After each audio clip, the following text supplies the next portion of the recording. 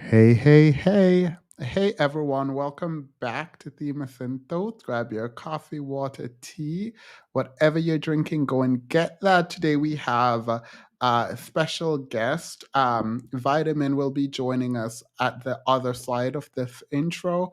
But before we get to Vitamin joining us on screen, there are two things that I wanted to open on.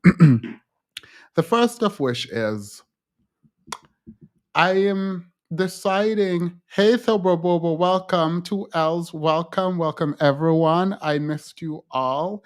Um, so there are two comments from the same person that I want to go over. And when I say I want to go over it, I will not put the comment on the screen. Moving forward, I will. We're going to start, hopefully, every show going over some of these comments. I'm addressing one person and one person only. This person, when we went over Jedediah, um, kind of co signing and cleaning up for the guy who said that if you are being treated poorly by your spouse physically, you should stay and endure. And while we were talking about that, someone was having a fit in the chat, talking about how Black people do this all the time, where we focused on white people. This was a Black person. The same person went under my Halle Bailey's post about her owning Disney Channel, and they were like upset, saying this is the problem with Black people, blah, blah, blah. Um, I'm gonna put this nicely because I don't want to disrespect anyone. If me talking about white people or Black people or whatever offends you, please don't be here. Um, the reason it's important that I say this is I'm not here to make you feel good or comfortable. If you're sitting here reminding me that Black women and white women operate the same way, I don't want to hear it from you. I don't care at all. And I'm saying it in the way that I'm saying it now because I want you to receive it in the worst way possible without disrespecting you as a person. I talk about whatever I want to talk about until I no longer have this platform, then I won't. Your comments will not change the way that I approach these kinds of conversation. So if you feel some kind of way that I was speaking about Jedediah, I think she is not the smartest person. I think she's less than smart. And for the reason that I articulated before, I will continue to talk about her and people like her. I will also continue to talk about white men in the manosphere because I feel like doing it. Nothing you say will change that for me. And I don't know where you guys got that from. I'm not reading the chat currently because I don't want it to shape what I'm thinking. So the chat is even on the screen. It is important that you know this because if you don't know this, you will continuously be disappointed. I do not think because a person is Black or white that they're good because of their skin color. I take people as they come. And if a white person does something that I think is bad and I feel like covering it, I will. It is just that simple. Like, if you thought I was like uplifting whiteness over here, I think you misunderstand who I am. Like, I think you just completely misunderstand that. So, if you feel the need to go under a joke post I made about Holly owning Disney Channel, if you feel so inclined to be upset about it, you don't have to keep it to yourself. You can definitely put it under there, but note this is a warning because you've been on here for more than a year now. And I'm extending a kind of grace to you that I am never going to extend to you or anyone else. Moving forward, I will be highlighting comments during my live stream and I will be reacting to those comments. So that's just that on that. All right. Now, why y'all didn't tell me the manosphere was imploding? Why did y'all not tell me? I'm looking in my Discord and Abba and Preach and Fresh and Fit are going at it. And I didn't realize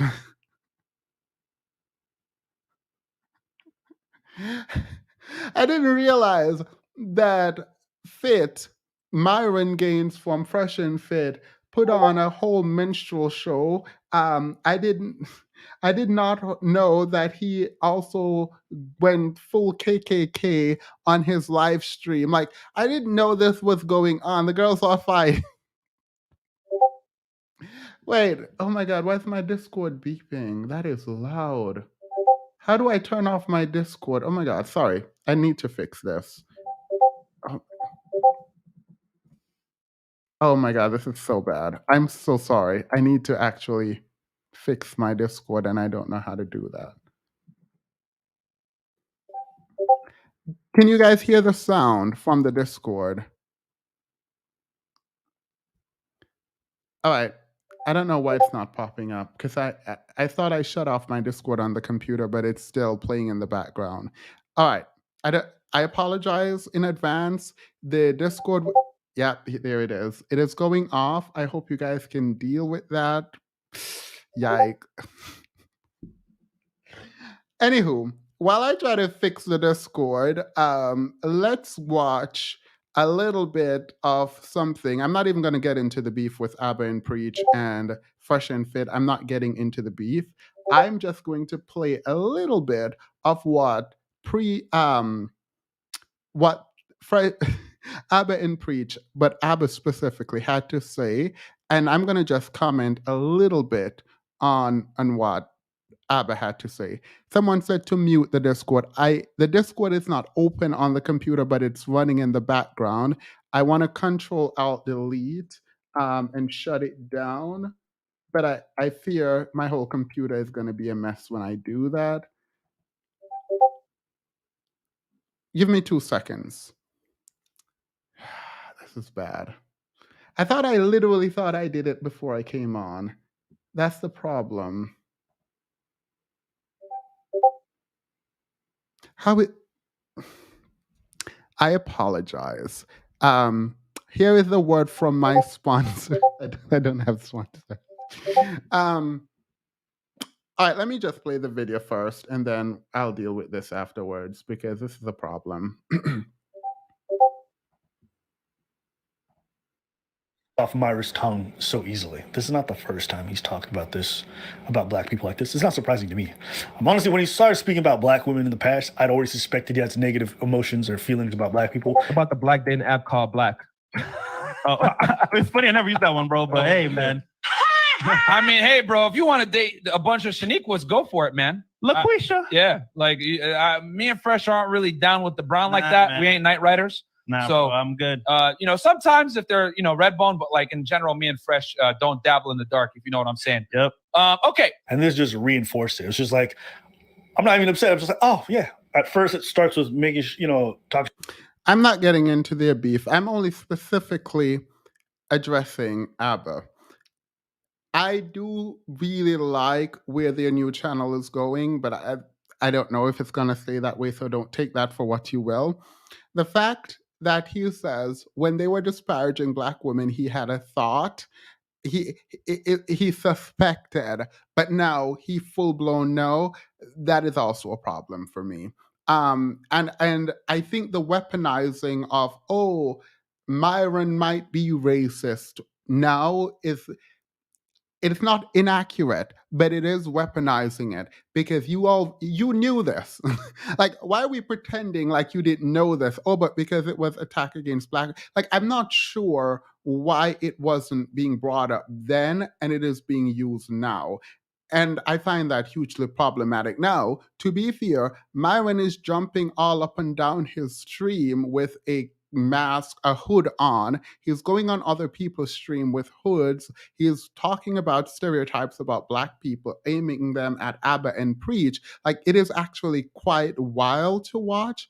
And the fact that there are he is so comfortable engaging in these kinds of stereotypes and aiming them at Abba and Preach. It's really concerning to me. Like, it's actually quite concerning. I am probably going to break the beef down at the end of the beef because I'm not about to do that. But when you jump up on a live stream with Nick Fuentes, the Pearly Things, and Myron is there, and you're just hurling stereotypes and you're like essentially pretending to be a racist guy from the South with a hood on, like a Klan meeting. That's the line has to be drawn somewhere. I feel like the line has been crossed. Like I feel like that.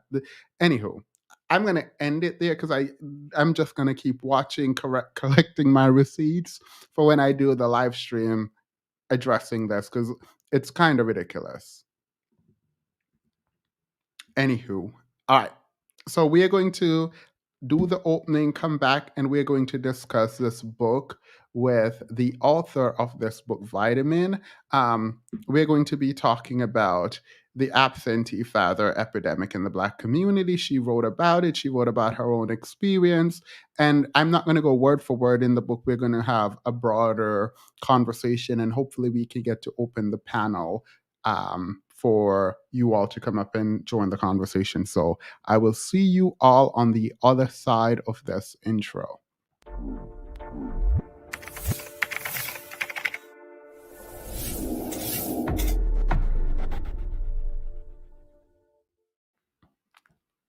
Hey. So, how are you doing? How are you? I am good. Hi to everybody. I just want to preemptively apologize. I am at family's house and I'm using their space, and I didn't realize that the air conditioning, like for the whole house, I'm near that. So if you hear a buzzing or whatever in the background, that's just that. I tried to turn it off. I don't know if I achieved that or not, so we'll see. You're fine. So we can hear you. I can hear it a little bit in the background, and I think we can do that.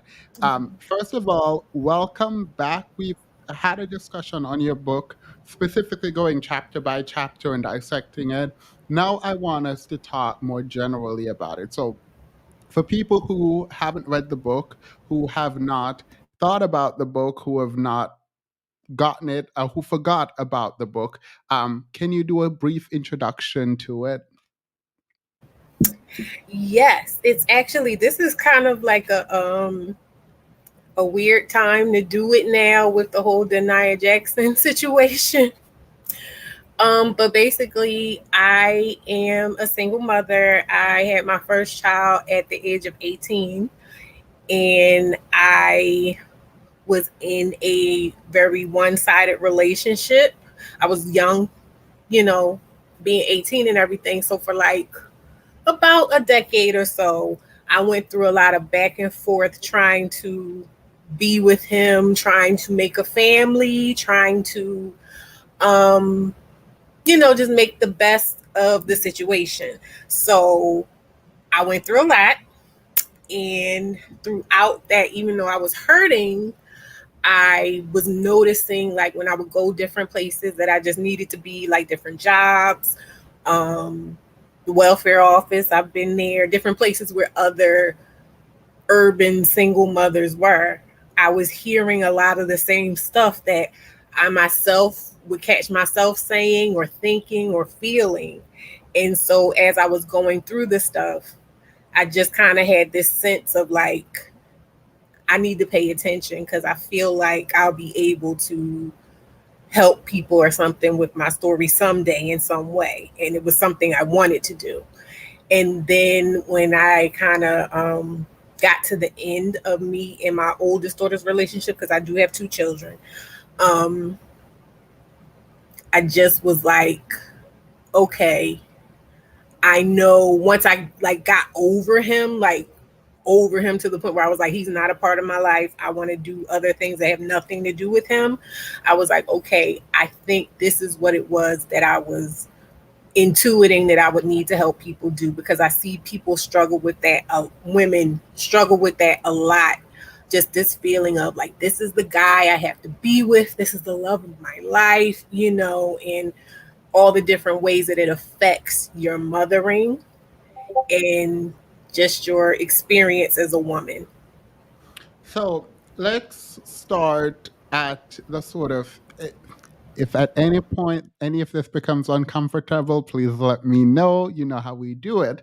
Um, let's start at the sort of beginning when you had your first child. Can you kind of, if you're comfortable, walk us through what happened? Um, and then we can talk about sort of a broader context that is included in the book. Okay. So you just mean like in general? Yeah. How, How did you okay. meet the father of your child, and then what happened? So, I met the father of my child. I went away to school. It's I guess it's not a local school because I'm in Philadelphia, but it's a school like in our area. And I went to school. I met him.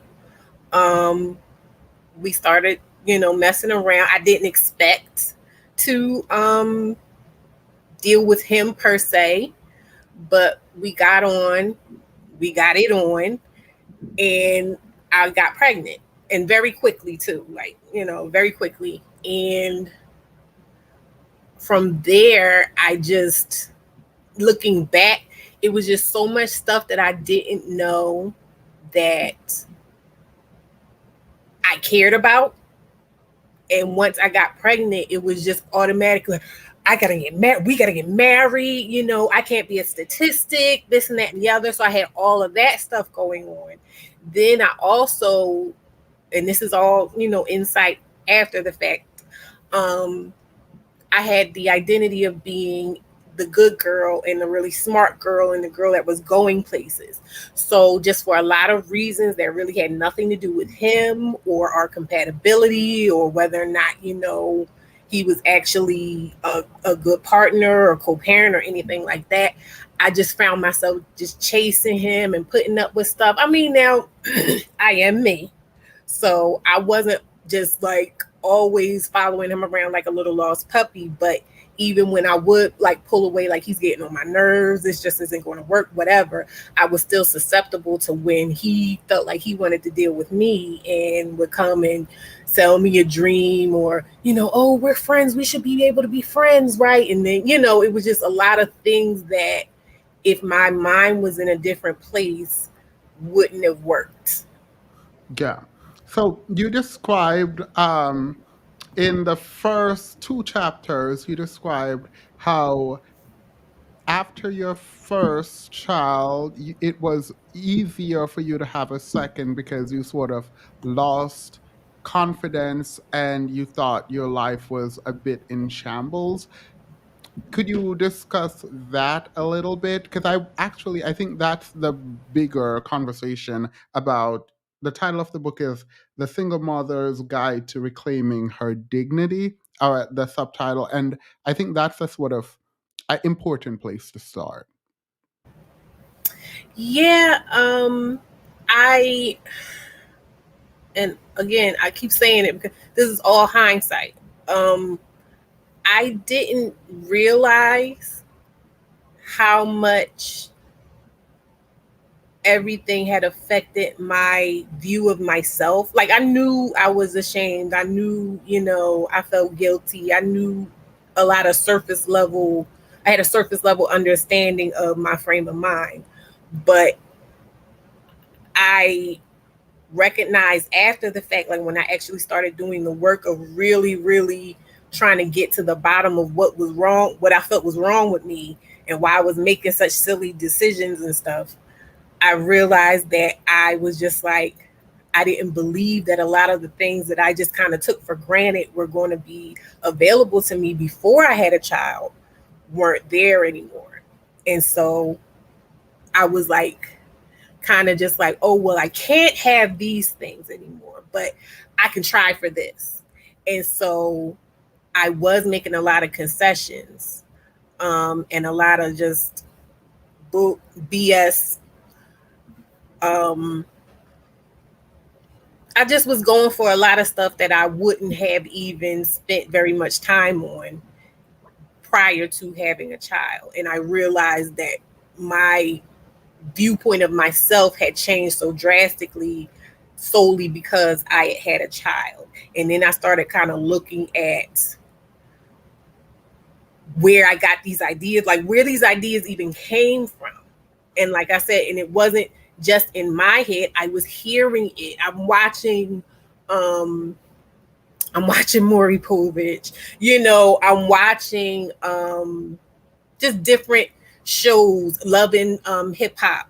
I'm talking to the girls at the bus stop. I'm talking to the girls that I work with, my friends and colleagues and peers. And we're just saying the same things and telling the same stories. And I recognize, like, when I looked at them, I could see that, when somebody is telling you, oh, this guy's doing this and that and the other than me, what's the first thing you say? You're better than that. You deserve better than that. You don't have to put up with that. And it's easy to say that to other people, but I just recognize that with myself, how I wasn't necessarily looking at it like that for myself all the time. Yeah. So this comment, reclaiming dignity, the commenter is asking, why did you lose dignity? Because you were giving birth to life.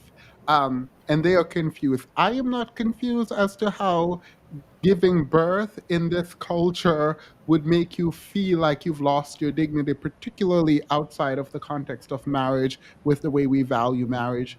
But do you want to speak to this comment? Sure. Like, in and of itself, yes, that would seem like a silly thing, but if you frequent this channel, then you already know, like, what's going on and how things are talking. And like I said, prior to having a child, these weren't things that I actively paid much attention to. I don't even recall having really strong opinions about these things, these issues.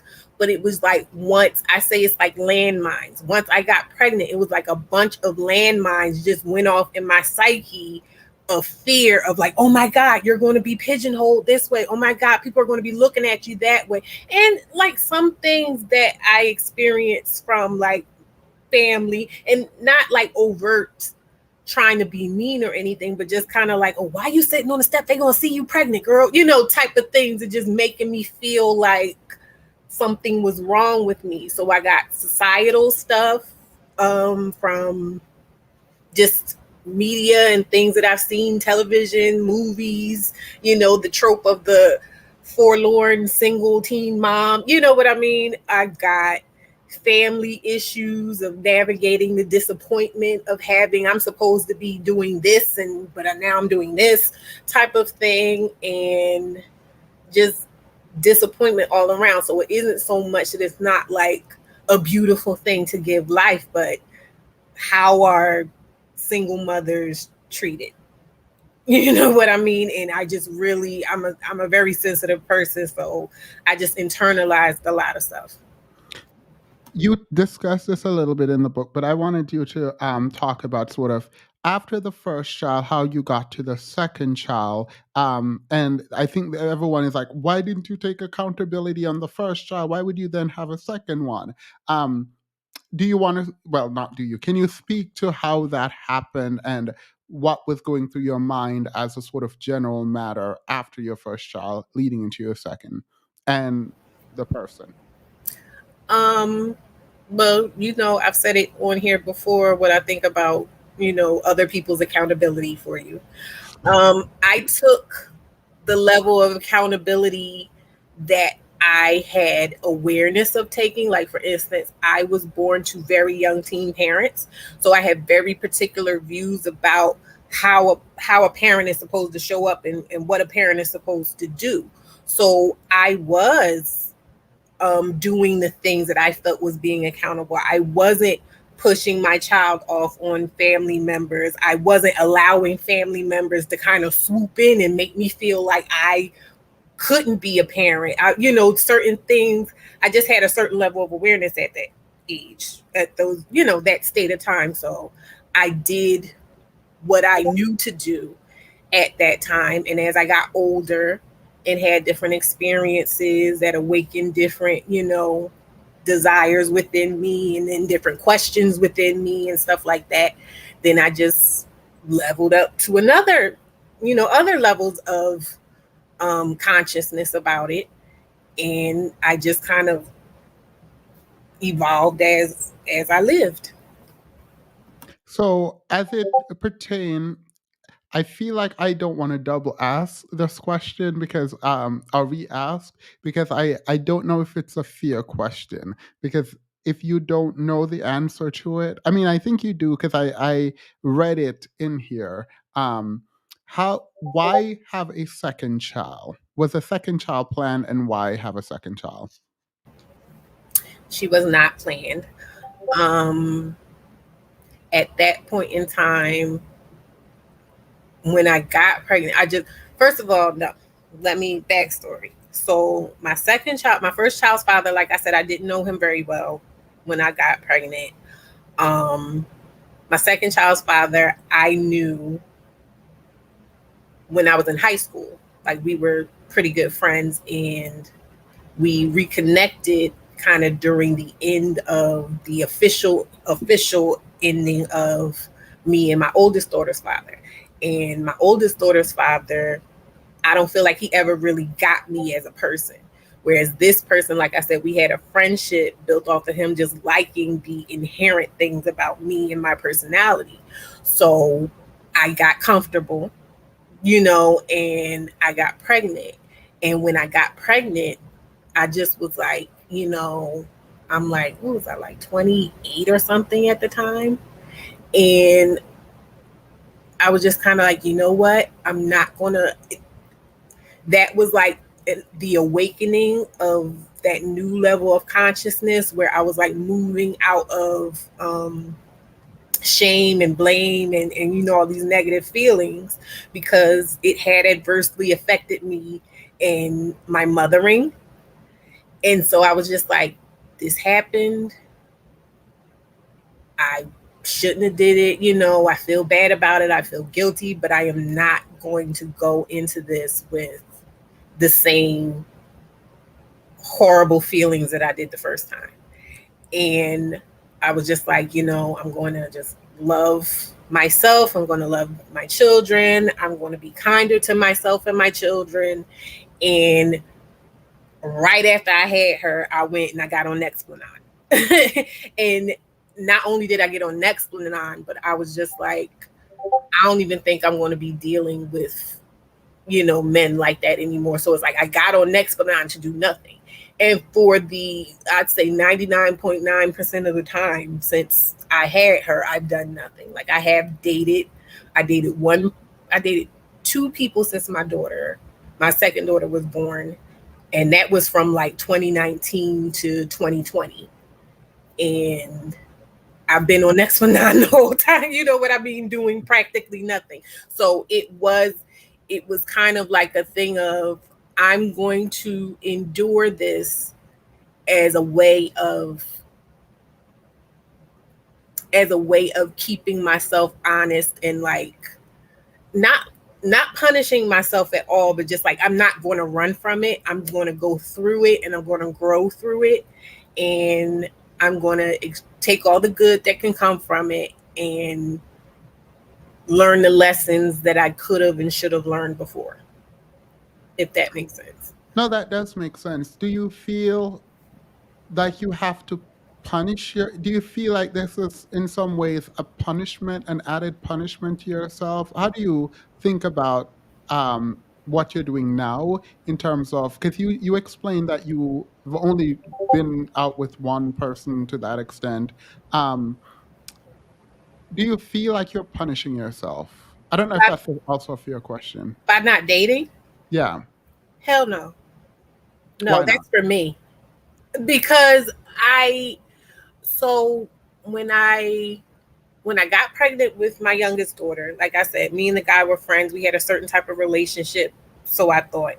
And like, I was about 8 months pregnant when I realized that he was not it. Like, he was cheating emotionally, if nothing else. Like, I could tell that he just, and mind you, because So I told him I was pregnant. He was like, "Oh, we should get married." And I was like, "Okay, I feel like we would be good in a marriage, but you don't have to." Like, I just sensed something, and I was just like, "You don't have to feel like you gotta marry me. We're good enough friends that I feel like if we could just co-parent, it should be fine." He was just like, "No, I want to get married," when he blasted it on Facebook, and I didn't even know, when people are calling me like, "Congratulations." So it was like a weird situation. And long story short, when that ended, like for real, I just was like, I don't know what I'm doing, because he was a friend. You know what I mean? Like, I had dealt with men just as male, female, romantic type stuff. But I was like, if I can't make it work with a friend, maybe I don't know what I'm doing. And so that period of time was kind of like a melancholy, pity party type time. But in that time, I just realized that, like, well, I can take the things that I liked about that relationship. Like, I had liked that he kind of reintroduced myself to me again. Like, I felt like he reflected back to me the person that I didn't think I was anymore. And so I decided to just focus on getting to know her again, integrating with her again. And then it gave way to, I'm not for the shits. I don't have time, the stuff that the guys be coming to you. And because of those societal things, those stereotypes, those assumptions, I'm not a IG baddie, and they do them dirty. You're not an IG baddie. I mean, so I've heard, but but you know what I mean? Like, I know what I look like, and this is not me downing myself at all. I know I'm cute, but I'm just saying, like, I know what people that look like me are pigeonholed into. And so I moved forward with this belief that, I'll find somebody that really likes me, but I was just seeing too much of the same BS. And I was just like, you know what? It's not even that deep to me. I'm cool on my own. And so I just don't make it a priority. I haven't made it a priority to interact with men. So, long answer to your question, it's not a punishment for me. It's more of a reprieve. Yeah. And so I mean, I really, that wasn't a long explanation. Actually, it was needed, and I'm glad you contextualize it that way. When we're thinking about sort of you, is it, first question before I ask the actual question, is it okay to ask about the fathers, not them personally, but like your relationship to them? Yeah. How involved are they, and how involved do you want them to be? So my oldest daughter, she graduated last year, high school and everything, and she's actually back down there with them because she has siblings that are like her age. She literally has a sister that's like 2 weeks younger than her, and we never co-parented. Like, we never co-parented. It was like she was with me for the first 13 years. There was this incident that happened up here that just really kind of scared me. She wasn't where she was supposed to be. And I was just like, look, I felt like, what was that Bible story? Well, no, Bible, right? That Bible story though, where the two women came with the one child, and they're like, "This is my child," and they're like, "No, Footman, this is." Solomon, Yeah, I just felt kind of like, look, if it'll do her good, you take her. You know what I mean? So she was down there for like 2 or so years, and then she came back up a couple years ago. She finished out high school, and then she went back down there last year. So after school had finished. My youngest daughter, unfortunately, he is just not around. I haven't talked to him since she was like 5. And I feel really bad because recently she had they were having a daddy daughter dance at school. And like, I have family, I have a male cousin that's grown that took her and loves her, and everybody loves her damn. But the teacher called me and said she like bust out crying because she was like, I don't know if he's alive or dead. And I was just like, I didn't even know that. Like, every now and then she may mention him, but I didn't know that it was like that much of a thing to her. But he, I I don't know how to explain it. Like, he is a nice person and he can be very affectionate and sweet and everything, but he has mental, psychological issues that he's just not ready for prime time. But he is on child support, right?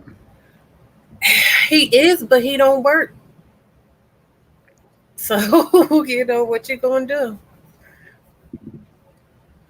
So he hasn't been speaking to his daughter.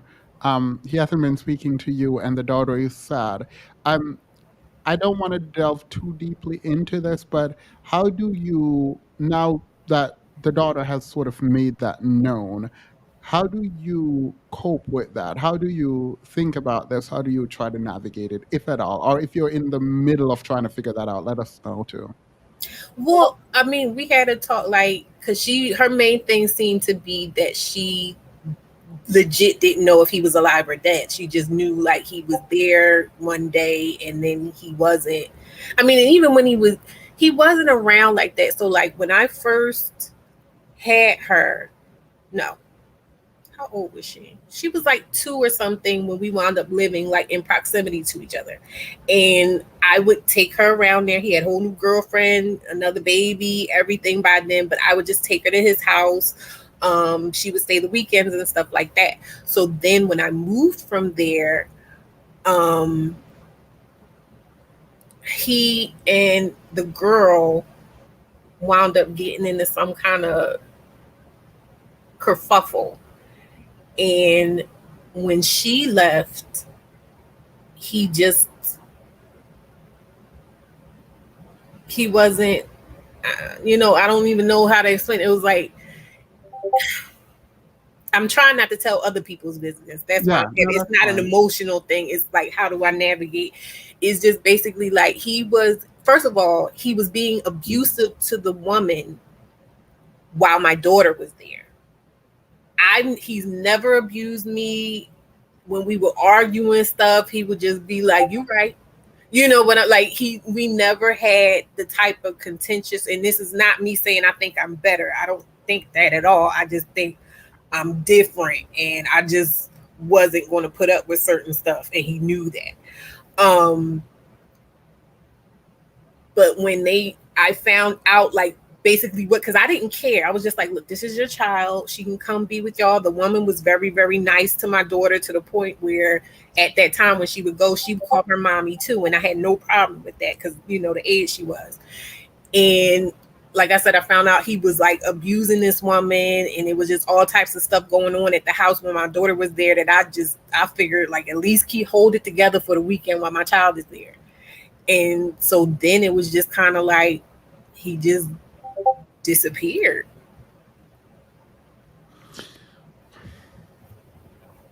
Thank you. I won't ask a very specific story about something that you mentioned in your book. They will have to read the book to get Okay. a specific story about the three of y'all. I'm assuming it's that same lady, but I'm not sure. But there's a no. That was the first guy. That was the first father.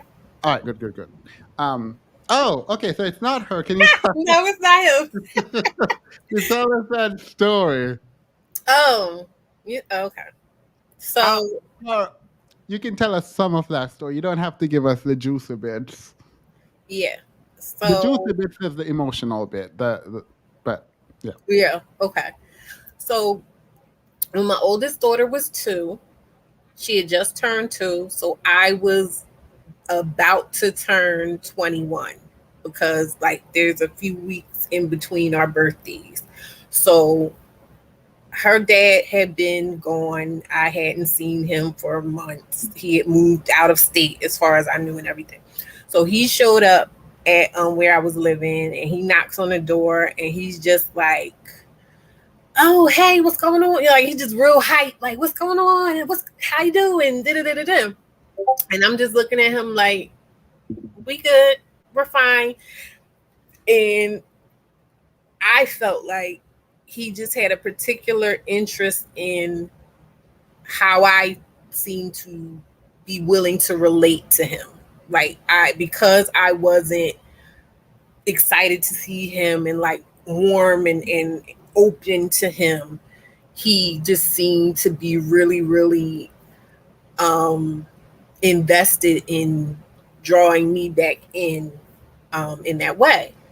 And so he was just like, well, I'm going to make it up to you guys. You know, I got a new apartment in the city here. You can come and visit. We'll hang out. We'll have a nice time, yada, yada, yada. And I got excited. And mind you, like I said, this is 21, I had her 2 weeks before my 19th birthday. So I'm still in the throes of dealing with those landmines I was talking about of who I'm supposed to be, what I'm supposed to do, what's the right thing to do as a mother, having a father, like all these things. So, like I said, I want to emphasize, he was particularly like, oh no, I want to make it up to you too. And that wasn't something I imagined. So this is a point that I had to clarify too. In the story, Vitamin was clear, at least from my reading of the story, that you are here. Here is your child. yeah, It's not about me. It's about your child. And then he was very adamant about sort of getting to her. yeah, Whatever because that it's like was. I always say, like I wouldn't have had a problem with him not wanting to be with me if he had been clear and consistent about that message, that idea, that concept.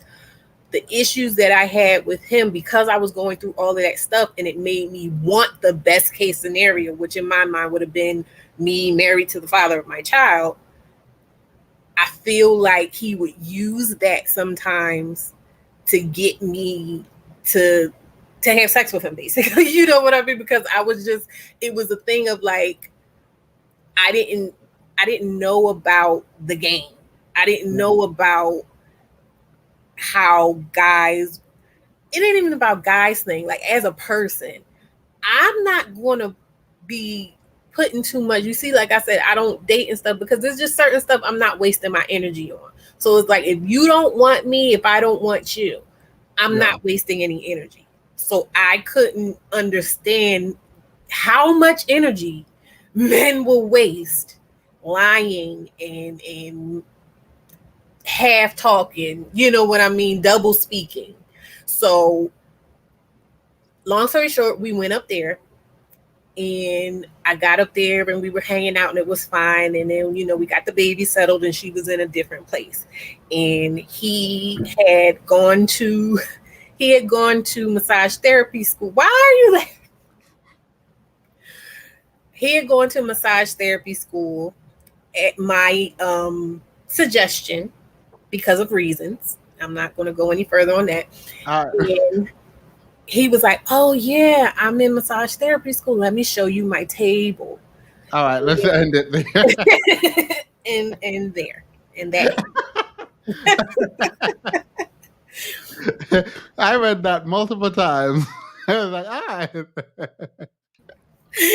Oh, goodness. Someone asked if he was attractive.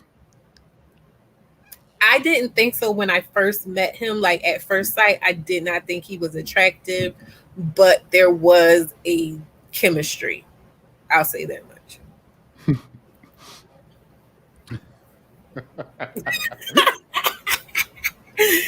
Yes. Was there any pushback? All right, I asked this question before too. When you wrote the book, did both of them read the book? Did your family read the book? Did their family read the book? And what was the response? I don't know if my youngest dad has ever read the book. I believe he's aware of the book, but like I said, we haven't talked in years, so I don't know what his thoughts would be if he has even read it or not. The oldest father, he knew about the book. He had read the book. He was actually like, oh yeah, because when I met him, it was like, oh, what are you in school for? I'm like, I'm gonna be a writer, this type of thing. So he was like on some, oh, I'm proud of you type stuff. Wait, the father for the eldest one read the book And he was proud of it. He was proud of me. Oh. We didn't get to because what happened? I think we had talked about it on social media a few times, like inbox a few times. And he just was like, at one point, he even asked me, like, oh, well, can I do a review on the book? And would you be willing to let me come and talk to you? Because this was when I used to just be on Instagram live and stuff like that. He's like, would you come and let me talk to you about it? And I was just like, okay. But the way he was like speaking of it, I feel like he felt like this was like a love letter to him or some crap. And I was just like, I was like, he didn't read that book. he said he read it because then his sister had a birthday party and we were there because I was like really good friends with his sister, and I went to the birthday party and we were like face to face, and he was just like, he was really excited, and he was like, he was really excited about the book that you wrote. He was excited, and he was like, I read it 3 times, and I was like, you did? What part? The first page? He said he read it 3 times, so I was like, okay. But then his mom read it, and then his mom got in his ear, and then it became, you're trying to slander my name, you talking crazy about me, and you're not a good mother, and like I have screenshots because at one it was a lot of stuff that happened after that. It was like a domino effect after that of like BS. But he at one point, because I just had the Instagram page, he went under, I had like 60 something posts at that point. He went under every post and copied and pasted the same thing about me being a deadbeat mom and like all this other stuff. Like it got crazy. And I just was like, okay. You know, like I didn't block. But like I blocked him, I blocked his mom. I was over it. I was like, I don't know, you look crazy. And the funny part about it was, you read the book. Would you be able to begin to try to figure out who that person is? No. I think you may have been on my Instagram or whatever. Is there any man on there for you to be like, oh, that might be him? Nope. I hadn't followed him in years at that point. I think he was actually blocked at that point, like on most stuff anyway. So there's no reason for you to think that I'm trying to put a spotlight on you. Nobody knows you. Nobody cares about you. And the people who do know you already hate you because they were living with me through everything. So wait, he was in this time, then he was upset about the book calling you a deadbeat mother. It was a lot of stuff going on because my daughter, like I said, my daughter was there at that point, and she was telling me certain things, and like for the longest time I was just kind of like, you know how they are, you know, blah blah blah blah. But then it reached a realm where she was like saying she was having really major problems that needed something done, and I was like, hey, trying to collaborate, because I said we never co-parented before, so I was just trying to, you know, give them some insight, especially since I had a break, because it was like tough. Raising her was kind of tough for different reasons that I speak about in the book. Yeah. And when she went down there, I won't say I feel bad to say it, but like it actually that was the time where those thoughts could come together to even become a book, because I wasn't in survival mode in the same way that I had been.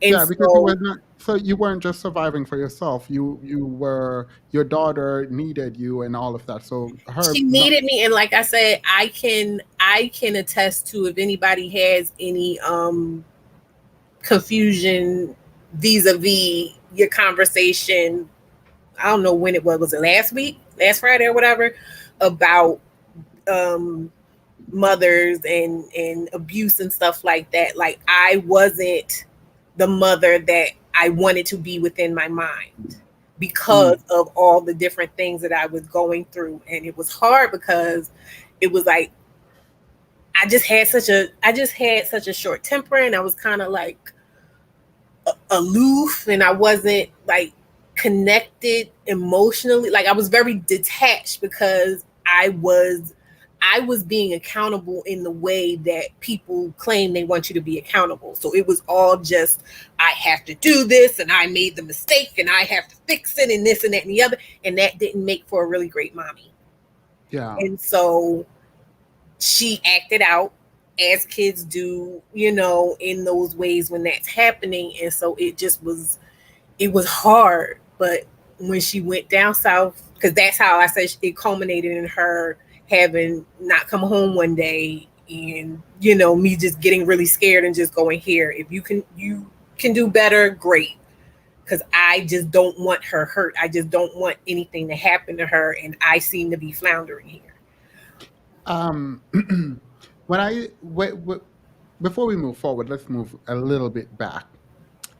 This is not you saying it. I understand there's some kind of a relationship there as your child is there. So you don't have to confirm. You can definitely deny. You don't have to. Mhm. It sounded like he did not read the book initially. And then, because if he's under the post of the book and he's like commenting to everyone and saying bad things after his mother and after incidents happen where like everyone is against you or some people are against you in his family about the book, it sounds like he realizes, oh wait, maybe I should have read the book. Maybe he didn't paint me and I my mom in such think a good light. no, just because I know the type of person he is, I do not doubt when he told me he had read it 3 times that he had read it because he studies people and like stuff like that. I feel like when it comes to his mother, and I didn't find this out until after like all of that had subsided and everything like that from a different family member, that way back when me and him at first met, and like around the time I got pregnant, that he was coming home and telling his mom, I think I found her. I love this girl. Like she is so this, that, and the other. And then the mother was like, no. And just nip, nip, nip, nip, nip, nip, nip. And I think that that's what happened with this. Like, I think he was looking at it one way, and then she came in, you know, like the Disney villain and was like, no, she's trying to turn everyone against you type of thing. And it was just like, we were just cool. Like, what happened? Oh, so he read it, but his understanding wasn't his mother's understanding, and his mother's understanding of the book sort of took over when the mother started to, in your mind, like talking about the book. Yeah, Gotcha. it just like it's funny how you can have an understanding with somebody, and then like a third party can come in and just be like, eh. And it went, like I said, I think he always felt like, oh, this is her love letter to me type of thing. But If then you thought that was a love letter, it turned into, oh, you're bitter, you're trying to tell people I'm this and I'm that and the other. I'm like, nobody know. Like, I went through great pains to distance myself from you enough so that, not for that purpose, just because I just don't want to deal with you, but nobody knows you, and I'm not trying to make anybody know you. And you are, his profile picture was blacked out because you know that was around the time all that George Floyd stuff had happened, right? His profile picture was blacked out. Don't you know when he did all that stuff, putting the things?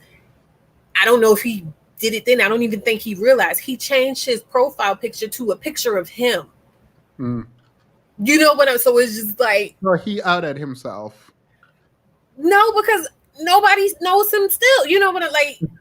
Because I promptly blocked him and hid all his comments, and you know what I mean. Like, it was like, nope, we're not doing this. All right. We can move forward from it. He read the book, he understood it, but then he changed his mind later. Let me read some of these. There are 2 super chats, and then I'll get back.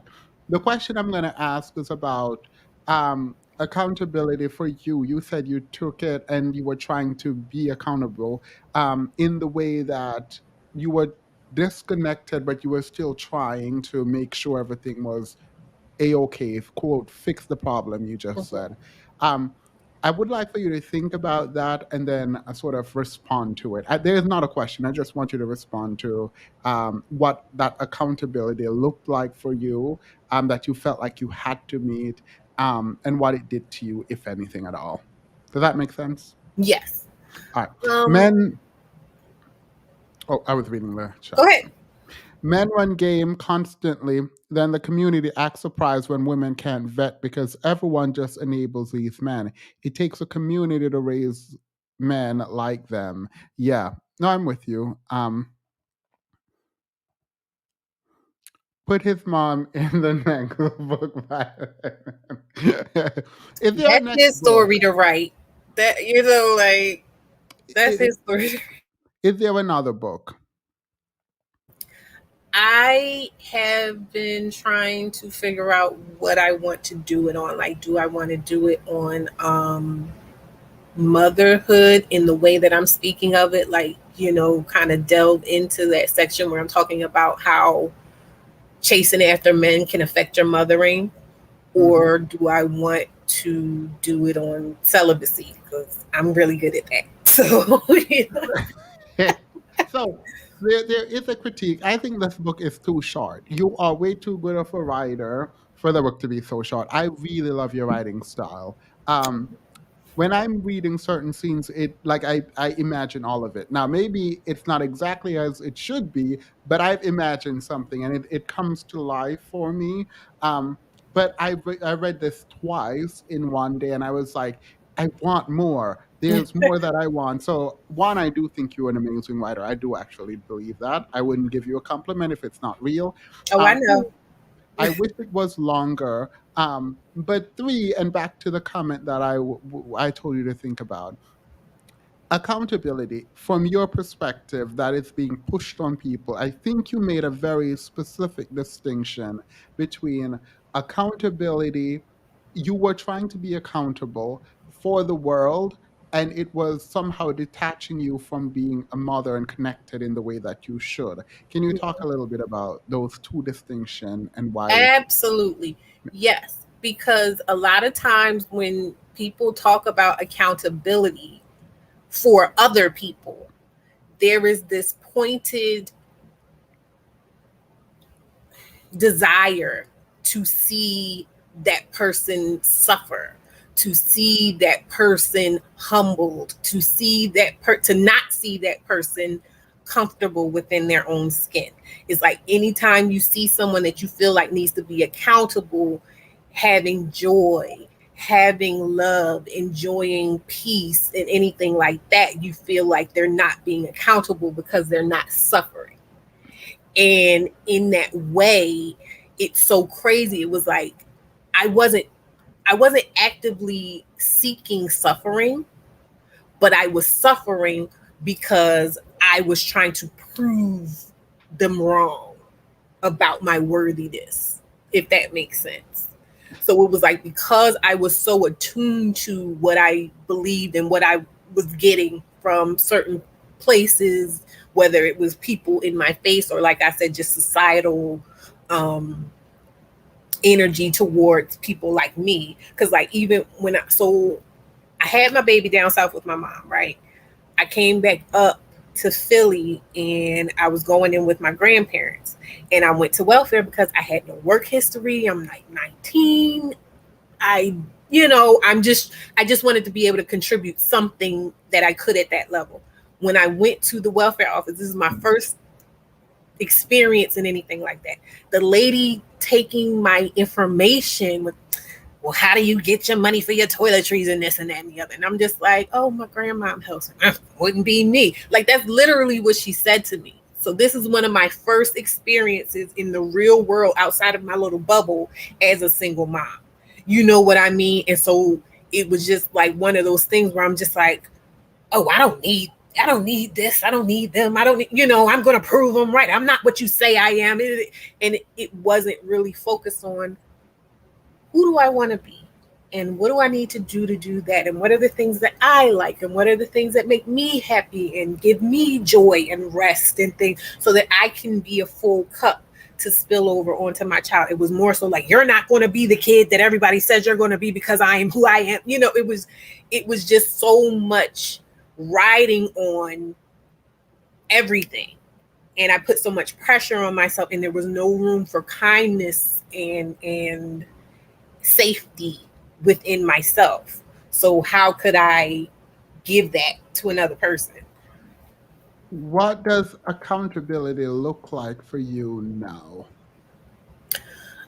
It looks like being honest with myself about what I want. It looks like being kind with myself about kinder to myself about wanting certain things. Like there were certain things that I was just like, no, that's not an option. And I think I spoke about this before. I wound up like fracturing myself into pieces because I was just like, oh, for instance, when it came to men and dating, I was just like, well, I'm not gonna have a bunch of men around my baby and but I didn't really make time and leave myself time to figure out, okay, well, what does dating look like in a healthy way look like? So I wound up just being a mom Monday to Friday and a woman on the weekends and, having a high turnaround because you can't really like get to know anybody like that. And so accountability for me now would be like, say, if I wanted to date and everything, laying the foundation of figuring out, okay, how can I date and really foster relationships and what are my boundaries going to be about my child and everything like that, so that I don't make it into like this zero sum thing. Yeah. Are single fathers vilified the same way society talks down on single mothers? No, they're actually praised, which is wild. Is that your experience too, by the way? Let me not answer these questions. I No, I find that like single fathers are like, it's like, oh, look at him being a dad. If they do anything and their um their missteps aren't hounded the same way. And I'm talking about active fathers. Like if they're actively trying to father, I don't feel like their missteps are hounded the same way. Like they'll get so much when you see them just walking down the street with a kid. It's just something, and even in me, it's just kind of like, oh, look at them.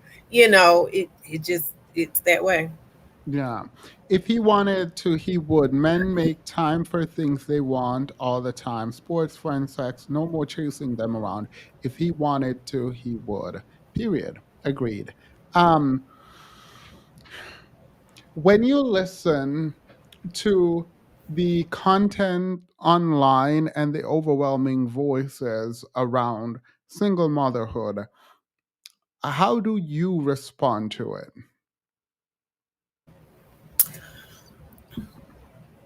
I would say initially I was like disheartened and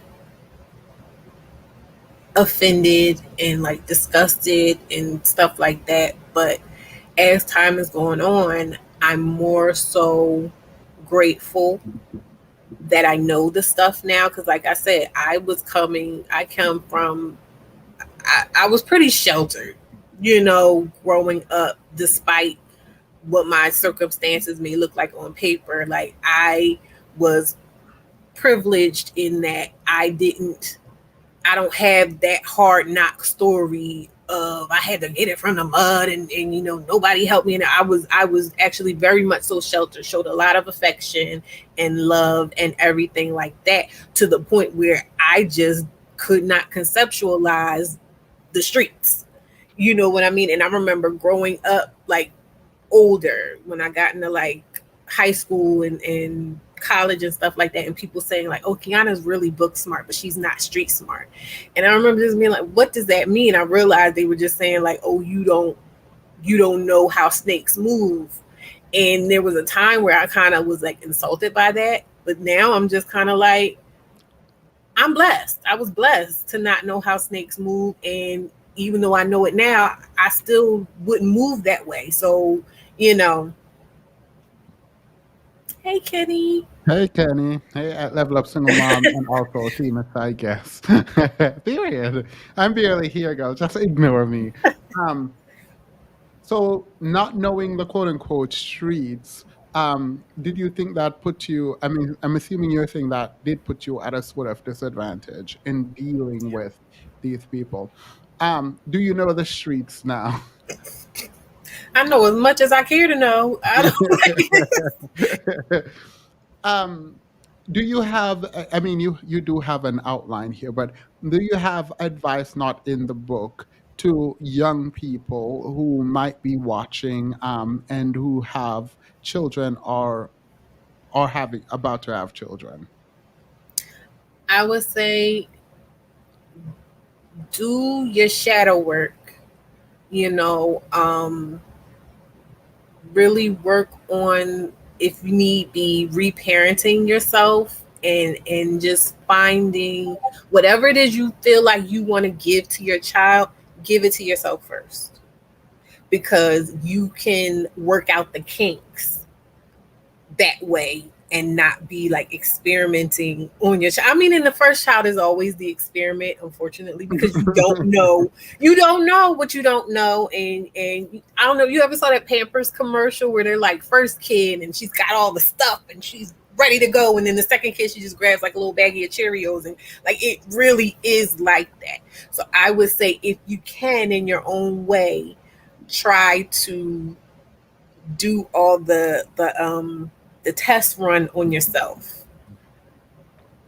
My Oprah moment. Were you silent or were you silenced?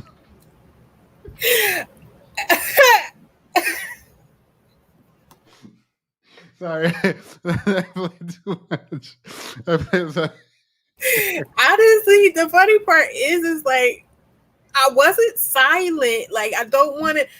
I don't want to come off like, oh, I was just this little lamb. Like, no, I've always been kind of like mouthy, and it's just that thing of like, when you don't know to look for ill intent, you're going to go a little farther as far as giving grace and like trying to work with people. But there will always be a point where I'd be like, now hold on, you know. So I wasn't silenced. I was silent and not a lot because I didn't know, you know, like I said, those drives, the streets.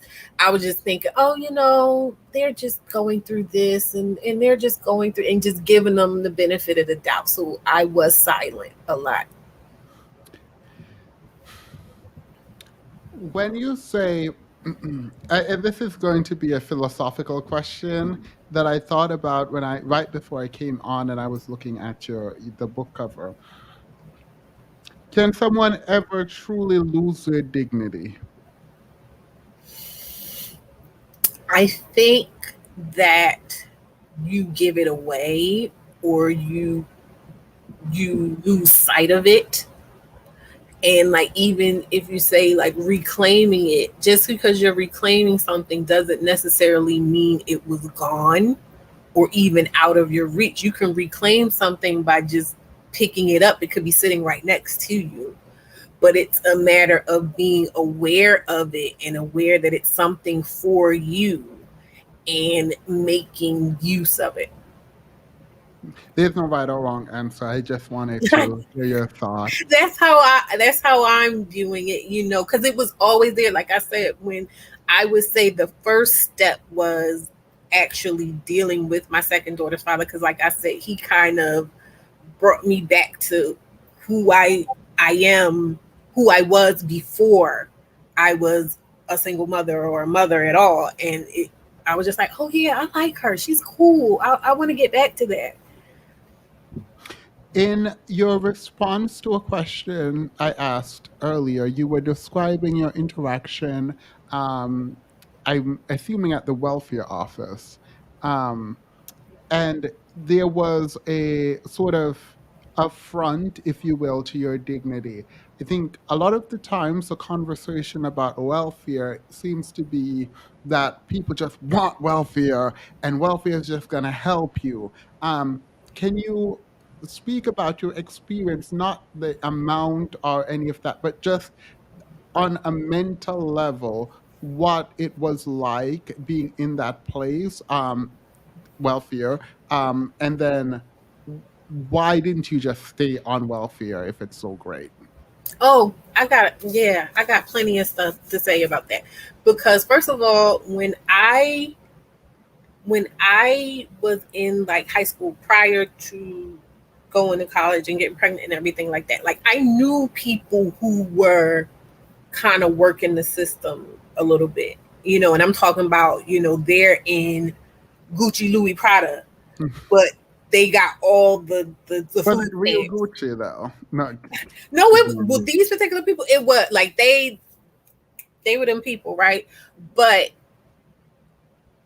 by the time I actually got on welfare, even if you wanted to, which I didn't, but even if you wanted to, like, things had changed. The policies had changed. I never saw the avenue where I could be living high off the hook. And like I said, those people that were on welfare, whatever, like they were getting food stamps and stuff, but they weren't getting all their money from welfare. They worked. You know what I mean? Like it was just kind of a thing. Like, oh, I don't have to worry about food.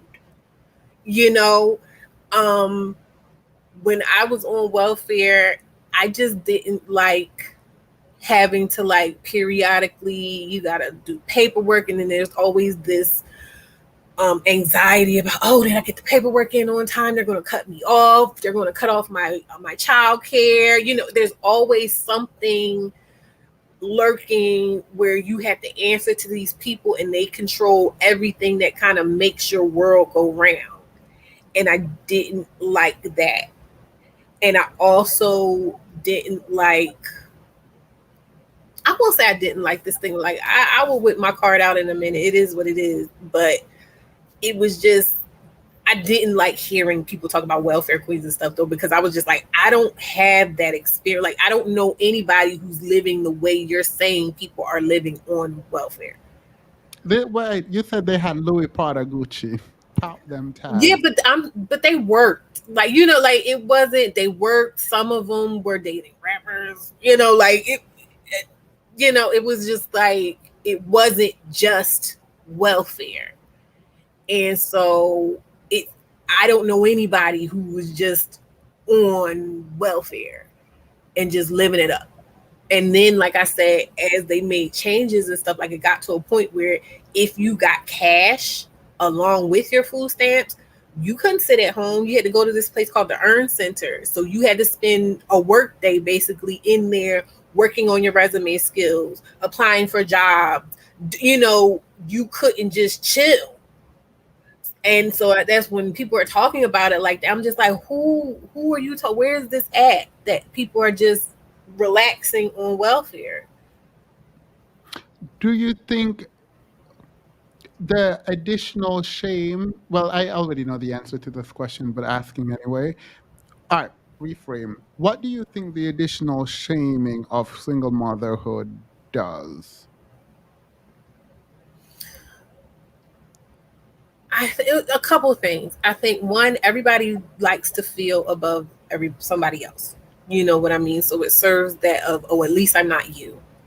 When it comes to men, you know, that keeps you in a space of being starved for love, attention, respect, whatever, and willing to do a lot of things that you probably wouldn't be willing to do if you were of a different mind frame.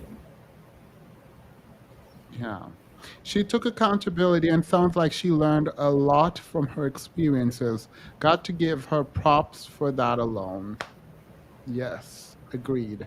Oh, there were so many members. Let me acknowledge them. Sorry. The Love of Tay, welcome to the membership. Nobody Be, welcome to the membership. I think you upgraded. Thank you so much. I was about to say, I know that name. I've seen that name before. Caitlin Cherry, welcome to the membership. So I think that was everyone now. What is one thing that you wish you had learned that you now know today that, again, you wish you knew back then? That men don't mind wasting their time. Is Like, I it wasting their time though, or is it wasting other people's time? I mean, well, I guess if you let them tell it, they'll say it's not a waste of time as long as they get what they want. But when I say wasting time, I mean like I've said before, it's a thing about, for me, certain things, if they don't mean anything to me, then I'm not going to be putting forth pretty much any effort, you know what I mean? And so in my mind, like they'll sit there and they'll have girls calling them and doing all this crazy stuff. They always say, oh, women are bitter, or, you know, they're crazy or whatever.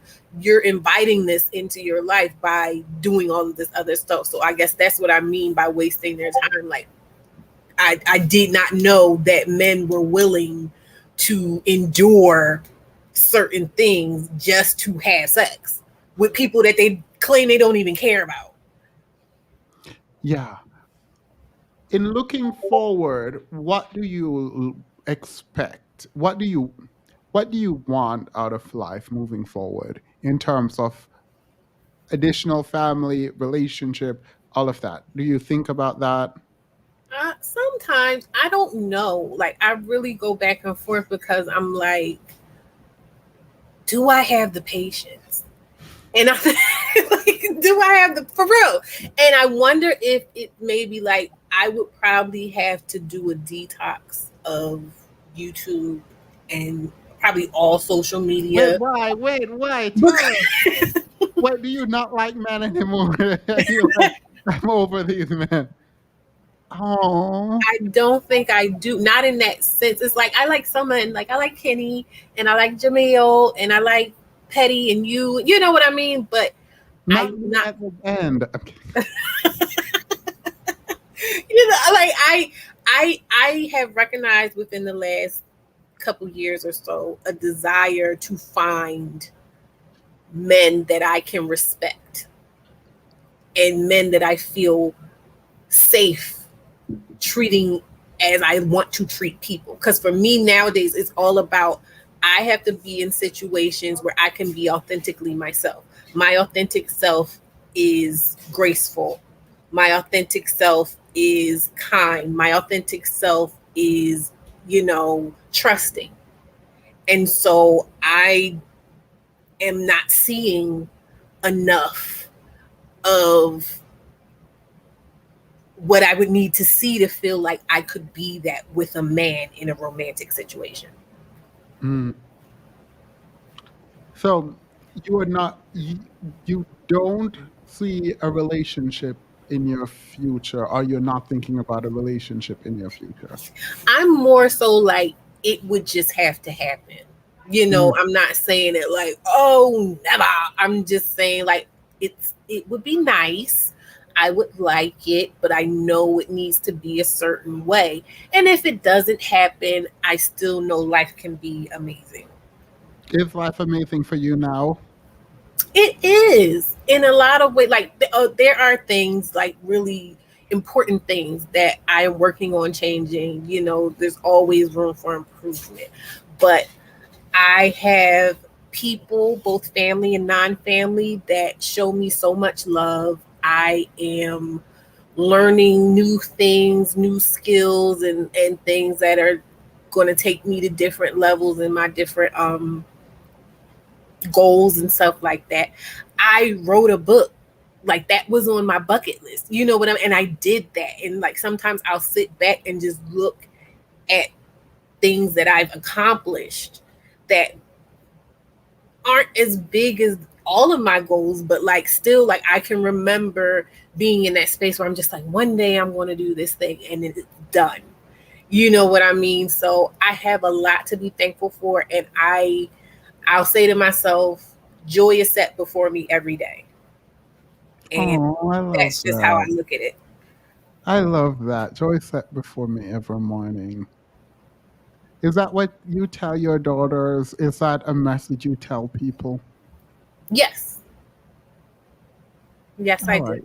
I also tell my daughters, well, my oldest more so, I told her, you are the answer to the prayers of your ancestors. So like whenever I feel like I'm not important, I feel insignificant or whatever, I remember like even I could be doing the most lowly thing right now. Like I thought about that when I was walking, when I worked at Ross, and I was walking to work one day and I just, you know, just feeling the breath entering my body and stuff. It was like a little mini meditation. And it just occurred to me like there were slaves on ships wishing they could be as free as I am right now. And so you are the answer to the prayers of your ancestors right where you are. And is there a sort of negative reaction in some ways, if that's a belief that you hold, where people are like upset and not realizing that reality for you, that you are the answers to the prayers of your ancestors? Do we have a responsibility to live and carry that with us, do you think? I don't like when it came to me, it wasn't even like a thing of like responsibility. It was like a blessing. It was like, you are fine the way you are. You know what I mean? And you can get better or whatever, but just know right where you are amazing. You're a miracle. And that understanding helps you in terms of not overloading yourself. Yeah, it helps me to center myself. And it's like, because it's hard. And that's what I talk about, like that accountability thing. When you're operating from a deficit, when you're operating from a place of unworthiness, you can never do enough. In that space, it feels like there is a lot of healing available there. Like, when Which you, is, the space of I am the answer to the prayers of my ancestor. Like, I am what someone prayed for. I am where someone prayed that their descendants would be. Um, it feels like it should be healing. Like, that should be it is. something. I'm actually getting emotional, like, because that it's so powerful. Because I told you before, like I felt like a bad girl. I felt like I had did the bad thing. And so when I was operating in that energy of having to redeem myself, just nothing was ever enough for me. And so in my mind, I could just automatically pick up all the negative things that anybody might have been thinking about me, or, looking at me a certain way or whatever. Like I couldn't see the healing and, like I said, the joy that is set before you. It's there whether you recognize it or not. And I couldn't see it. This reminds me of, like, this is so weird. I feel weird even bringing it up. The Maya Angelou poem. Do you know I Rise? Mm-hmm. It reminds me of that. I probably should play it. Um, do you mind me cutting into your time to play No. this? Because I think it's such a beautiful sentiment that, like, I feel like, I don't know, it feels right, so I'm gonna do it. Let's do it. Okay. You may write me down in history with your bitter, twisted lies. You may trod me in the very dirt, but still like dust, I'll rise. Does my sassiness upset you? Why are you beset with gloom? Just because I walk as if I have oil wells pumping in my living room. Just like moons and like suns with the certainty of tides, just like hope springing high, still I rise. Did you want to see me broken, bowed head and lowered eyes, shoulders falling down like teardrops, weakened by my soulful cries? Does my sassiness upset you? Don't take it so hard just because I laugh, as if I have gold mines digging in my own backyard. You can shoot me with your words. You can cut me with your lies. You can kill me with your hatefulness. But just like life, I rise. Does my sexiness offend you? Oh. Does it come as a surprise that I dance as if I have diamonds at the meeting of my thighs? Out of the huts of history's shame, I rise. Up from a past rooted in pain, I rise. A black ocean leaping and wide, welling and swelling and bearing in the tide. Leaving behind nights of terror and fear, I rise. Into a daybreak miraculously clear, I rise. Bringing the gifts that my ancestors gave. I am the hope and the dream of the slave. And so, there I go.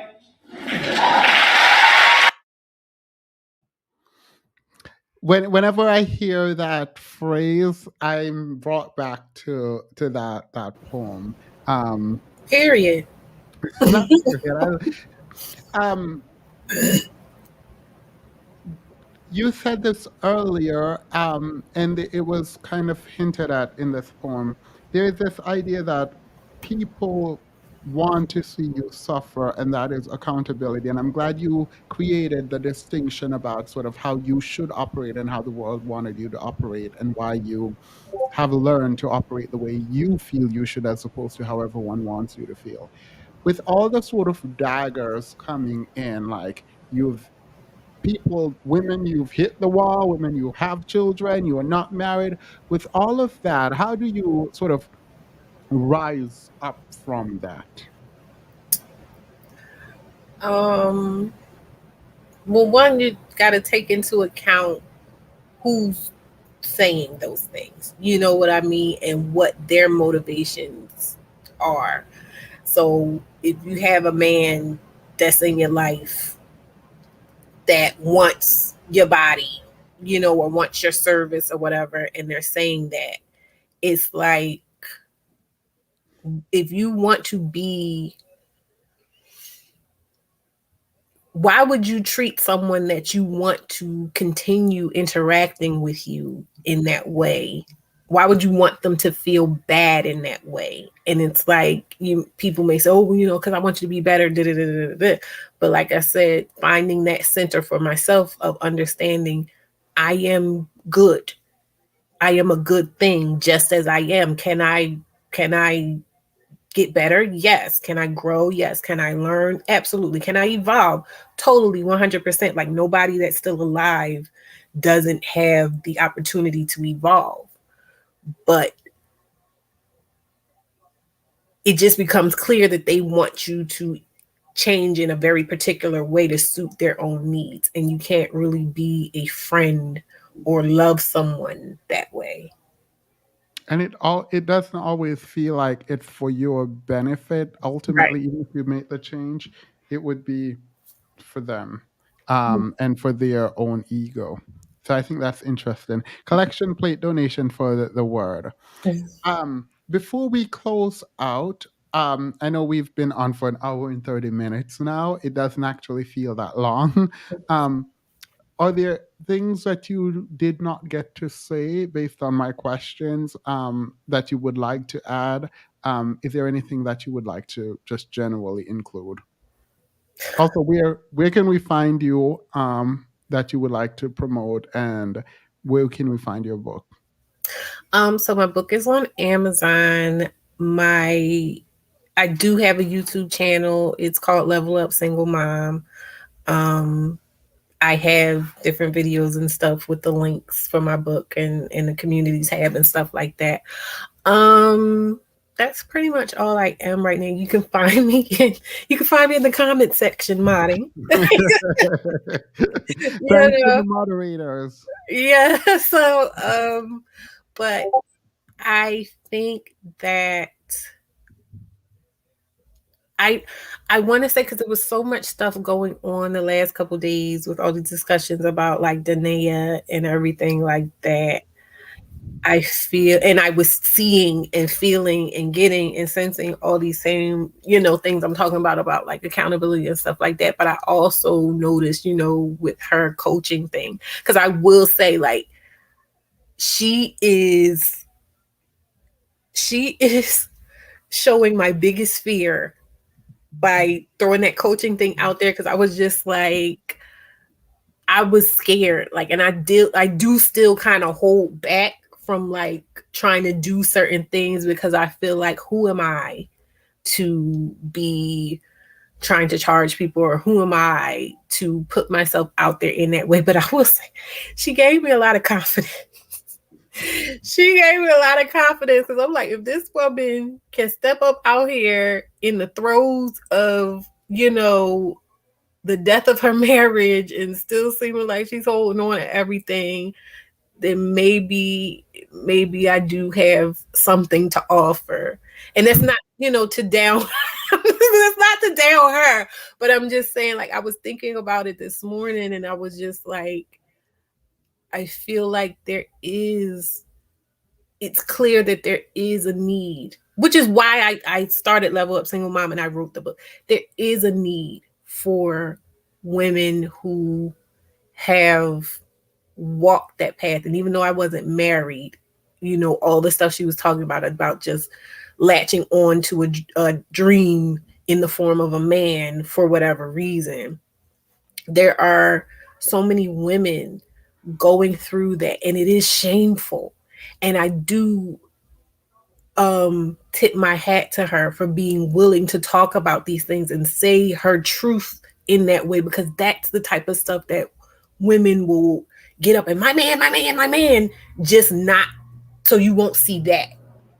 You know what I mean? So that you don't think even that they might be going through that and that insecure and that low. And so I just want women to know my my hat is in the ring. There is another place that you can go, which is my Level Up Single Mom platform. If you're trying to find a way forward in without having to wear that armor of anger, it's a place where you can lay that armor down and repurpose it. You know what I mean? If you really are looking forward to, like I said, be able to perceive and receive the joy that is set before you every day, that is what Level Up Single Mom is about. Thank you. And you have been a wonderful contributor, moderator, friend to this channel. So I really appreciate you for being vulnerable up here with me. I really appreciate you for sharing your time with me and sharing space so willingly and graciously with me. And I'm always over your channel. So I look forward to you going live over there. I know at the other half of the show, we're going to get into some stuff happening. Obviously, sorry, you're allowed to work. You're allowed to stay on, and we can talk. Well, I Some want to more. say something to Oh, you happy birthday, before. darling Nikki. Yes, happy birthday. I want to say something to you before we move on to the next segment. I know you've been getting a lot of flack for various things. I just want you to know that I personally have been, what's the word? I enjoy watching how you work through the different situations that have come up as you've been growing. And I admire the way that you strive to be authentic and also kind. Like, you're juggling so many different plates that I don't think people understand in terms of just trying to be enough for everybody, but still being rooted in yourself. And I just want you to know that I see it and I Oh, appreciate I it. appreciate And you that. are fine the way you are. Oh, I appreciate that. Thank you so much. I do really appreciate that. This week was a really long week, and you know about a lot of it. So I do appreciate you taking the time to even acknowledge that. So thank you. I felt that. The term is limerence, love affair with toxic home. Yeah. Yeah. All right. So you are. Do you want to continue with me? I'll say, All right. Cool. Cool. Cool. So I'm going to end this part of the video. I truly appreciate you for being here. We're going to go to the next segment where we are looking looking into things. So I do appreciate all of you. Please support. as much as you can with views. That is all I ask for, views. And I don't even ask for that. Please like the video. And then we will move forward. You said something actually that I do need to highlight. The the idea that your channel is where people can take off their armor is something that is really beautiful. And lately on this channel, usually for a long time on this channel, it was soft and it was so nice and good. And it has shifted in a way that I don't like. There is a shift in the channel where it feels like we are all very aggressively going after each other. I don't appreciate that. I don't like that, honestly. And I wish it was more convivial. I wish the atmosphere here was more convivial. And so I'm going to be talking to the moderator. If it means I need to add more moderators, then I will do that.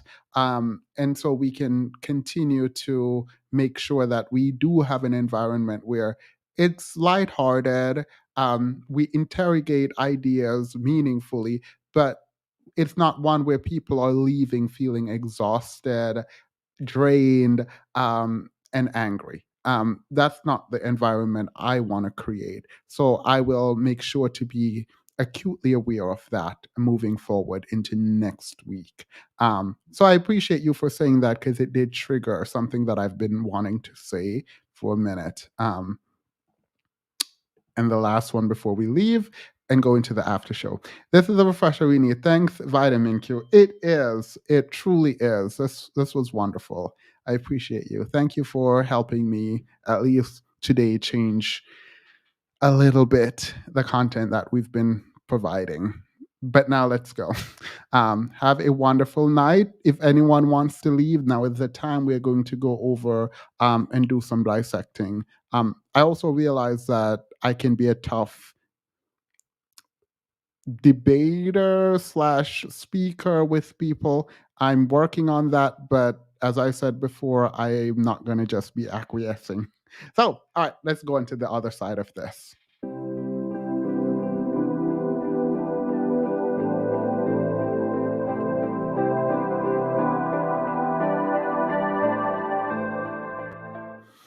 All right. So everyone here knows about the lead attorney.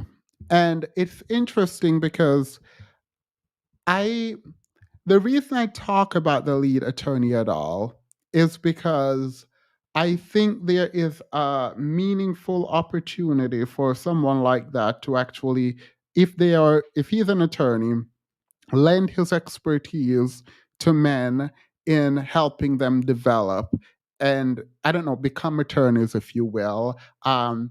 Push education because that's how he got to where he is, wherever he is. I don't know. But one would expect that you would lead with how you lead with your knowledge base, right? And so it's really sad to watch him engage on his channel the way he did. But he went on Destiny's channel. And did you see this? Did you happen to see this, Vlad? Okay, good. You will be Nobody. reacting. I was asking in the chat for the call. I was like, "What happened?" And nobody answered. Good. I love a good Discord that doesn't give away the content before the day. So let's watch because for all. What do you think? Let me ask you. What do you think it is about Destiny that have all these men begging him to be like under him and in his Discord and like be his orbiter? Like it feels like Destiny has something very special to these men. Destiny. First of all, Destiny doesn't care, and that is something that I've noticed with Black men is even if they don't like, even if you don't come in a package that they on paper feel like they should respect, if you don't care, like if you really just don't give a, they'll be drawn to you. That's number one. Number two is, especially in the case of lead attorney, Destiny is such a big platform, and I feel like they just want to be, in proximity to him so that they can get the runoff of whatever he's got going on. But a lot of these subscribers are bigger than him. Oh, see, I didn't know that. I thought Destiny doesn't. How many does Destiny? He has over 1 million, right? No, I don't remember, but I don't think it's 1 million. You know. Oh, no. I know exactly what it is. It's the same reason that all the men prior to, a certain shift in atmosphere would always come here. Oh, the women. Not just the women. It's not for the women. It's the fact that you were able to attract the women. And those are the things that they feel like make you an alpha man, right? So it's like, how is this? What does he have? And they just want to soak it up like osmosis. All right. Well, that's it. I've never seen these people like everyone goes up there and they just become super submissive.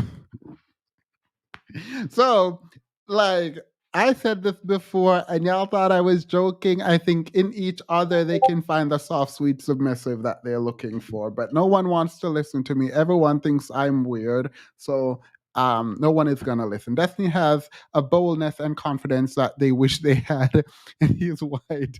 Yeah. I think that might be it. And you remember what Kanye said? He was like, "Cause I'm on my way to that high power level of a white man." And so it's like he is, I guess, in their minds, the embodiment of that in this space. Most black men value the opinions of white men. Well, we saw with Hafiz, and well, let me leave Hafiz alone. Hafiz has not been bothering anyone. All right, let's get into this video. So Abba and Destiny were talking, and I actually would like to play the Abba and Destiny conversation, but if I do that, this video is going to be way too long. So I'm going to have to skip the Abba and Destiny conversation because Abba does not want to debate Destiny. And I don't like this. I don't like when people don't want to debate. Like, just do it. Just do it. If you have an opposing view and someone else has another view, go in. You said Abba doesn't want to debate Destiny? Yeah. Well, aren't they friends though? Yeah, you can debate your friends. I mean, no, you can, but I guess I could kind of see. I'll be honest with you. If you have a friendship and you know your friend is the type of person that'll get under your skin, and you see the way Destiny debates, so that may just be a good call in terms of their friendship. All right, because I wanted to see, but Abba said, "Oh, I have to go look at the research." I was like, "All right, girl." That's what I'm saying. Like, I think Abba knows his limitations, and he's like, "Oh, he will demolish me, and I'm gonna feel a type about it." So I'm just going to. I feel like, how are you going to go try to look at the research now when you've been talking about this a lot? Like, if that's like someone coming on my channel and saying, "Hey, let's talk about the Black community, or let's talk about Black women being single mothers and how they're at fault and all of that." They do it every time. Yeah, but if my response to them is like, "Oh, I need to go do some research first." Like, no, like I didn't like that about Abba. I thought he was. Oh my god! What you do? Would you hit yourself? Huh? No. I'm getting a bunch of emails from like other places. What does he have? It almost as if when you treat women like human beings, they want to be around you. Wow. Right? All right. So we're not going to watch the ABBA portion. We're going to go ahead and go to where the lead attorney jumped up on the podcast. Let me speed this up because we don't got the time. Thanks. I like screaming about things. Okay, I do feel like you were strawmanning the thing. I don't think anybody here is saying, or maybe I'm unaware. I don't think people are saying all the men who are not in their children's lives are as a result of the women or the mother not being there. But that is the default red pill position. If you want to take a different position, that's fine. But the default position that these people argue is that women are maliciously getting sole custody for the express intent of hiding kids from their fathers so that they can collect child support. Have you ever seen the movie Liar Liar? Okay, sorry, I can't be doing this because I'm going to have to stop all the way. I'm going to let a lot of it play before I stop it. One thing I do like about Destiny is that he does not care who he's talking to. He gonna drag. Everyone can get this drag. That's what I'm saying. Like, I could, like, as a person, like, you gotta know who you're dealing with and know how you take things. So he might just be like, I don't even want to, because then we're going to have to fight. Because Adam does not want to fight, but he does want to. So what he just did was that, oh, you Destiny, you're straw man in the argument. And he was like, yeah, no, you're not going to just do a conclusion and leave. I'm going to tell you you're wrong before you go on your way out. Sorry, you didn't hear any of the debate. It's fine. I'm waiting for TLA. And just because you showed that part, I understand now why TLA went on there. Because that was a perfect opportunity for him to jump in and think it's like John Wick. Every henchman thinks they're going to be the man to take down the guy. And I feel like he thought he was going to come and change his mind. That seems to be the drive for all these men that go up there. They're trying to get him to go, oh, I get it now. I'm on your side. I don't know why they do that. They just keep getting dragged. Okay, I hear what you're saying. Yeah. I just don't think that's true. And if you can link me or you can prove that that's the red pill position, then I'll acquiesce. I've just never heard that. I've heard them talk about. I'll try to ask on the next show they go. But like, for instance, the last time that this isn't directly related, but the last time Alina was on that show with MLD, I think him and Adam agreed that the main reason men aren't getting married is because they're scared of getting fucked in divorce or something. Like just a wildly retarded fucking statement. Yeah, that's a stupid statement. I would say that a lot of men are worried about the upsides or the downsides, but I don't think that's the main reason or the only reason that men are. I don't think it's a major contributing reason to more than 5% of relationships. In fact, maybe 1% of a guy being like, I really want to get married to this woman I love her, but I'm scared about getting in divorce. Sure, I would agree. Brian said this 500 times last night. Yeah, I would have to go find this quote. I don't know if I asked them a specific question, but I'm pretty sure that they'll say that, yeah, the main reason, they would say this is what I imagine, like Myron and most people would say, the main reason, or Pearl, the main reason why fathers don't see their kids after a breakup is because women are keeping the kids from the father so that they can collect child support. That is the main reason, or 50% of cases why it's happening. That would be my guess. I could be wrong. And if I'm wrong, good for me. But the way they talk about it, that's how it feels they're saying it constantly. Okay, so maybe that's not what I'm hearing. I think just the fact that women do have control of it. I forgot to give the video a like. I had to give the video. Situation. Maybe there's some people are alleging that it's just for the financial benefits, but that's not been what I've heard when people have concerns about this. It's not been all I've heard when I've heard red pillars speak about it. They've spoken at length about the fact that when women are in control, they can. I'm going to try to withhold. If you have money, you care about divorce. Agreed. So why are all these men so why do all these men care? All these men they have nothing to worry about. I would go into stats about how over 90% of divorce actually does not include alimony, but I'm not going to do it. Believe what you believe. Be tyrannical in regards to how they control stuff because they are the one who has sole custody generally, and so they have a lot more say in how things go down. And this is going to be completely anecdotal. I have no numbers to back this up, but in my own personal life, heard enough situations where fathers want to be involved in the children's lives, and the mothers make it very difficult, or because they have complete control over the situation, oftentimes they let their relationship with the father supersede what's in the best interest of the child, and that can actually go both ways. You know, the issue from his child life, it's because he's a dog shit person. That would be my take. Over 70-75% of the time. I'm sure there are cases, these one-offs, where women are being like malicious with a child or trying to control it, blah, blah, blah, blah, blah. But my guess is that the fathers more often than not are dog shit human beings or terrible parents. That'd be my guess. They either do bad shit with the kid, they don't bring the kid back on time, they're picking them up at inappropriate times, they're doing things with them that the moms agree they're not supposed to, and they're not winning court orders because even a judge looks at it and says, no, this guy's not a responsible caretaker. Again, I agree with you. I'm sure there are stories where it happens and it's sad when it does, but I don't think we can make the mistake of taking those single stories and blowing that out. Why does this man not have filter? Like, this man have zero. For what? Filter for what?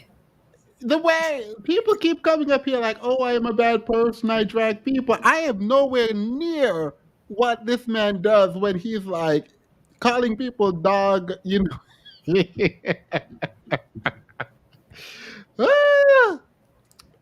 Because these people just want to lie, and he's not letting his friend lie. So, period. Let me continue. Sorry, I have no commentary right here. I'm just like, period. To the entire population. I disagree with that. But Okay, so like I said, no, hold on. Yeah. Where are you getting your data for the fact that they're late when they bring their kids back? They're late or they're irresponsible? Every time I've seen like a study, No, I'm just about to tell you. Do you want me to answer, or do you want to keep rambling about the anecdotes you have? You can do that if you want. Okay, well, give me the data. Okay, on every single study I've ever seen published, which to be fair is like 2 or 3, it seems to be the case that when men fight for custody for their children, they're awarded sole or joint custody over 50% of the time. I think 70% was the big one from the Massachusetts paper that I read. I've never in my life seen data showing that fathers fight for custody and lose consistently. I've only ever seen that written on legal websites from people that sell divorce services to men. I've never seen that in a study anywhere. Sorry, repeat that last part where they fight for custody. If a man chooses to fight for custody for their child, it seems like in the majority of those cases, they win sole or joint custody. It seems to be the case. I've never, ever seen, I've heard a lot of sad stories from Pearl and everybody else, but I've never seen it published anywhere otherwise. Destiny let that chopper sing. Yes. He does something that he does something that I specifically don't do. After I see that the person I'm talking to understand what I'm saying, I don't then go to the conclusion and do a slam dunk, right? And someone, Dusty Pill is in the chat right now talking about. Did you see my face fall? Because that was when I looked. Yes, Dusty Pill is in the chat talking about the Massachusetts thing has been debunked. It has not. That lady that did that video obviously did not read the study that she was referencing. Actually, I was going to do a video on it, but Destiny already covered it and debunked her debunking of the video. The truth is, lead attorney is going to jump himself on this podcast and does not have any research to back it up. So even if Destiny's research isn't that great in your mind, the lead attorney, who is supposed to be the leading expert on divorces in the manosphere, could not defend his position because he does not have evidence to defend his position. And in fact, he conceded that majority of men do not want their children. At least that's my interpretation of what he did. Then he went forward to beg Destiny to let him be under him and study him, because you're a pupil who needs to be taught, because you've been studying and being in the law for over 20 years and you don't know what you're talking about. The fact that Destiny has to point out to the lead attorney that he, as an attorney, is going to get the worst of the worst kind of cases, and thus his opinion on these cases are skewed because of his profession, is absolutely ridiculous. I will continue, but I'm not here to drag the lead attorney right now. Let's continue. And please stay out of my chat box with your foolishness if you have not watched the video. Destiny eats and leave no crumbs. Absolutely.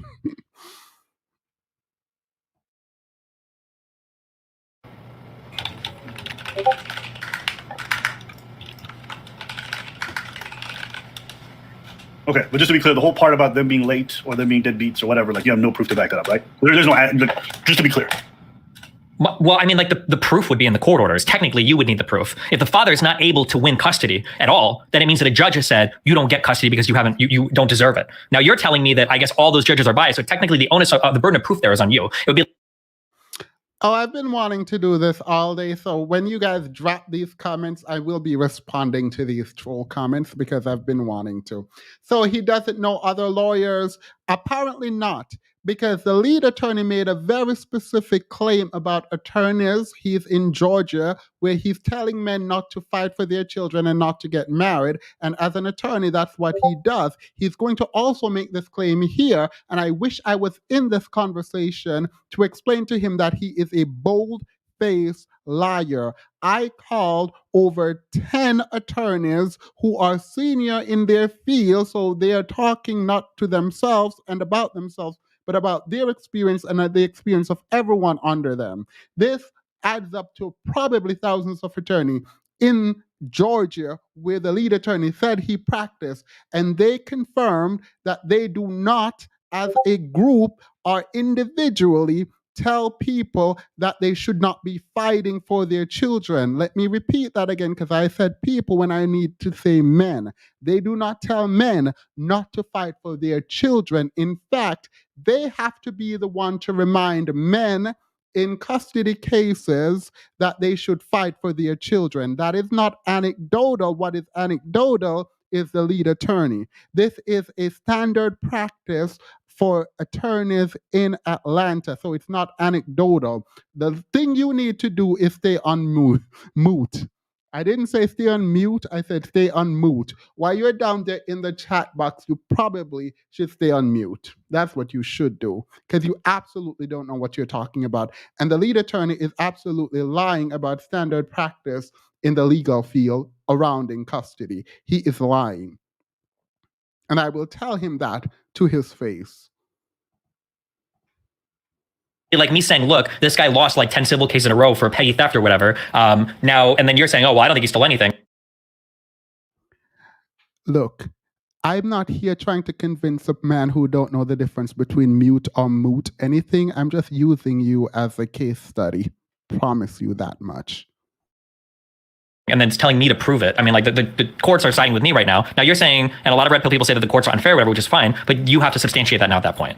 Okay, and do you think earlier you said something along the lines of if they're unmarried, because the courts have no way of guaranteeing who, like the father's involvement in the relationship, whatever, that the woman should get sole custody, right? What is your justification for that beyond just? Yeah, on paper, if you're not married to a woman and she has a child, in the state's eyes, there's no person present. I don't even know how you would begin to make a person present. So it seems like the default sole custody of the child would go to the woman. That seems okay for me. I don't know why you would default give it to both parents when the state has no idea if the father's involved in that relationship or not. If you want to have a kid, you should probably get married. That's probably one of the benefits of marriage there, is proving that you're married to the woman who's having a kid and you both get custody.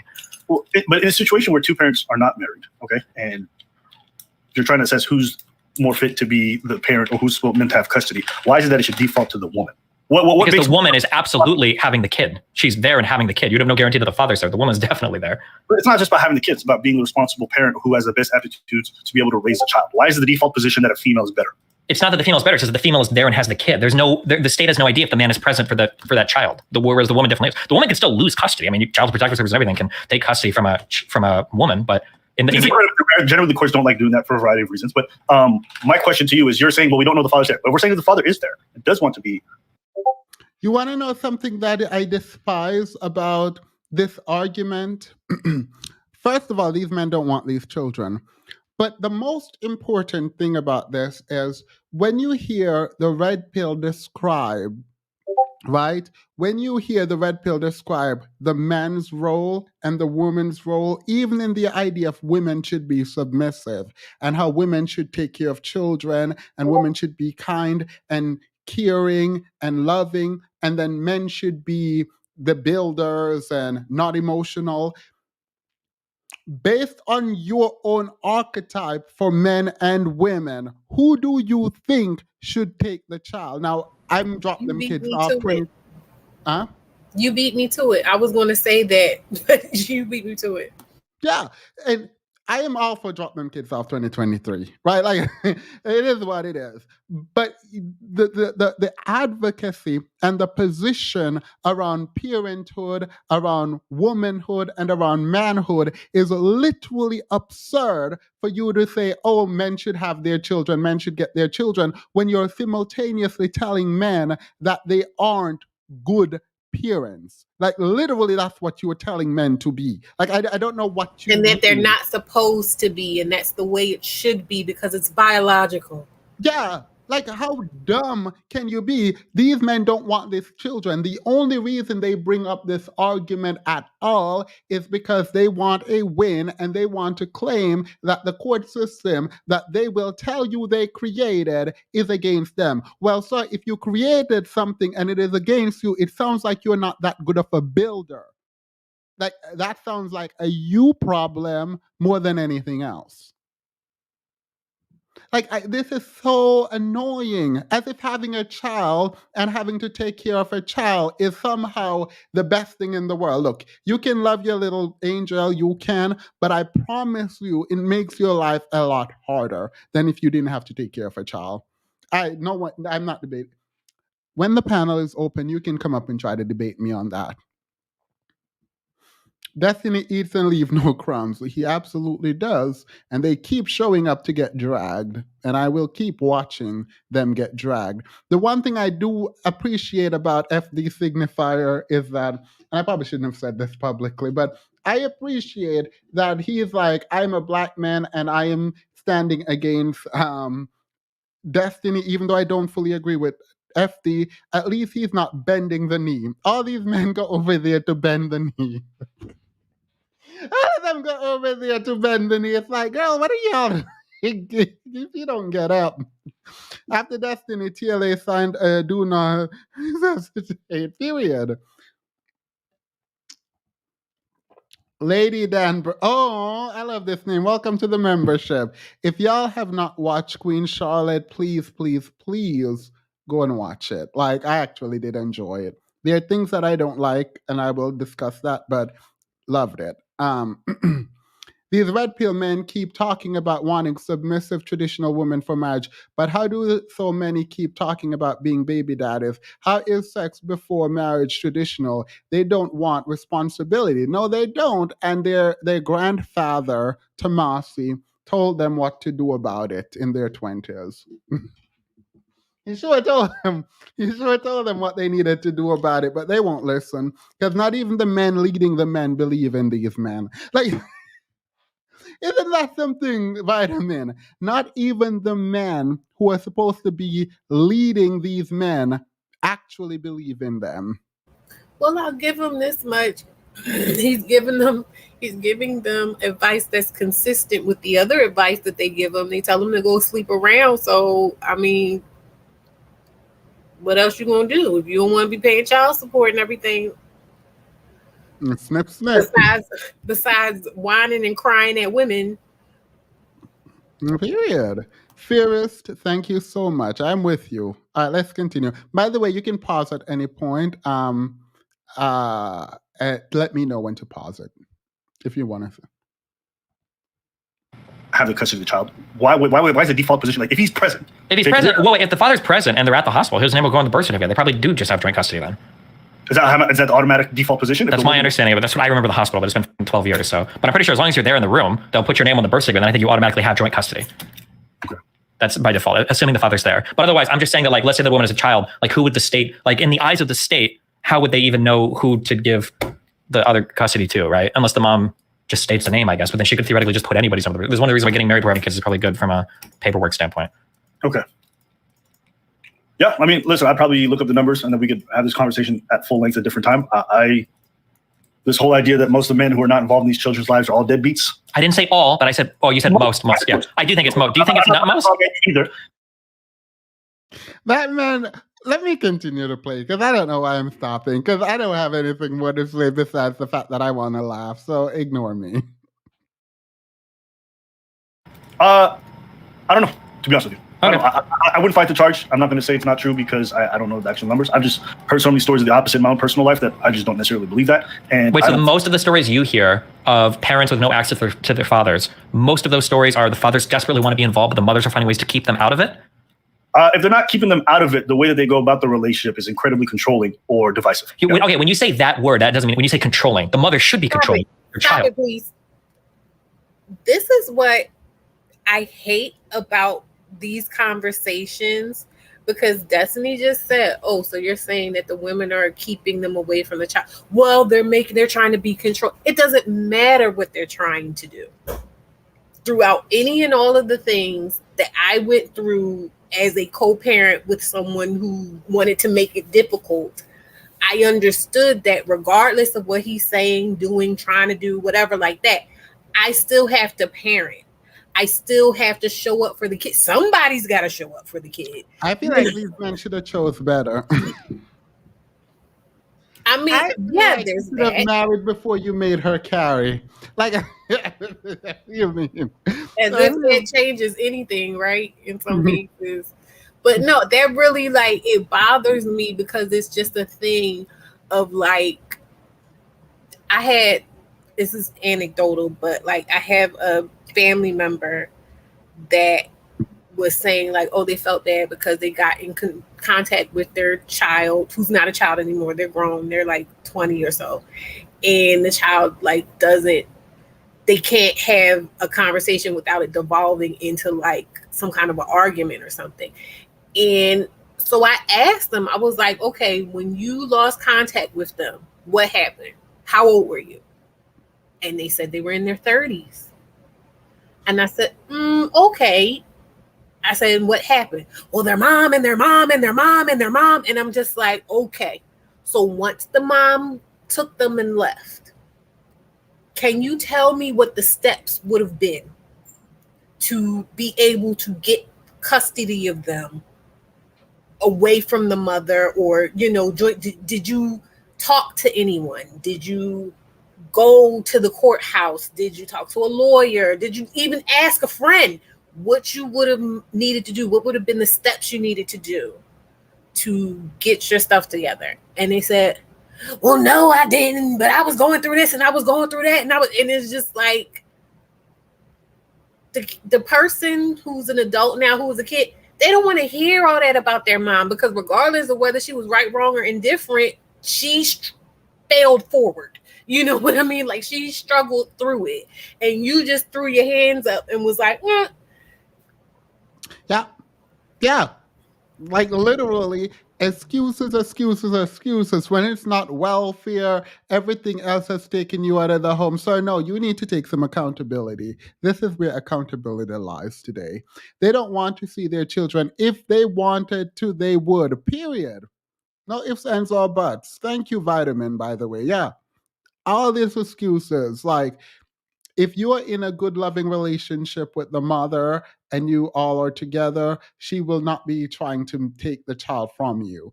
Additionally, children need consistency. And this, oh, I'm going to pop up here and I'm going to take her there and then do all of that. No, that does not work. You're confusing the child.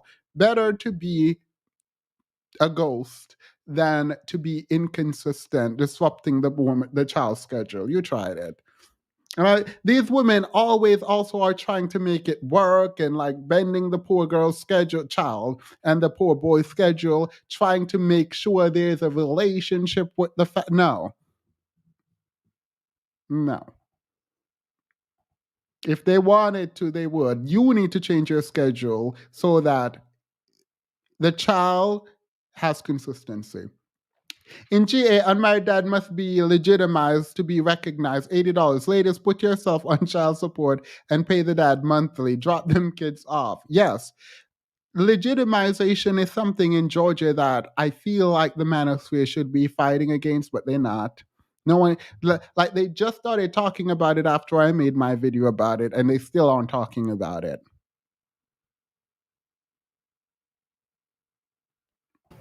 Hold on. I just want to, do you see the comment? That one?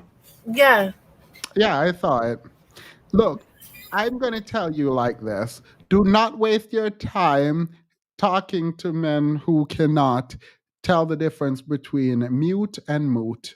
Like, don't do it. I think, look, I don't believe in vetting. I don't believe it works. I believe you should have expectations, standards, and all of that. I do think you should try to vet. And if you are trying to vet, I feel like you should have there, and there, and they are. Now add moot and mute together. Just get a list of words and like have someone try to use them in sentences and see where that goes.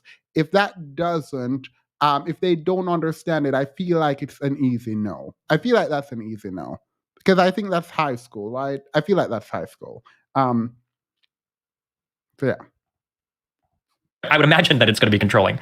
But hold on. When you say they should be controlling, what does that fucking mean? If that's also my child and the mother dictates what kind of clothes my kid wears, what kind of haircuts they get, what kind of relationship they're gonna have with my grandparents or whatever the fuck it is, no, that's not actually a relationship that I would want to foster. Yes, you should have some control, but it shouldn't be something that feels tyrannical. And if it's my child and the woman I'm dealing with across from me is being unreasonable and incredibly aggressive all the time about every decision in relation to my child, yeah, that's probably not a relationship that I want to continue. I agree with that. Unreasonable and uncontrollably aggressive, I agree. But when you just say like controlling, like, I mean, the mom has to have the kid back at a certain point, especially if the father's only getting the kid on weekends or something. It would make... That doesn't matter. it doesn't matter. Like the child doesn't go into homeostasis just because y'all aren't getting along.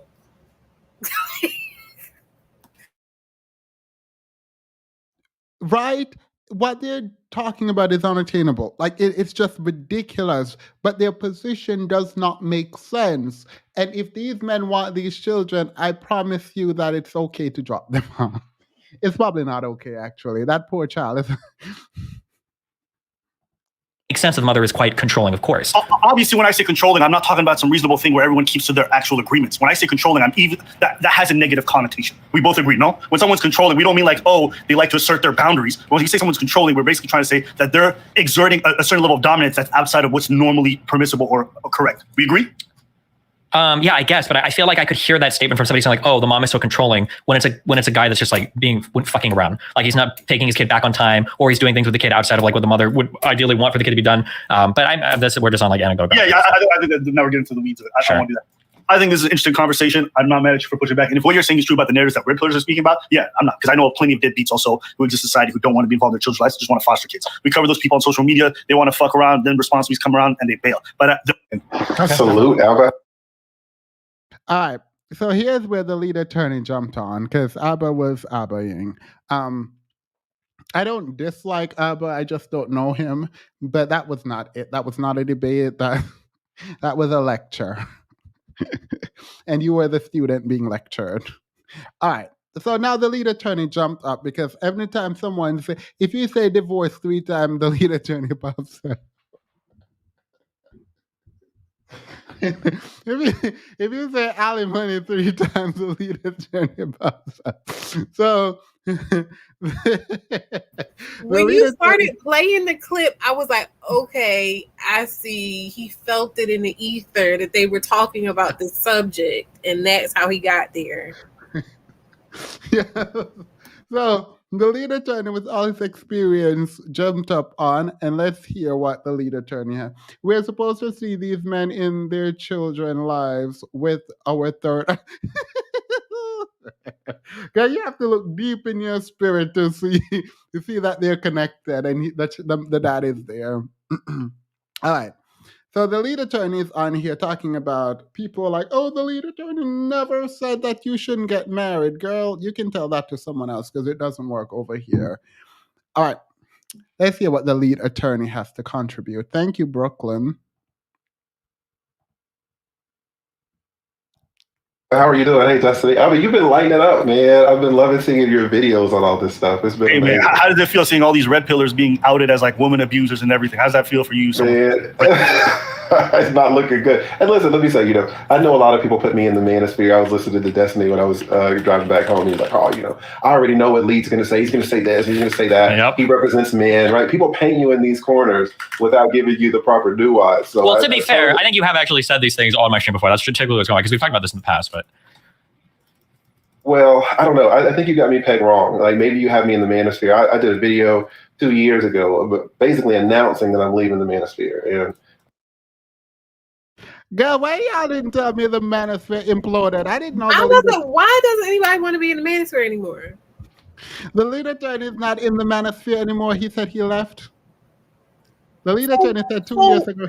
So is there still a manosphere? Like what's going on? The lead attorney said he left the man.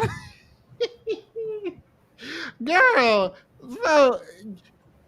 so we were right. The manosphere was some foolishness, and all the men are leaving the manosphere, even though they're not changing their talking points, even though nothing about their channel has changed. They are leaving the manosphere, but they're just going to continue saying what they want to say. Got you. So did they turn in a badge? Like, if you're leaving the manosphere, like, what do you mean? If everything is the same, girl, you tried it. a lot of people got upset about that, but I saw the handwriting on the wall. Things have changed. Like, you saw Tate being like, yo, look at these red pill dorks. You're like, I don't want to be listen, that video that I did was like 2 years ago. I think I did it in 2021. So that was way before Tate. But I do make men-centric content. I absolutely do that. I do it unapologetically. There's a lot of things that men need to understand about the system. Men need to understand about women. Okay, well, I think right now you guys are probably going to discuss like the whole deadbeat dad stuff. But listen, did you see that picture I sent you? Oh, Bro, the MLD stuff gets so much worse. Jesus. Wait, have you done a video on any of these? I haven't done on the latest stuff. I'll probably just cover it in the Myron stuff. Oh bro, the stuff that these people.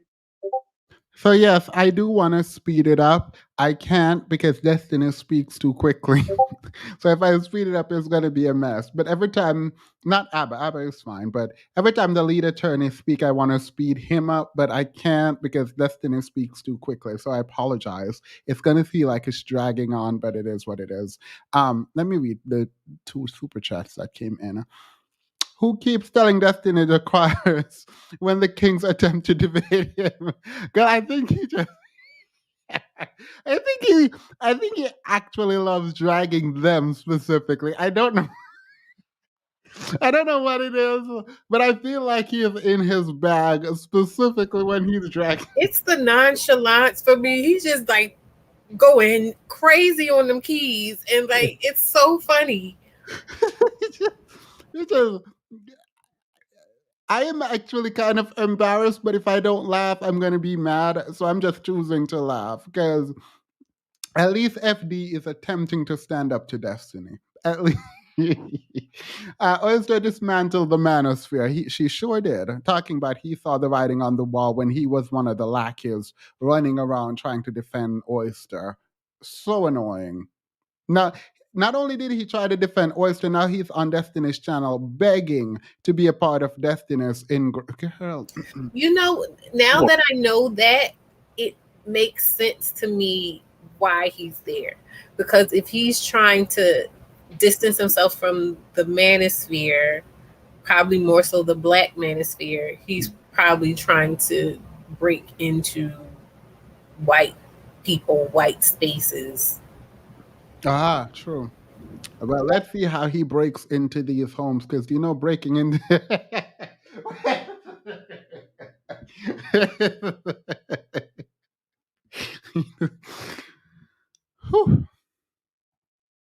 Right is crazy. Yeah. You don't think that women should endure things? Yeah, that's a lot to endure that's being typed in here. MLD was saying he was looking forward to the day that women get raped in the streets and guys like us just walk past sipping lattes. Yeah, Jesus. What? Yeah. It gets worse, man. It's like, honestly, but anyways, I'll let you guys do your thing. Okay. Yeah, well, I enjoyed listening to the rant that you were. I don't know, I'm not using that. The entire chat is in timeout. The entire chat is in. Whoever said Destiny's Child. Whoever said Destiny's Child, please come up. No. Come to the front because you tried it. Who did that? Yeah. That was clever. That was clever. I like it. That word with any bad connotations. No, that's okay. Use it with the worst. My soysive rants. Yeah. Okay. What's up? I just thought it was pretty interesting, but I would like to discuss this, and I always like having these conversations with people who are, number one, not in the space, not really doing men's content, and it seems specifically now there's a lot of pushback on people who do men's content, whether you want to call them channels that are men-centric, channels that are red pill, channels that are within the manosphere, and it seems to me, even when you rant, it seems a little bit that you were minimizing some of the things that men go through. That some of the things that men talk about in these men-centric channels is overblown, that it's exaggerated, or sometimes even that it's non-existent. So I wanted to kind of delve into that a little bit and to see exactly what you thought was overblown and exaggerated. Sure. So if you're hearing me fight against red pillars, I'm going to come off as probably being anti-man, I guess, depending on the claims that they're making, because I do believe that they make some extreme claims. And then if you see me fighting against like rabid feminists, I might come off as like being anti-feminist, or I might be coming off as more female supportive. It just depends on the, or more man supportive. It's going to depend on which claims I'm addressing at any particular point in time. I'm just going to ramble off a couple of things that I believe to be true, and then a couple statements that red pillars make, and you can tell me if you think I'm right or wrong. Okay. So the first point is that I'm aware of is the vast majority of custody cases are solved outside of court. Do you agree with that? I think the number that I saw was 90.5%. So most people figure out their custody issues without ever going in front of a judge.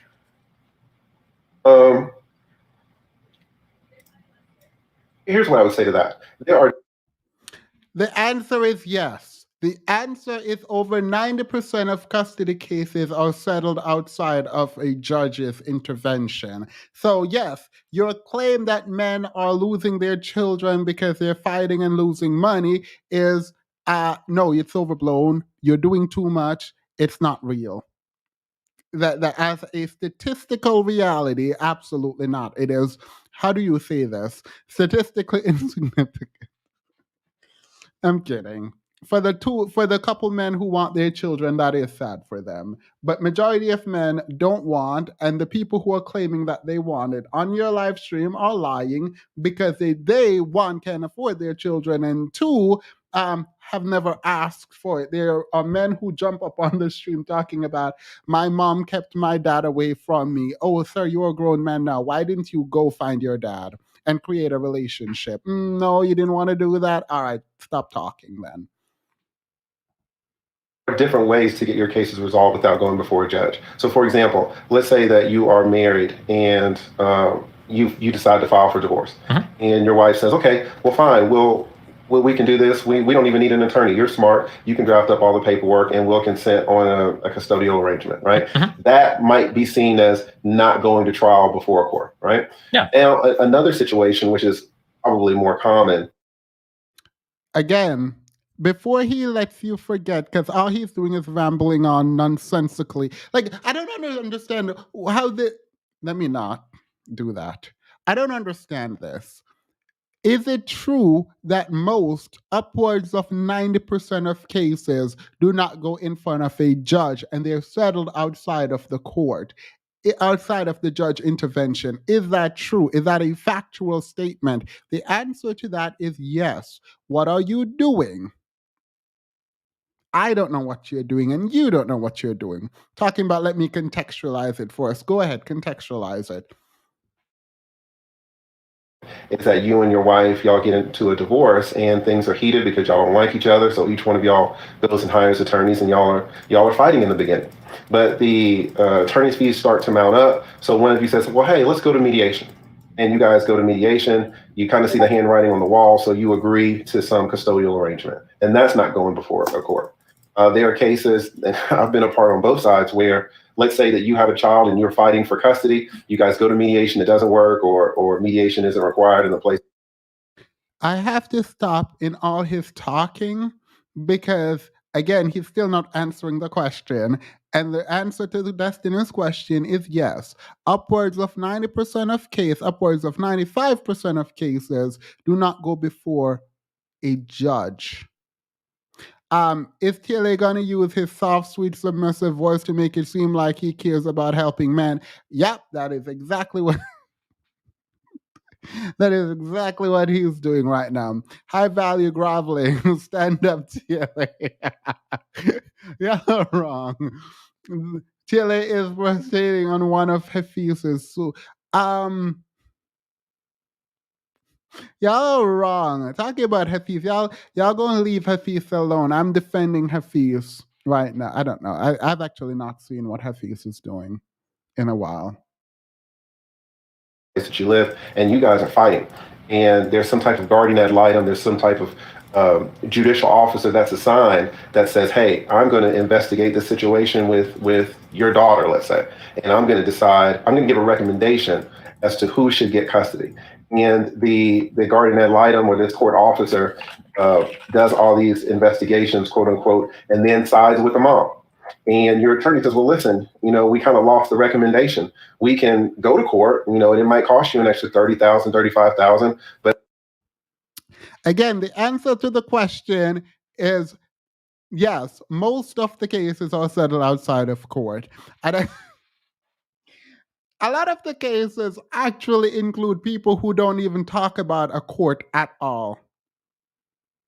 Like a lot of the cases, a critical mass of case do not even go to a court. Like a court is not involved. It's not contentious at all. The woman is just assumed to take responsibility of the child because of how you describe men and how you describe women. Like, what do you mean?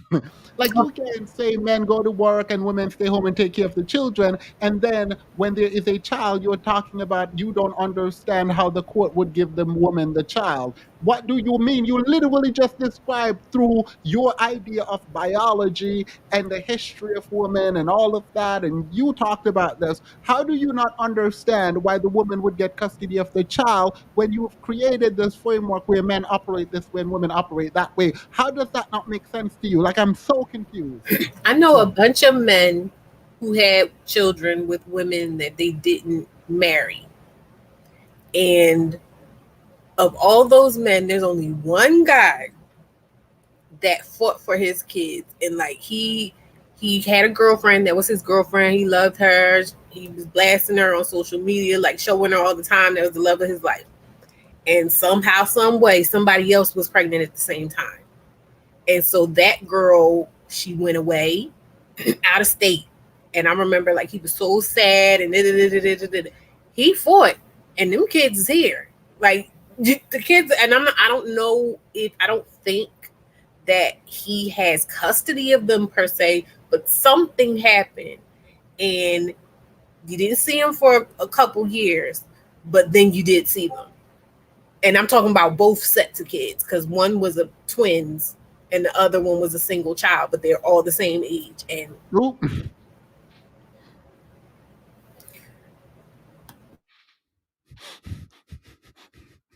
I believe that. But this judge in particular kind of rubber stamps the recommendations of the Garden ad litem. And so you say, well, fine, go ahead and try to get me as much visitation as you can. And then you guys enter into a settlement agreement there. Even that case, where it was highly litigated, you guys spent thousands of dollars. Hold on, just on a real quick thing, just I'm trying to catch, because I'm going to ask a lot of questions. So first of all, hold on, that number that you just cited, what do you think is the average cost for like a child custody lawyer? Like if you're fighting for custody for a kid? Yeah, it's going to depend on a lot of things, but basically it's going to depend on your location. So an attorney in Silicon Valley is going to charge more than an attorney in Montgomery. So it's kind of like real estate when you say, what's the average cost of a house? I'm sure there's an average cost somewhere, but that specific number might not exist anywhere. So I would say an attorney fighting charge anywhere from... I was going to say, because that $20,000 figure that you said, that sounds like if you're going like the full 9 yards, you're like doing trial court in front of like the fucking judge and like hardcore. That sounds like it'd be on the upper end. My guess would be there. No. And again, it'll depend on your county. Maybe if you're in Selma, that 20,000 is kind of high. But if you're in... That's why the lead attorney is such a That's the problem. When asked the average number in a straight up debate, he's going to let you know that it varies from state to state. This is an accurate answer that is good. On his own podcast, he definitely did say $30,000. And it's interesting that he said it so overtly and unabashedly that people around him or listening to him would not get from him saying it, that it would differ based on the state. However, if you watched my live stream reacting to his, I definitely highlighted that he's a liar, because you would not say it's an average $30,000 because it would depend on where you live. I said that he didn't. Now he's talking to Destiny being submissive. He's saying it. That is a problem. That is a problem. You're a liar. All right. Your framing at least is problematic.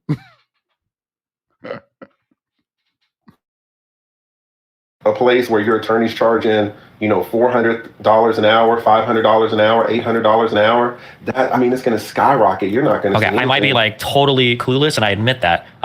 And maybe family law is a lot different than defamation law. But when I was shopping around for pretty high priced attorneys for doing some of my defamation cases, I don't think I ever saw 800 an hour. 600 an hour with some of the upper ones, and these were for major law firms. Yes, because at major law firms, the billing rate goes up for about $500 an hour upwards from there.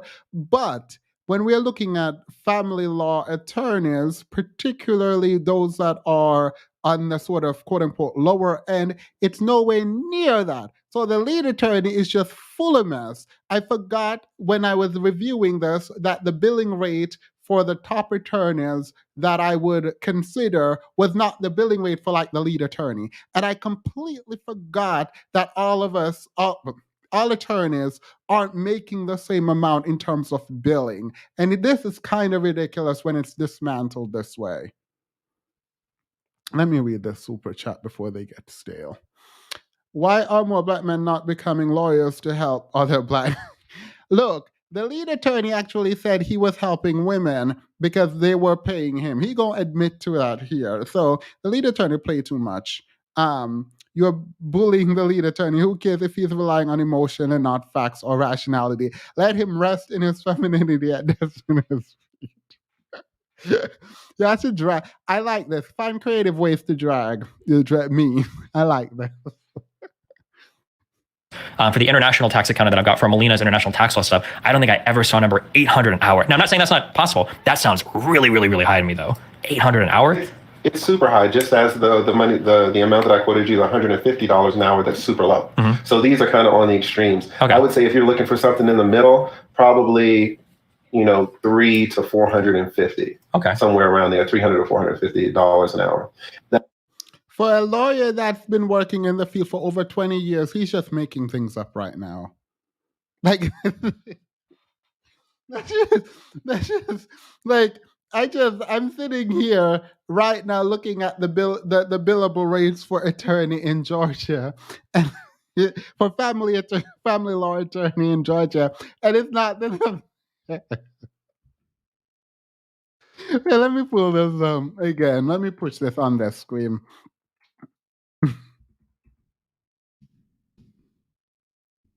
Let me play that. Sorry. That adds up so quickly. And you have to remember that if you come to me, Destiny, for let's say you have a son and you're fighting your case, you have to pay me, right? But then you also, I'm going to say, hey, listen, the woman, I know, Destiny, you kind of waffled a little bit on whether there's even a small amount of bias that judges have towards women. Fair, I suppose, but anybody that's been working in the system absolutely knows that there's a bias. Sure, and defense lawyers will tell you that, criminal defense laws are too strong, and prosecutors will tell you that of course, anybody in the system is going to have very strong opinions about the system. That doesn't mean their opinions are right or wrong, right? No, because if what you're saying is correct, then people who represent mothers would say, no, the judges have a strong bias for fathers. So what you're saying is not true. No one. Wait, I'm just curious. If I were to go and shop around for lawyers that represent moms for child support cases, you don't think any of them would say I think that the judge can be unfavorable, supporting fathers at points? You don't think any of them would ever say that? Use a strong word. I would say out of 1,000 attorneys that you asked, 995 would say that there's no bias toward. He's lying. Attorneys, specifically those categorized as ambulance chaser, they will fluff your side or the opposite side depending on what they want. How would he even know? Yeah, he's annoying. And he appeals so much to authority, it's sickening. It is absolutely sickening. If you're arguing with me and I say I'm an attorney, please make sure when I say that what I'm arguing with you has to do directly with the field and that I'm an attorney. That attorneys are willing to talk about how good or bad your case is dependent on the attorney that you're talking to. I promise you that. Most attorneys aren't going to look at you when they're trying to make money. Again, the ambulance chaser type, which happens in family law also, they generally are not just there telling you, yeah, no, this is a terrible case. They're not doing that. They're going to run up that bill.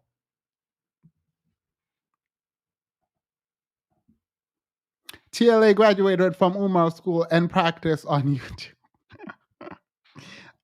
Dr. Umar is in South Africa. I've been watching him in South Africa. I should watch some of those interviews. You watch him on TikTok? Oh, no, not on TikTok. I've been watching YouTube videos of him in South Africa. And I'm like, girl, not you carry this stuff over. He pops up every now and then on my TikTok. He keeps saying the African tradition, and I'm like, it's weird hearing the African tradition while you're in South Africa, because it's you do realize these countries aren't themselves the content. Like, I'm sure he knows. He seems like a well-traveled guy, at least as it relates to Africa. So the way he Does talks he? about Africa is very look, I'm giving him the benefit of the doubt. All the TLA's anecdotes sound like he hijacked Tyler Perry's laptop to replay his unreleased script. Work ethic, look. For his fathers. Okay. Exactly right. So none, because you can find some stupid attorneys, but effectively none. Gotcha. Okay. Yeah. Okay, so backing all the way up to the original question. So I guess instead of saying solved outside of court, since you're giving me extra court like mediation proceedings that could be solved that aren't technically court, what I was getting at was that it seems like the vast majority of custody cases are solved amicably. That people agree to a custody arrangement, and that's fine for the vast majority of cases, like over like 80% of cases. Do you disagree with this or no? I disagree with the word amicably. I would agree that there's a settlement. So many settlements are not amicable. So many settlements are because there's really no other option. You agree to it, but you have another option. That is whatever. I'm gonna drink my matcha. I made matcha. I'm trying to figure out like why that matters. There's this whole thing where like Abba was saying it before, and like he's saying we're basically like, oh, these aren't ideal conditions under which to parent. Well, he don't know that. He doesn't even. Well, yeah, you're correct. Actually, they're not ideal circumstances at all. But not only that, he doesn't know what if they're amicable. It's probably not amicable because both people are not happy, including the mother. That's what I'm saying. It's like it's not. They're talking as if it's like this. Like, oh, it's just not fair. It's not going the way I want it to go. Like, I'm pretty sure that the woman didn't want to be a single mother. She didn't want the situation to be the way that it is. You just got to deal with it. Yep.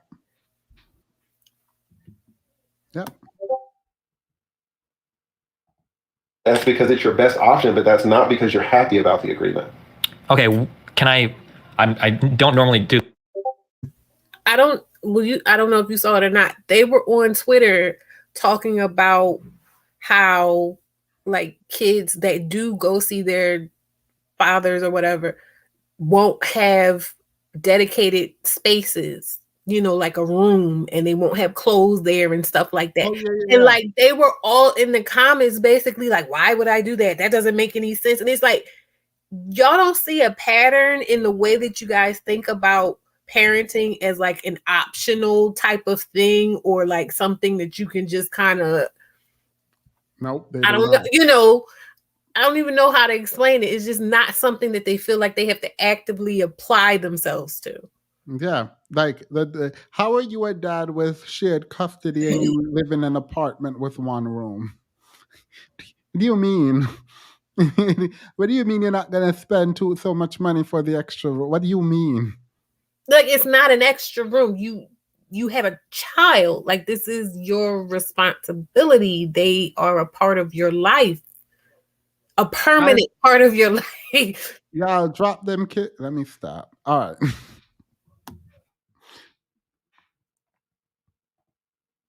Do this way. You're an educated man, and we obviously have a disagreement on fact. Can you point me to any place where I can read that? Because I've never seen that ever, like substantiated outside of like legal blogs or like a website where somebody's trying to sell services to men saying that like the courts are unfair and blah, blah, blah. I've never seen this quantified anywhere, that most divorces are, or I'm sorry, that most like child custody things are fought over. Very few of them are amicably settled. Like, we're fighting over the word amicably. So there's going to be no study that's okay, so you just pulled it from your. So you just made it up. You just made that up. You just made that up. Got it. The divorce is settled out of court. You don't understand the context. It's not amicable. Okay, where did you get that? It's not amicable. Well, no study is going to show. If you were even in an attorney for 100 years, you would not have had enough experience for me to take your word as fact around that. Satisfies you on the definition of amicable. Well, then how can either of us make the claim. All I can do is look at how many people fight these cases in court, how many people fight, I guess, through mediation. My assumption would be is that if the vast majority, 90%, don't fight in court, that the majority of these are some sort of amicable agreement where both sides have agreed to something. It might not be perfect, I guess. Like maybe both sides want full custody and they get joint custody or something. But like that, or no, not even actually, sorry, because solve this out of court. So they just, yeah. Throwing me off is your use of the word amicable. I think we could probably reach more of an agreement if you just took out that word. Do the vast majority of cases end in a settlement? Absolutely. Absolutely. Well, because it's important because it plays into the narrative that the main narrative that I fight on the red pill side is the claim that's made over and over again. And I don't know if you agree with this, but the claim that's made over and over again is that the majority, so over 50% of cases where men are not involved in their children's lives, they desperately want to be, but evil moms are keeping them from doing so because they're trying to collect child support. Or they have other like personal problems with the father. And I that's a claim that's made over and over and over and over again, but I've never seen that in any paper or any study or anything ever, or like a collection of cases ever. I hear that story. Yeah, and I really want to talk to you about this. And I don't. No. Don't just pivot. I forgot if Destiny went back to say, wait, you have to answer this before we move on. I don't know if he did that, but I hope he didn't let him just pivot. Because no, you were wrong. You don't have a study. It is amicable. Y'all agreed. So that's as amicable as I need to know it is. And you agreed and let go of your child. So it is what it is. I hope he didn't let that go. Again, this is the leading expert in the manosphere, even if he claimed he left, on divorce and what is happening and how these women are terrible. And he can't even defend his position. Let me push this out there. When Destiny came on this channel, I was able to defend my position reluctantly, but I was able to do that. I didn't hop on his channel unprepared. So, like, this is kind of ridiculous now. This is, like, actually kind of ridiculous. You're going to find this conversation, lacking. But we have to talk about these studies. And I know if you're not in the courtroom, if you're not actually doing the work, then the only way that you're going to be able to have an opinion on this is by looking at what Google says or ChatGPT says about these studies. Even if the studies are from 1985, even if the studies are from 1990, like some of the studies that you were using. But to be clear, the only reason I'm using that research is it's the only thing I can find, but I've never seen anybody contradict it. So I mean, that's all I've got to go on right now. But exactly, and that's what I want to talk to you about, because I don't want to say, hey, don't use studies that are 40 years old, because then you're gonna be like, well, I can't. How am I supposed to express an opinion on this at all if I can't use? Shout out to Metaverse, the 1498 study, right? How can I not do this? Some of the stuff that you're asking for, Destiny, either the studies do not exist, or the studies. And we can debate about this if you want to say. There are actual studies and responses regarding the court that are localized that you are going to have to do the work. By the way, I'm not putting this out until I'm like in a real debate about this, but it's weird to me that the lead attorney don't know how to actually develop a narrative around this based on laws that he should have read in law school. This don't make no sense to me. So while he's going to figure this out, I cannot wait for the day he's decided to jump up on this stream. But while he's trying to figure out this, it's also terrible to me that Destiny is like, okay, I have one or two studies that say the opposite of what you're saying.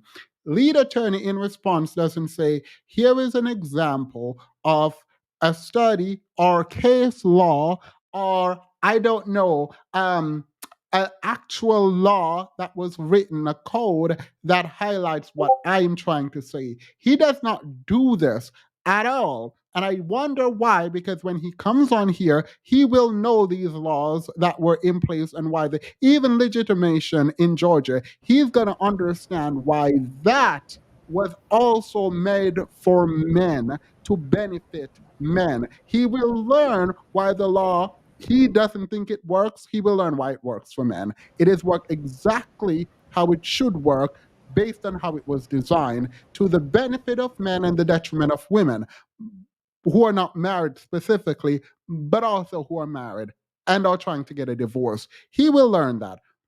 But the fact is, Destiny have studies and you have anecdotes. And even as an attorney, your anecdotes do not matter. They do not compete with studies, particularly when you are biased. So no, you don't get to do that. You don't get to say, oh, you have studies, but I don't. I work in the field. Okay, and they still cite the Moynihan report. I don't know why they cite the Moynihan report either. Send me a particular study, but I'm just going to say that there's no way you can reliably confide in that study. So, for example, if you ask, if there's a study that shows, how many women cheat on their husbands, you take a 40-year-old study that shows that tries to demonstrate the percentage of women that cheat on their husbands. I'm going to tell you that there's no way that study can be accurate, because women will lie and men will lie too. Fine, but I'm talking about women in this example. I mean, so that. Oh yeah, I feel like he doesn't understand studies. If it is self-reported, you would literally go to the methodology and the conclusion where, if it is peer review and done well, they will tell you how they capture what they're trying to capture. Like, if you don't know that, I don't understand. Is it going to be 100% accurate? No. Will it capture everything that it needs to know? But it will get closer to the answer than your anecdote, sir. If he does, then don't answer it. But does Destiny ever ask him exactly how many of his clients fight for custody? I don't think he does. I don't remember him asking that. But he said he advocated for men and women when he was an attorney. That still, he should be able to have some kind of answer to that question. If being that he's in the field, he should be able to say, eyeballing it, rounding it out about a percentage of the men that. I know I recall him saying that he tells them not to fight for custody. Yeah. So, but what he should say is that most people who go to divorce, the men do not actually fight or bring up custody. What they bring up is child support. Yeah.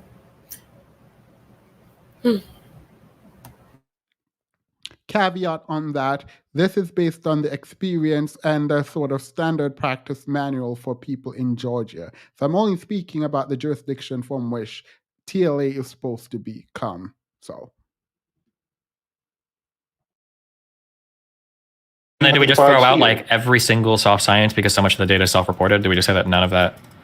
Oh, Destiny, now you're kind of putting a straw man type of thing. You're saying every single study and every single. I don't know. Well, no, I clarified. I said specifically studies that rely on self-reporting, because it sounds like you're telling me that like people could lie on studies. So anything involving self-reported data has to be not believed. No, but can't be given as much weight as a scientific study. If you. This man is. Sure.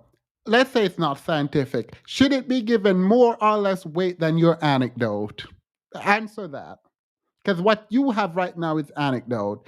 Even as an attorney who's been working in there for 20 years, all you have is anecdote. Where is that? That's the person who was in the chat talking about anecdote earlier when you were talking vitamin. Where are you? We now need you to write anecdote, mute or moot. We need you now to write the word anecdote. This would be a very valid time to throw the word anecdote in the chat. Hood dust or whatever you said your name was. Like, this would be a perfect time for you to say that.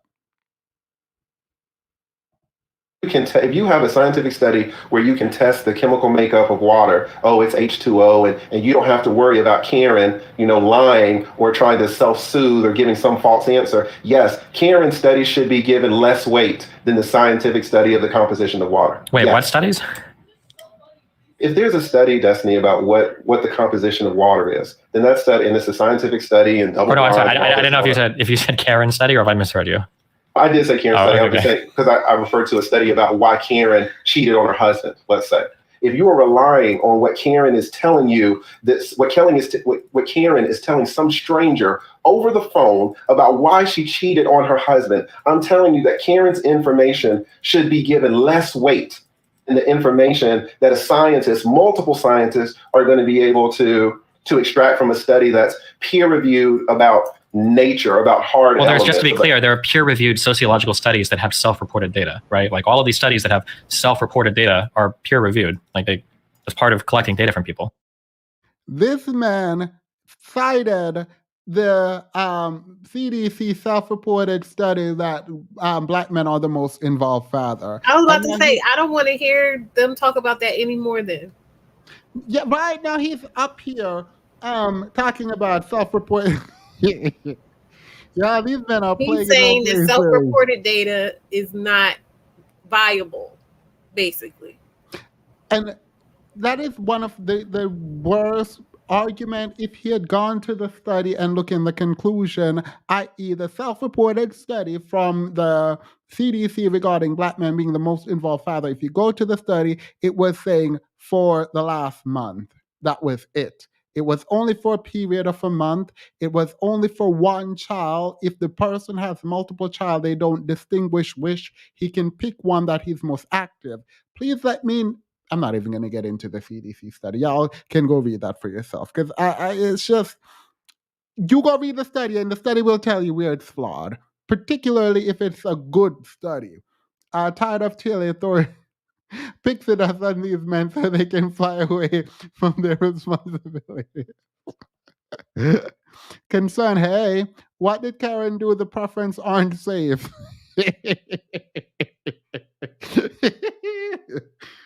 They're gonna throw everybody under the train. Studies that they made. No. To save themselves, everyone gotta go. Yeah, they don't. Anybody can get it. Yeah, they throw the entirety of Western women under the bus when they decided that they wanted to go overseas and forgot they did it talking about Black women are the reason that they have to get their passport. Yeah, no. Because if you have to get your passport, it's not just Black women. You are saying you have failed with every group of women in the Western world. That's what you've said. It's not Black women. So don't try to shroud your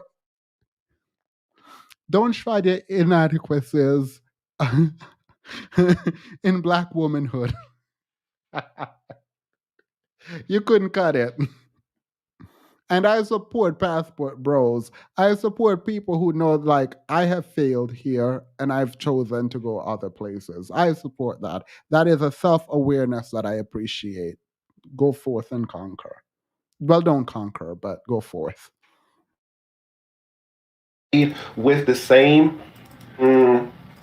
impetus that you say about, hey, well, this is all that we have. We're just going to believe what Karen says. But I've represented so many Karens. I see people. I see how they lie. That's the thing. You guys that are not in this, you guys don't talk to these people. And, to your point, you say, well, Lead represents men. So, he's got some type of bias or maybe we can impute some type of bias to him. I tell people on my channel all the time, I'm a part of the fucking problem. Because not only do I represent men, but I represent women. And I have taken men's children under this system, right? I'm being absolutely fair. What lawyers are, the vast majority of us, I mean, we're just hired guns. We're mercenaries, all right? So I'm letting you guys know that, hey, I don't have a bias in this, but I have seen these. The bias he was speaking to was the fact that you advocate for men. That shapes your bias and how you... things. So what I'm trying to tell you is if you had hard evidence, well, here's what I'm going to say. If you have... Who is Lloyd? Lloyd want to come up to speak. Let's go through the chat. I don't see a Lloyd.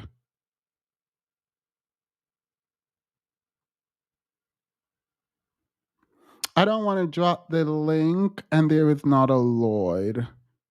Wait, who is Lloyd? Is Lloyd lead attorney? Because if it's the lead attorney, I'll drop the link.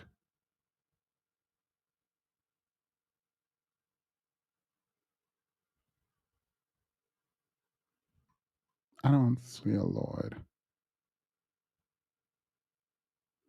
No, it's not okay. Never mind. I don't mind. Look, if I'm talking... Oh, Lloyd said it's a joke. Oh. I saw the comment where they said it was a joke. I didn't see any other comment. As I was about to say, I see a Lloyd, but I don't understand.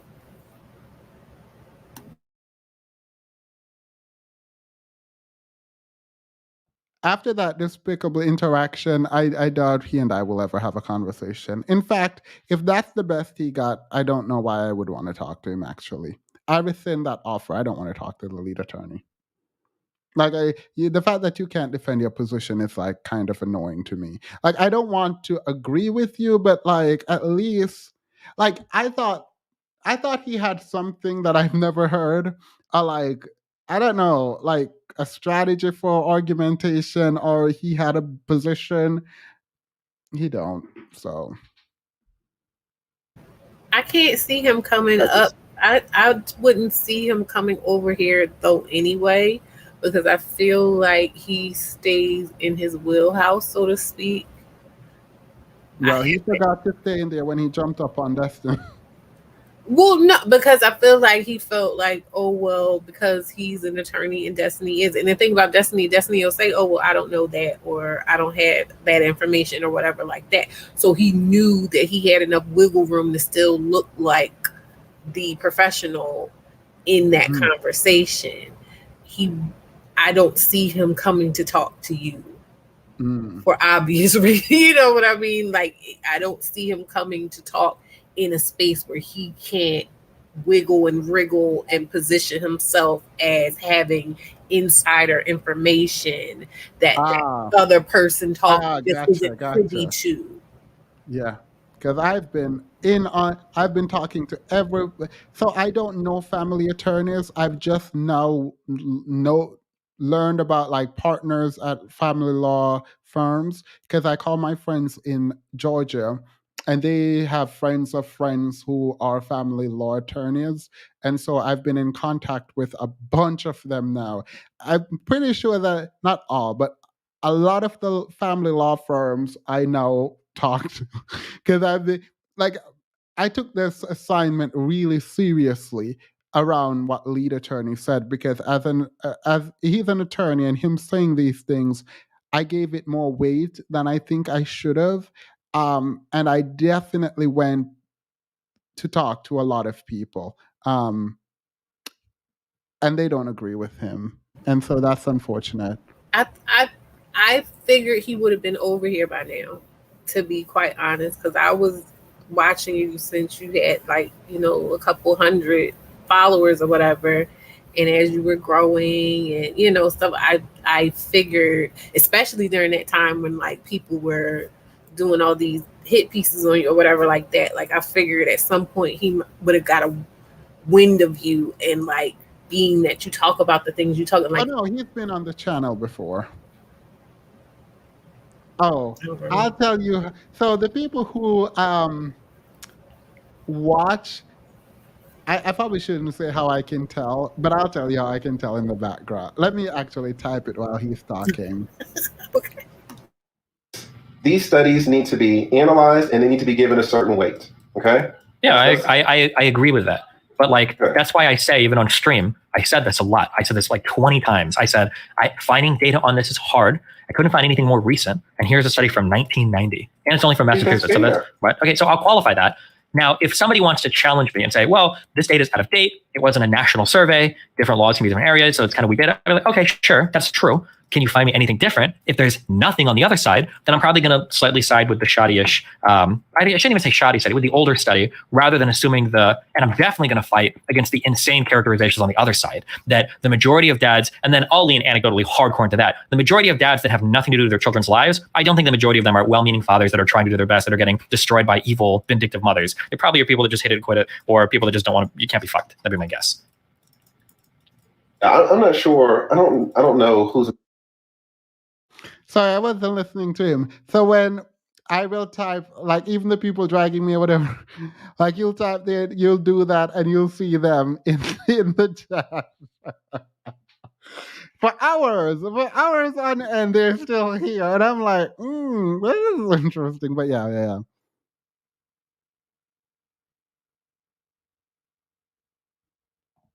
Making these arguments that the majority of men can't be involved in their children's lives, right? So I'm not sure who's the majority of men that aren't involved in it. I can ask specifically these, right? I'll ask this question if you want me to get people on record saying it.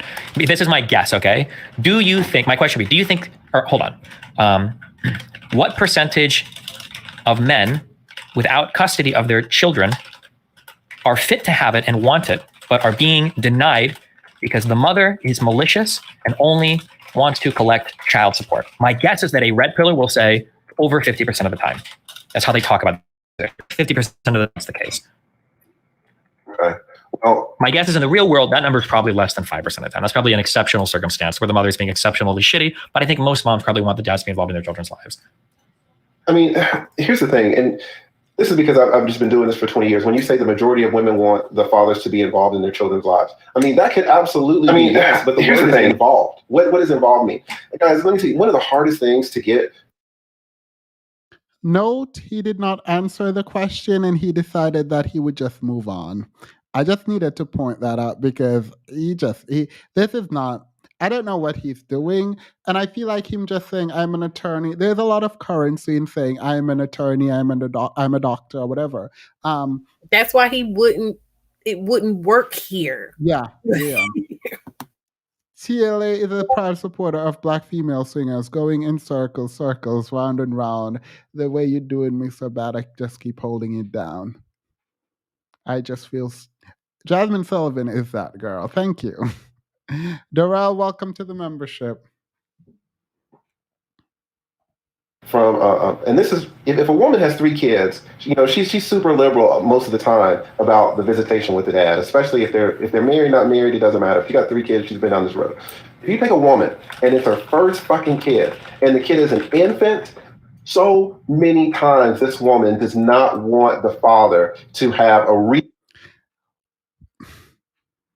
reasonable amount of, I'll use your word, involvement. Your next question, Destiny, I don't remember, should be, what is a reasonable time to you? Because if you have an infant, as a mother, I think you want to be taking care of it, but I don't think they don't want you around. No, I'll tell you where the problem can come in. When Abby was talking about, they're making it difficult. What they're saying is, I want to be the leader. I want to be the boss of you. I want to tell you where to take the child. I want to tell you what to do with the child. I want to be your supervisor and your manager in raising this child on your own. I want to be able to come in when I feel like coming in and do what I want to do and nothing more. And I want you to accommodate me. Mm-hmm. And then the mothers are like, no, I too want you to have adequate time with your child, but we need to have a schedule. Your time needs to be respected. My time needs to be respected. If there's anything that needs to be done that is inconvenient, we both should be inconvenienced. We can go back and forth. We can figure out a way to make it as equal as possible under the circumstances. And then they're like, no, you're trying to control my life. And it's like, okay, I'll see you in court. Yep. Well, a woman, it was in the UK. This is an anecdote, but it actually represents something important. It was like, this man used to give me a lot of money, but it wasn't consistent, and I don't know when it's going to come. And I realized that if I asked for child support and put him on child support, that it would be less, but it would be consistent. And I took less and consistent because I did not want him to keep trying to control me with the money. And so I think a lot of what you're saying, at least, it sounds real from the experiences of the people. And I'm going to look into whether or not there are studies on this specific thing. But it sounds right to me. And if you're happy and married in the same home, not married but happy as a couple, or co-parenting, usually there's not a bunch of issues. So this wouldn't even apply. So they're trying it. I've had so many women that'll say, hey, well, I don't mind if he sees the kid, but he can't take the kid overnight.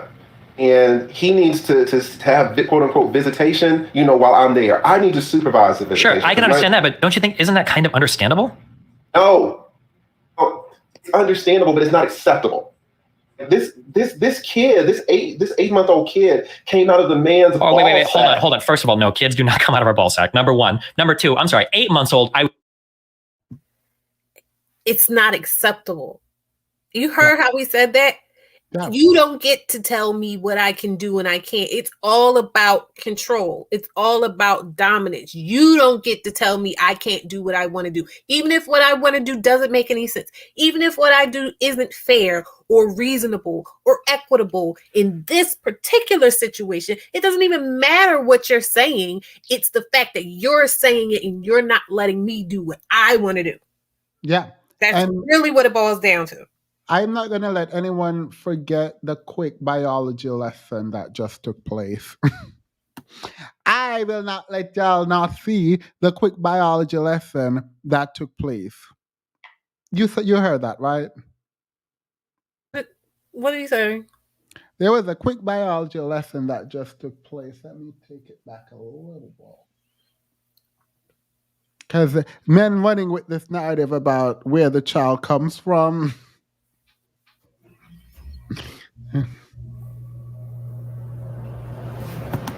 This kid, this 8-month-old kid came out of the man's. Oh, wait. Hold on. First of all, no, kids do not come out of our ball sack. Number one.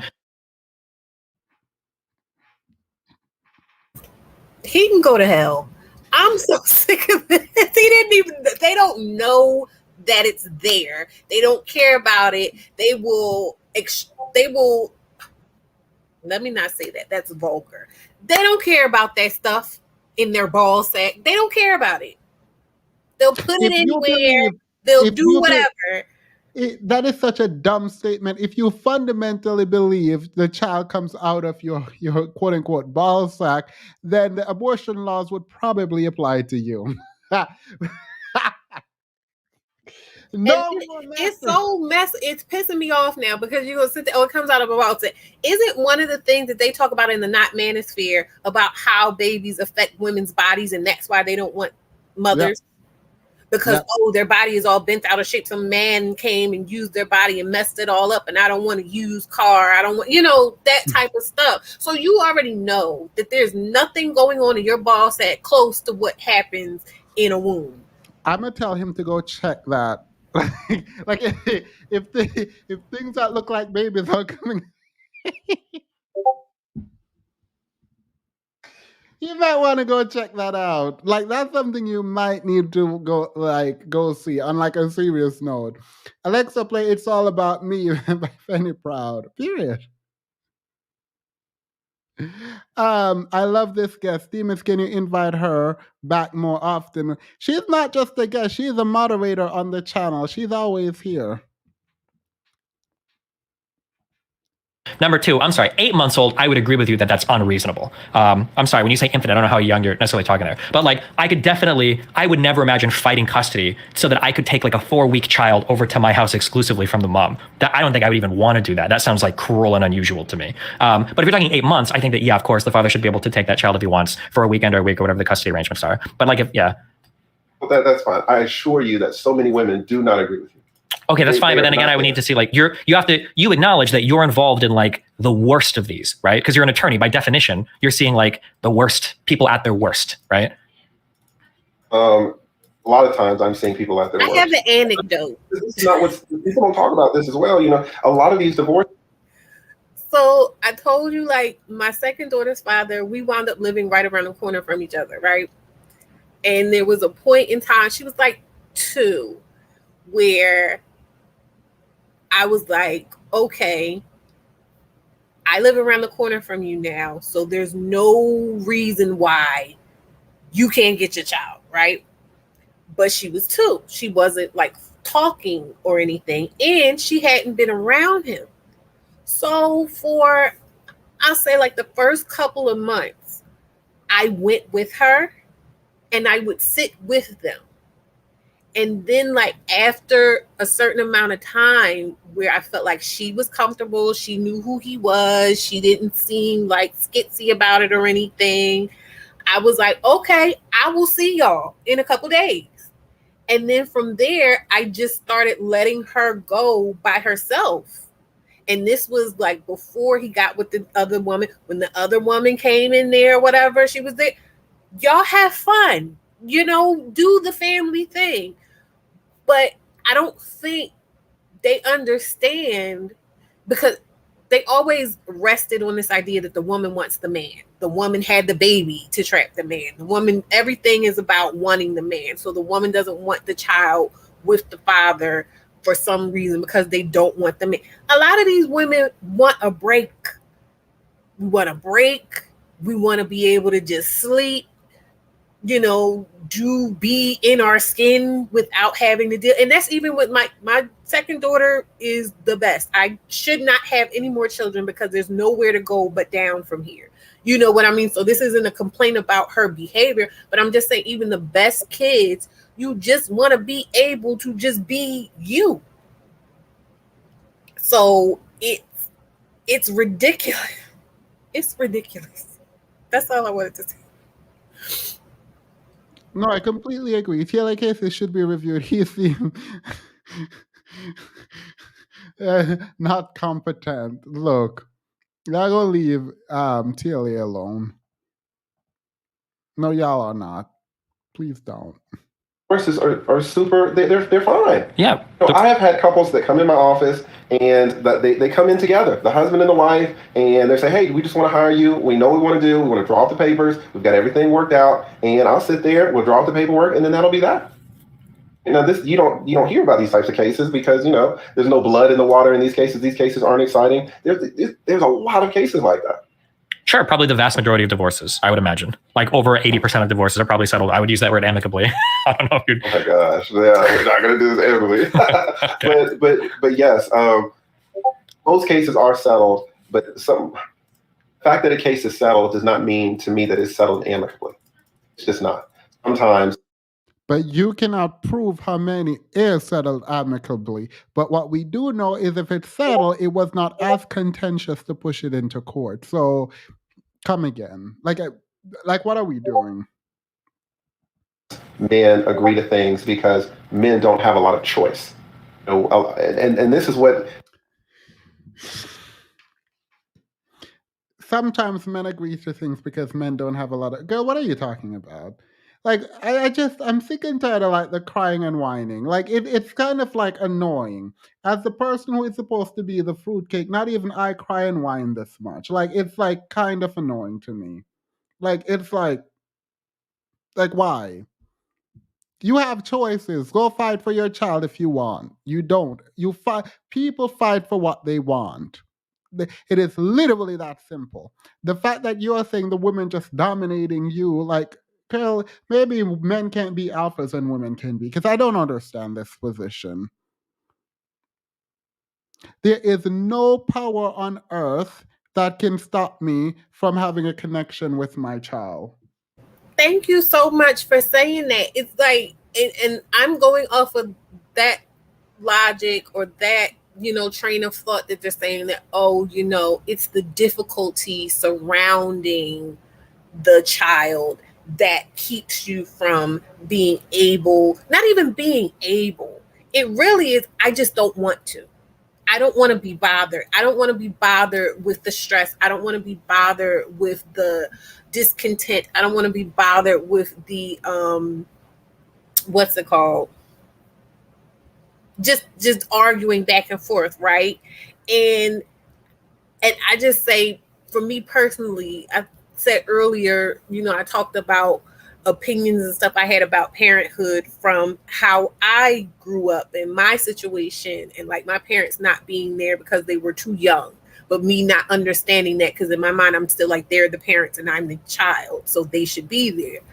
And it really just made me feel like no matter what, I'm going to figure out how to be a parent to my child, because I don't want my child looking at me like, why didn't you want me, or why wasn't I enough for you to want to be there for me? You know what I mean?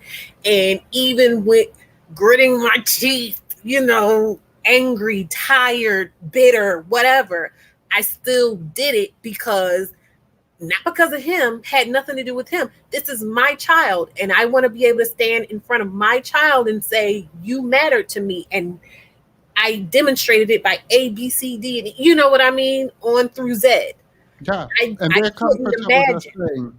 Yeah, they're comfortable just saying, "Oh, your mom took you." Yeah, and you're supposed to be like, oh yeah, what a bitch. Like, no. The the idea that you should choose better, they know it's a non-starter. They know it's a dumb idea, and that's why they don't use it this way. They only use it to weaponize against women because this would perfectly fit right now. If Somebody the said something in the chat. I'm sorry but they said because your child looks at you like you're the world. I remember watching what's the Silent Hill, and I remember that line. They said, "In the eyes of a child, mother is God," and that always stuck with me. For real, for real. Like that always stuck with me. Oh, in in the eyes of a child, I see a parasite. I see someone who is here to take. I'm kidding. I'm kidding. I love children. I actually do really love children. My mom and I were talking about adoption. Because I'm afraid of like in vitro fertilization things. Because like I don't like the idea of renting a woman. Like something feels wrong about that. Um, and I was like, look, I will have a child. I will have two children, but I'm not gonna have them until like I'm 36, 7. So I'm gonna adopt at like 36 because I can. I can. But the fact that so many people want children, it's like a beautiful thing to me. I think it's a beautiful thing. But in the eyes of a child, I see problems. I see trouble. Because your child looks at you like you're the world. Yeah. And they're so helpless and just little and like it's a lot. I don't even like holding little babies because I feel like I'm gonna break them. It's just so delicate. I don't know. It's very scary. It's a scary thing. My cousin was, first of all, he was born when I was like 15, so he was like my little baby I love so much. And then when I got pregnant with my youngest daughter, I remember I was pregnant. He was like 13 or 14 or something. And he was saying all this little dumb teenage boy stuff. He was just like, babies don't have any purpose. They're just stupid. They don't do anything. They're no fun. And when I brought my daughter home, I remember he got to hold her the first time and he was just looking at her and he was like, I didn't know it could happen so fast. And we were like, what? He said that you could love somebody. And that was just tears. Like it was just so beautiful. Oh, that is beautiful, actually. And the picture I sent you of her going to the dance, that was him. And like that is their besties. Oh, they want to say your mom did me wrong. Now I need you. These men don't have this conversation with the kids they abandon until daddy needs help. Yeah, until the child is successful, then they all come around with their hand out. Why am I talking?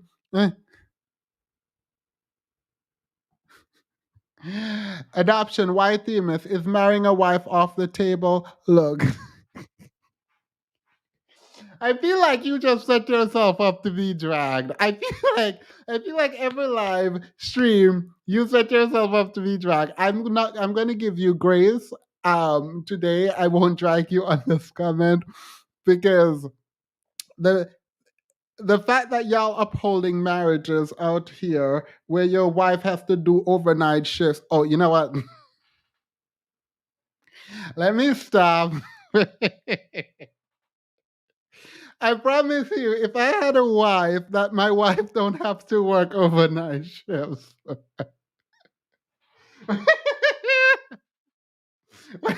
When- I'm sorry. I'm sorry. That was wrong. Period. Maybe she likes working, actually. She might like working. She might specifically like working overnight shifts. Studies might not tell you, Destiny, or there's no studies. There's no study on what good men, well, let's say good attorneys do all the time. Do you know what we do? We tell men not to fight for custody. This is not true. This is not true. I repeat, this is not true. The leading experts in his field, particularly family law, do not agree with him here. In fact, there is a push for men to fight for their children by family law attorneys. Again, this is not true. Right? You're not going to find a study on that. There's so many studies that should exist. So many studies that would give you information that you would need to know. Wait, why would you tell the person not to? It's not like you're doing a contingency case. Why would you say don't bother? Like, how do you make money? Well, that's exactly right. That's why I say the good attorneys do this and not the bad ones. Well, it sounds like the good attorneys are doing this because they've got a steady stream of business anyway, so they're just taking cases where. Oh, you're so wrong. You don't understand how attorneys make money. Okay, hold on. I'm sorry. Tell me how attorneys make money. Because every attorney that I've ever talked to, if they think they can get money, they'll take the case on a contingency fee. If they don't think so, I've had attorneys say, listen, if you want, we can go as far as you want. This is my hourly rate. I don't think you'll win, but I'll take your case. I've never had an attorney say, like, I definitely don't want to pursue this because the likelihood is low. Somebody might be uncomfortable with a particular case. I've heard that before. But I've never had an attorney tell me, sorry, I don't think you'll win, so I'm not going to do it. But my experience is also limited. I don't know, maybe you tell me. But I mean, when you tell me how do attorneys make money, my understanding is they make money. No. Don't do that. Don't back out. Please don't back out of that. Please, I don't like that, Destiny, back out of that, because that is actually true, particularly for ambulance chasing type attorneys. This is true. Like, this is not a thing. Attorneys, like, there are attorneys who will tell you that this case does not look good, right? Or they'll be honest. They give you their honest counsel. That's what they're supposed to do. When it comes specifically to you fighting for your children, because that is what you want to do, particularly if you want to leave a track of you doing this so that your child knows that you did actually put up a fight for them. The idea that family law attorneys are telling men not to fight for their children is not true. Lead attorney is the only one not the only one, but he's the main one online telling people not to fight for their children. By the way, when I argued with this man, he was like, the lead attorney is not telling men not to fight for their children. I need to let you know that this is him saying it again. I wish they'd talk about getting married so he could reconfirm that he also tells men not to get married. Even though when you're married, the likelihood of you getting your child tremendously increased, particularly if you're in Georgia. And he is in Georgia. So if you're in Georgia and you are not married, the idea that you're going to get your child is ridiculous. Because if you don't go through the process to actually prove not only that you're the father, but that you want to be in the child's life and pay the fee, then you literally don't even have a right. So the fact that the lead attorney is out here telling men not to get married and not to fight for their children, I feel like Roller Tomas's idea that you should get snipped comes right into play, because you're going to be real mad at the end of the day. If you're not getting married, you're sleeping with women, and you don't have a right to your These men don't care. Because none of this, if you take all of the manosphere's ideas and put them together, it just destroys itself. It just creates a black hole. It's just like nothing. A lot of mass creating nothing just creates a vacuum that sucks you in and destroys you. Have we confirmed if black hole is time traveling? Let me stop. By charging hourly rates to do contingency cases or getting paid by the state for whatever things, but maybe there's a different way that I haven't heard of. Yeah, for contingency cases, number one, we have to take that off the table because contingency cases are not a thing in divorce court. Yeah. All right. Wait, hold on. Is that true? Yes. In most states, it's actually illegal. You can't have a financial interest like that, like a contingency case in a family law case. That's exactly right. Okay. Interesting. Gotcha.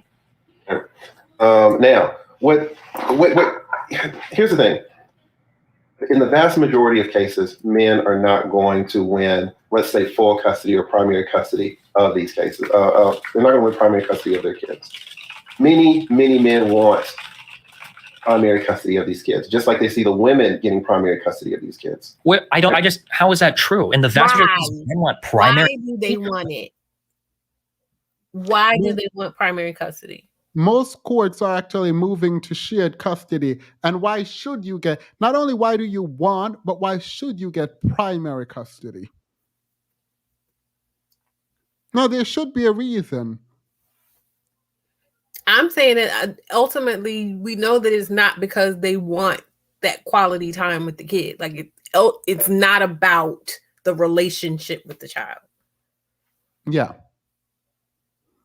The actual idea that contingency is not allowed in it's not family law. It's actually domestic related matters. Yeah, I think that's what the code says. That contingency fee, which is where you get paid after you've won as an attorney. It is not like, oh, just family law. It's like domestic related cases. The issue is that goes against his point. The attorneys who will take this case are not doing it on a contingency basis. They get paid as they work. So if that is the case, they're incentivized to tell you to actually fight and not to tell you that you're not going to win.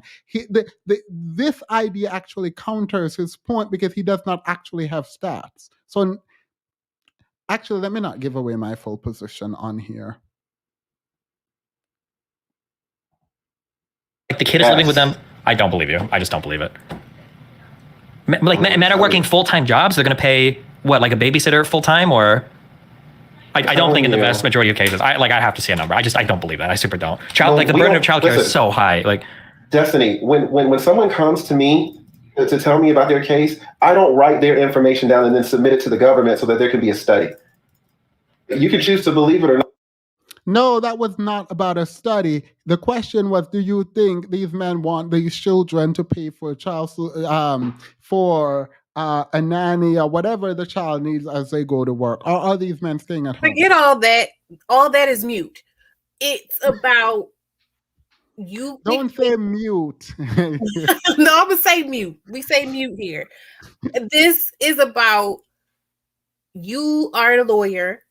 You have to take notes. You have to keep case notes. And I know like you're not supposed to expose your clients or whatever like that. And you don't have to in this case. If you're going to get up on the interwebs and be talking about these things, why wouldn't you want to have concrete case study of your own through your own notes and files and such to be able to document and say, no, such and such percent of this people do this. Such and such percent of men do that. This is what we did. This is what happened. This is to back up what it is that you're saying. You being the professional, I would think that you would want to have some kind of a credential, like something to be able to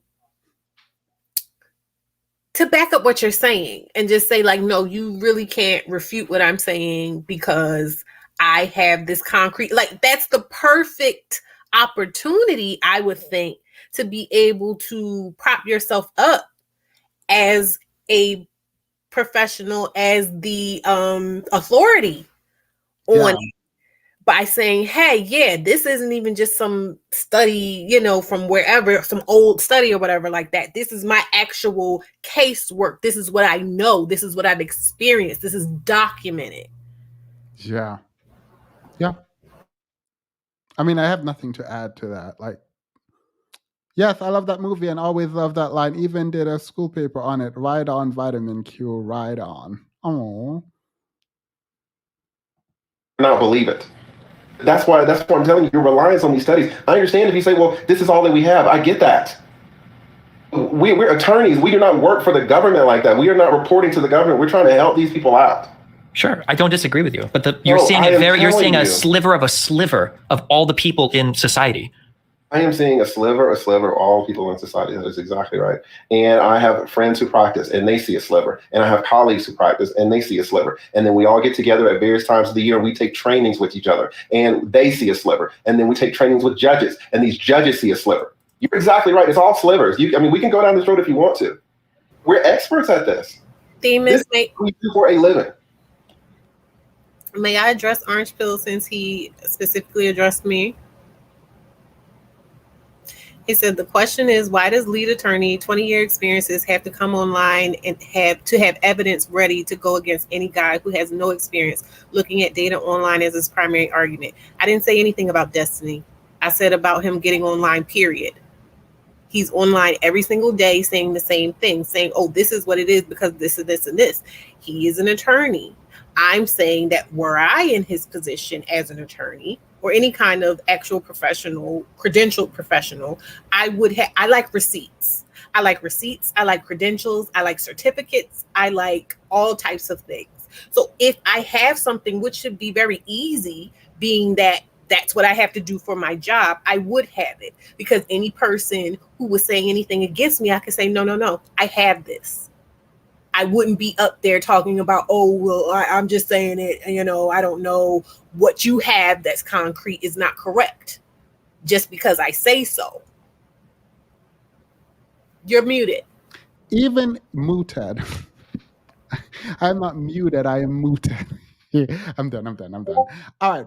Even if you don't, what do you think? You're just going to go up there and say, oh, I'm an attorney. Listen to me. No, you're going to have to prove your point. The whole point is that you prove it. Like, you just don't just jump up on there like, yep, I'm an attorney, so what I say goes. What? We can verify. And honestly, if I'm being for real, he could say, because like I said, we can't look at those things, right? Exactly. We wouldn't be able to go and verify and say, oh, he's lying or not. Problem with anecdotes. That is the fundamental problem with anecdotes. We can't verify them. Like we can't. I'm saying though, we can't verify them. But for me, I don't know. It would sound better. You know what I mean? Than just, oh no, that's just wrong because no. I just said it's wrong. You know what I mean? It's saying no. If you can't even say with certainty, with confidence that, oh, I know specifically because I do this work and I pay attention to the work that I do. And I'm so meticulous in the work that I do that I have this stuff on hand just for myself in general. What does that say about you? For you to come into these conversations and just say, oh, I don't know. Are you tied to the laws that are disfavorable? You cite to the court cases that are disfavorable. He can't do that because there's not enough there. And he knows that. So he's just relying on his personal sliver of evidence. Like, oh, ain't nobody care about you and your sliver. Look at them. It's a sliver if you want to, and it is, like, because we're not seeing every single case in I'm just saying that, like, I mean, like, to use a criminal justice example, like, police officers see a sliver of young black men, judges see a sliver of young black men, correctional officers see a sliver of but if I ask all of these people, they're all going to tell me that young black men are criminals that are massively over involved in, like, gang shootings and drug dealings, right? But even though all of them might say that, they're only intersecting with a very particular portion of society, right? So I understand that you as an attorney that deals in family law with men that come to you to fight for custody, and other attorneys that deal with men that go to them for fighting for custody, and the judges that are in family courts for people fighting for custody. I agree that you guys even might all have like an opinion that all resonates with each other, but I don't know if that's reflective of the whole landscape of custody agreements, right? That's why I would like to see like information from like a court, like are custody agreements all a matter of public record because it's all like filed in courts and everything, or? I mean, it's public record, but no one is going to go through all of them and compile. The people's name, see, this is, all right. Some data set, because there's just so many. Well, now, and let me be fair, because your point is an accurate point. If someone comes to me for their case, they're self-selecting in a lot of different categories, right? If someone comes to me and say, hey, I want to fight for my kid, that's a certain type of man. There are men who will never get married and who will have 5 and 6 kids, and they don't care if these fucking kids will live or die.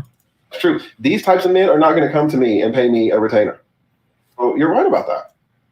And we can talk about the entire universe of men. Now, again, when we do that, it's complete conjecture, because these men who are having children with 5 and 6 kids, no one's studying them. No one's studying. So the public record piece is important. If these manosphere men actually wanted to create a narrative, they can go to each jurisdiction and request these proceedings and come up with their stats based on these proceedings. I think they should do that, because right now they're looking like they don't know what they're doing. And this is like annoying me. I don't like when people look so outmatched. I don't like it. And the lead attorney is outmatched. With all his 20 years of experience, he's outmatched, and that's not like I don't agree with the lead attorney, but this is like actually kind of ridiculous. Like to be this much, like for it to be this asymmetric, like it's a problem for me. You need to learn. You need to study like your thing now online. Studying these men are the fucking shadows. You're not going to be able to get on ChatGPT and find out information about these men. So that's the issue that we're always going to run up against. You're always going to lean your perspective at running to Google and ChatGPT to try to find these 40-year-old studies. I mean, I would rather run to Google than like an attorney, right? Well, I mean, let's say that there's a war in Afghanistan, and you say, well, hey, I want to find out information. Yo, I forgot this. This was the dumbest point that he made, and the point actually defeats his entire argument about why he should be the authority on this. I completely forgot this. Like, I completely forgot. So if there's a war in Afghanistan, who do you go to figure out what is happening there? Do you go to the soldiers who are fighting for one side? Do you think they're going to paint an accurate picture of what's happening? Do you go to the soldier on the other side, or do you go to an objective third party? Let's watch. Let's watch. I purposely said objective for third party because I wanted you to know not you, but like everyone to like figure out, like, obviously you don't go to the soldiers fighting for one side to tell you how the war is going. About the battlefield. And you say, I want to go to Google. I don't want to talk to a general, or I don't want to talk to a corporal or a lieutenant who's actually on the fucking field. I want to talk to this soldier who's seeing things day in and day out for 20 years. Fuck him. That's anecdotal. I don't want to hear what he has to say. I want to see what Google says. What Google says 40 years ago about this war. Well, I'm not listening to what Google says. I'm using Google to find like a comprehensive collection of data. But yeah, I would say the same thing there. If I were to ask somebody like, do you think the United States killed civilians in Iraq? Or do you think we conduct ourselves poorly in Afghanistan? No, I don't want to talk to a soldier or a corporal or even a general or whatever. No, I would rather like, I mean, what does the research say? What are international bodies that are in charge of collecting this type of information with multiple investigators on the ground? Or what is like a, not a fact checker, the government organizations hold each other accountable. Like, yeah, these would be the people to go to, not like an individual soldier. You say multiple. Does this not defeat his whole point? I am not going to, if I want to find out if the US acted poorly in a foreign country during a war, I am not going to the general for the US. I am not going to the soldiers who were acting badly as reported. I'm also not going to the opposing army because they probably have an interest in painting the US poorly. I'm probably going to try to get a third party that has as a little interest in either or both. Like that was such that the fact that he's the attorney who came up with this analogy is a problem for me. It's a problem for me. Multiple investigators on the ground. That's my point. A multiple investigator on the ground, it's the same value as talking to a lieutenant that's on the ground. You're on the ground, you're on the ground. I disagree. No. The lieutenant has a vested interest in painting their side. You know what? I'm not doing this. So he's trying to say that, and mind you, I'm not saying that soldiers and stuff experiences aren't valid and they shouldn't have a space to be heard and all that. But I'm saying you want to go to the shell-shocked PTSD person for, data collecting. I'm not talking about just experiences or whatever, but like data collecting that. How likely do you think the soldier is going to admit to war crimes? Like, what do you mean? How likely is the soldier willing? Like, what do you mean?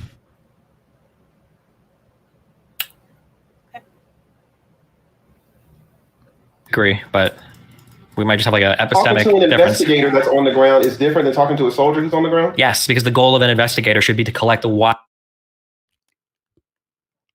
How are you asking that?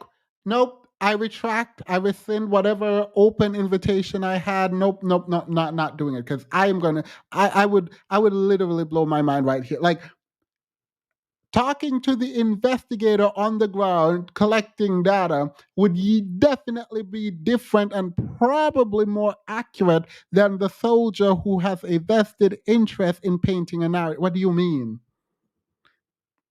Is there war crimes going on in this war? You think I'm about to ask the soldiers that? Yes, probably, but you think I'm going to weigh theirs higher than the investigator who is not on either part? Sure.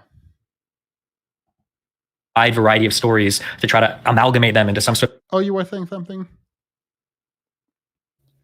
I was just going to say, like, you want to get information that you can rely on about conduct from the same government that had, what was it called? Deep Throat. And that guy that had to run away to Switzerland, where, you know what I'm talking about, the one that told, you like, probably will get charged for treason if you tell the truth. But not only if that, you tell the truth, right? not only that, the lead attorney, should I do this? Let me help him. I'm going to help him. What the lead attorney should have done here was use this to go back to self-reported data and how useless self-reported data is. It is not accurate, but if I did a build-up like this, I obviously already know the answer, and I would only do it to then go back to our earlier conversation to see exactly. We're not talking now about the soldiers. We're talking about how important it is to have a third party. So when you did self-reported data earlier, Destiny, and you brought it to me, this is an example you just pointed out of why self-reported data is not useful. Now, I would push back as Destiny and say, well, it's the kind of self-reported data. But this would have been a very useful way to go back and get a point early. I am so annoyed at this. I was talking about Snowden. I don't want to talk to the lead attorney. It's fine. If he comes on, I'm going to remove him. I'm not doing this. Like, no. The fact that you had that opening, that was a beautiful opening to go back to self-report. Remember, him and Destiny were arguing about self-reported data. And he was saying, you can't use self-reported data because you can't trust people to self-report. And then he leads up to now where Destiny is on the opposite side of saying self-reported data is not good. You now need to go back to the front and use, oh my God.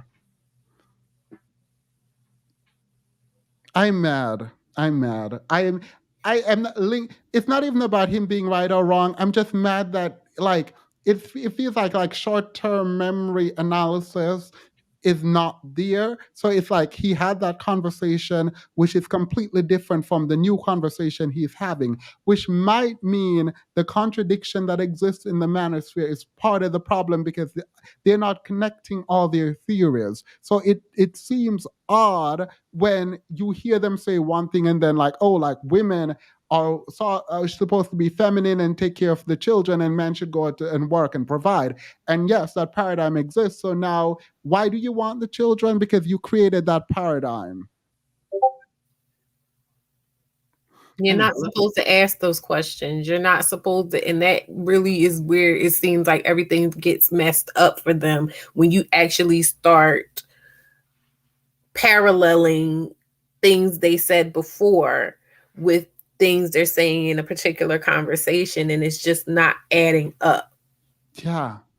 That was if the lead attorney was thinking, that would have been a really good point to catch Destiny on. Because now you are saying self-reported is not good because you want it more accurately, so a third party. That's your position on a different argument. Go back to that. Like, how did you forget your own argument?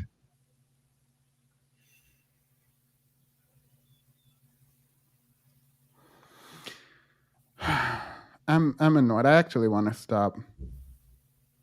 Because I just don't like people missing opportunity. Usually I don't like seeming someone punched down intellectually, but TLA had the audacity to go on the Destiny with this BS. What did he think was going to happen? I agree. I think that's my concern. Thank you. I think that's my discomfort, just seeing how just it's not even close. Like it's not even close. And for someone who's been doing this forever and remind us how long he's been doing it, for you to not be ready, it's like it's annoying. Like I didn't expect you to win, but I expected to be close. Sort of like comprehensive view of a situation, not just one person's experience. One investigator is one person's experience. No, it's one person collecting many people's experiences and then compiling that. That's the. Oh my God, how did you not know that? The He's just a contrarian. Like he literally all he does is just, I'm going to refute whatever it is you're saying. I'm going to, and I really feel like it's a throw everything at the wall and see what sticks kind of tactic. Really, like it. I don't feel like he wants to put any kind of real intellectual effort. I would not say that any of the things that I've seen him talk about, I haven't watched his show in a very, very long time. I will say that. But it never seemed like it was vigorous study. And, like I said, just making sure the I's are dotted and the T's are crossed. It's really just, I'm a lawyer. It's that TMZ kind of entertainment. Yeah.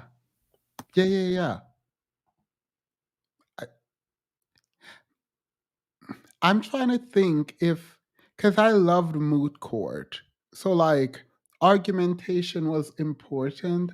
So like I try to hold as much of the conversation in my mind as possible. So like I understand fully what's going on. And it feels like he doesn't. Because like Destiny is right now arguing for the complete opposite of what he was arguing for initially. And I feel like regardless of what you're doing, that should have popped up that should have been obvious to you.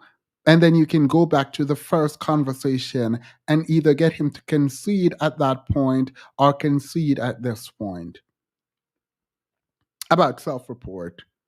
But you instead, after you were advocating to interview the soldier, you are now saying that the investigator would be one experience. Wouldn't the soldier also be one experience?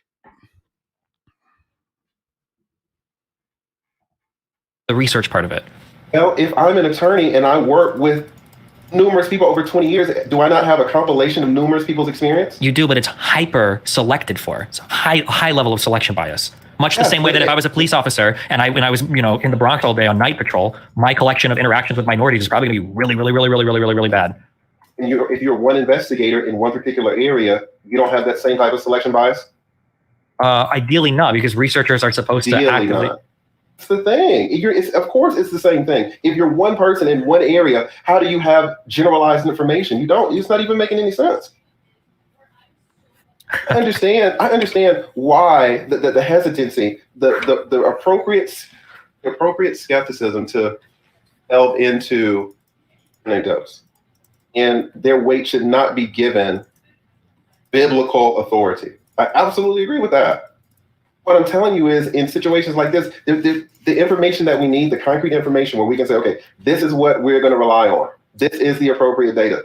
This is the data set that we can give 100% weight to. What I'm saying, Destiny, is that that doesn't exist. All right. So, do you not see? I'm just curious. Do you not see the difference between an outside party coming in with an attempt to compile and collect data, and then to sift through that in a way that is hopefully unbiased? Do you not see the difference between that person versus one person that's like one part of a system? Do you think that it's all just, since they're both human, they all count for the same thing? Just one person counts for one person, whether you're a researcher or just somebody that's part of that ground team? If you're a researcher, to me, you're part of the system. See, for example, there are court officials that are called guardian ad litems, and their job is supposed to come in and talk to a woman, talk to a man, the mother and the father, talk to the school, talk to the pediatrician, and to give a recommendation on who should have custody. Okay? That person is what you would call, I guess, in your analogy, a researcher, because the person doesn't have a dog in the fight, right? That is not what a researcher is. Where is he going with this? I don't remember, but I do know that this is kind of ridiculous. That you are not interested does not make you a researcher. Like that. No, but I get what you're saying. But what I'm saying is he's saying that this person is there to collect all that pertinent information that has to do with the day-to-day ins and outs of the child and who's caring for the child and who is taking responsibility for the child, correct? Yeah. Okay, I just want to see what he's about to say about this person.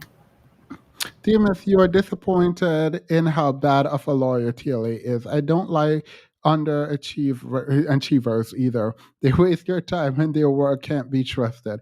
I don't like underachievers. And yes, I'm disappointed. I'm not speaking to his ability to be a lawyer. I would not do that.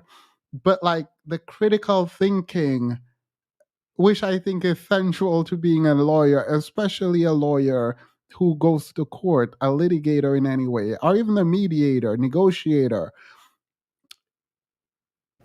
I just want to see him. I want to hear him say that that person is biased against the men. I'm waiting to hear that. Is it bad that I feel sorry for him? I mean, I can't relate because I'm not in your field. Yeah, but not like it just. I don't know what I expected because I never thought, oh my God, he's the smartest person in the world. I've never thought that. But like, at least on this specific subject where it's your specialty, you should know the data. You should know the rules. You should know what is happening. A person who is spending a couple of hours or days digging into research should not be able to manhandle you in this way, at least intellectually, about this. Like it, not even intellectually, like just generally with knowledge. Like you can't give any kind of concrete anything. And even if you're saying like what Destiny brought to the table is outdated or whatever, but at least he took the time. Yeah.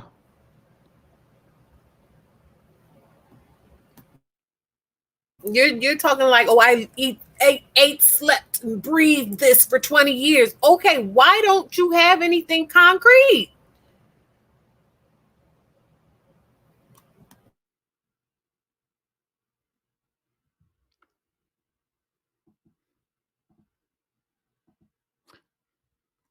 Vitamin, that is a perfect analysis. He very much gives TMC.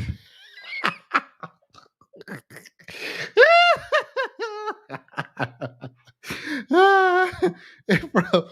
Oh, I like how the yellow fits your head wrap. That's a period. Did you purposely do that with your super chat? Wait, did you make your super chat match your head wrap? April, did you?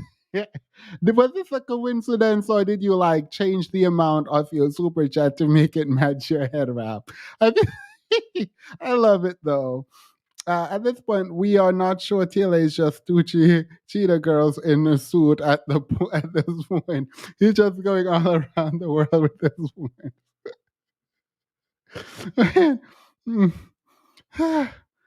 Wait, you're laughing. I don't know. I think you did that. I think April was like that. Someone said Themis gets secondhand embarrassment for the schmans. Yes, I do. The problem is TLA refuses to give. He'd rather make up stupid points on the fly than just say, yeah, you have a point. Don't feel bad for it. Right? So, like, let me see. I was thinking about this and I was like, I have gotten some respect for FD. The reason is like he's going toe to toe, even though he's not debating him, he's like dragging. He's like, I don't like you, I don't care. And he's not like begging to be a part of his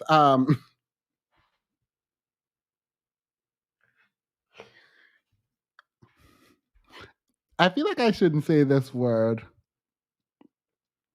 The word is a word that is used when you have a bunch of women. I knew it. I knew what the word was.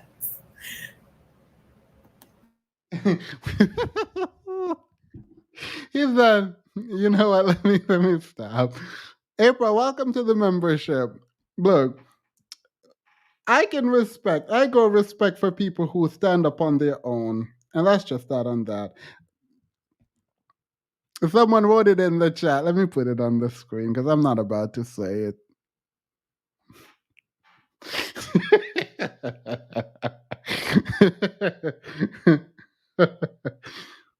FD, come get your people. At least FD has dignity. This person, what I'm telling you, is biased because it's a human being. Yeah, I'm not saying they're not. Everybody has a bias, but a researcher is. He just said it. Rabbi said, I want to see what he's about to say about this person that he said has to go and get all this information. What makes this person biased? If they have to go and get information about who is with this child as this child is living life, what makes them biased? Is it the fact that they're doing it? What is it that makes this person biased? If they're going to all these people and the people are saying, yeah, I don't know that man, or I've only seen him once or twice or whatever, what makes that person biased? Why is it their fault? Girl, the lead attorney don't know what he's doing. I actually wanted to get to the point where he's begging to be a part. He is not begging to be one of Destiny's. Yeah. I love this. I'm going to keep this up for a minute. Is aware of these and is hopefully trying to counteract these. Whereas when you're an attorney, like you might play into biases because it's like favorable for you to do so, right? Your goals are very different, right? Your goal as an attorney, representing somebody. Yeah, you're representing somebody and you're trying to represent them as best as they can. Like you would be a shitty attorney if a client said, hey, I want to fight this case. And you're like, well, I Googled a study and 42% of the time you're going to win. So I'm not going to, right? You wouldn't say that. You would probably, on the balance of all the facts, decide if you want to take on the client or not, right? And that would be your prerogative and you should do that. But that role as being part of a system is fundamentally different than somebody that's brought in to analyze the system. Roles are different to the extent that the lawyer in that specific case is representing somebody. It's true. Let's focus on me for example. For example, right now, I'm not representing anybody. I'm just giving information. Okay. I don't see the difference between.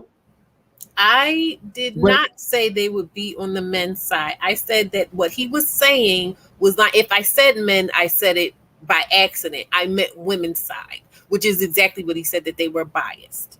I could tell by what he was saying that he was lining up to say that the people who go and get this information that the judge and whoever is the authority in that situation uses to determine who is the primary caretaker of the child, who the child is most connected with at that moment in time, was going to be a negative for him because it would seem by the data that that person is not the man. Yeah, and by what they preach about what a man is and should be versus what a woman should be. Well, you're a co-host. You can address whoever you want. The last Dustbuster, can someone time out the... First of all, no, I want to say something too. You can use context clues. If you watch someone enough or you know what their talking points are, you can pretty much, like I did with him, figure out what they were saying or what they meant to say. So I would think at this point in time and watching the stream and seeing how I talk that you would have known that I meant something different. I'm not saying Are you asking these men to like make assumptions and actually do logical thinking and logical to use context clues? Yeah, I guess I'm asking too much. I mean, whatever. Okay. Not these men. I'm talking specifically to the exact man you're talking about. The one that doesn't know that majority is still a part of the whole. Like that's no, we need to talk. I need to put. Are you telling me that a man that does not know that majority is part of the whole, you expect that person to be able to deduce from what you're saying? Like, what do you mean? No. He is right to ask. I don't expect anything less from him for asking. Like, ask Orange Pill, because I know it's probably a real struggle to even be here. It's okay. You know, I want to apologize. I want to apologize for wasting everyone's time with that rant, because you know what? I did very, very naively expect that, especially when I burst out like, see, I was right, for that person in particular to infer that I meant what it logically would have made sense to assume that I meant when I said the other thing. Yeah, like not a again, the last dustbuster needs to be in timeout. She needs to be in a corner. This is not okay. Not a hair full of strong. Sorry, this should not be funny at all. Not disrespectful. Between me and that researcher that you said. If you want to say that an attorney who is actively representing a father has a bias towards that father, I would. No, Orange Bill. No, you should not have. You should not have assumed what she logically meant. That would have been too much to ask of you, and I would never.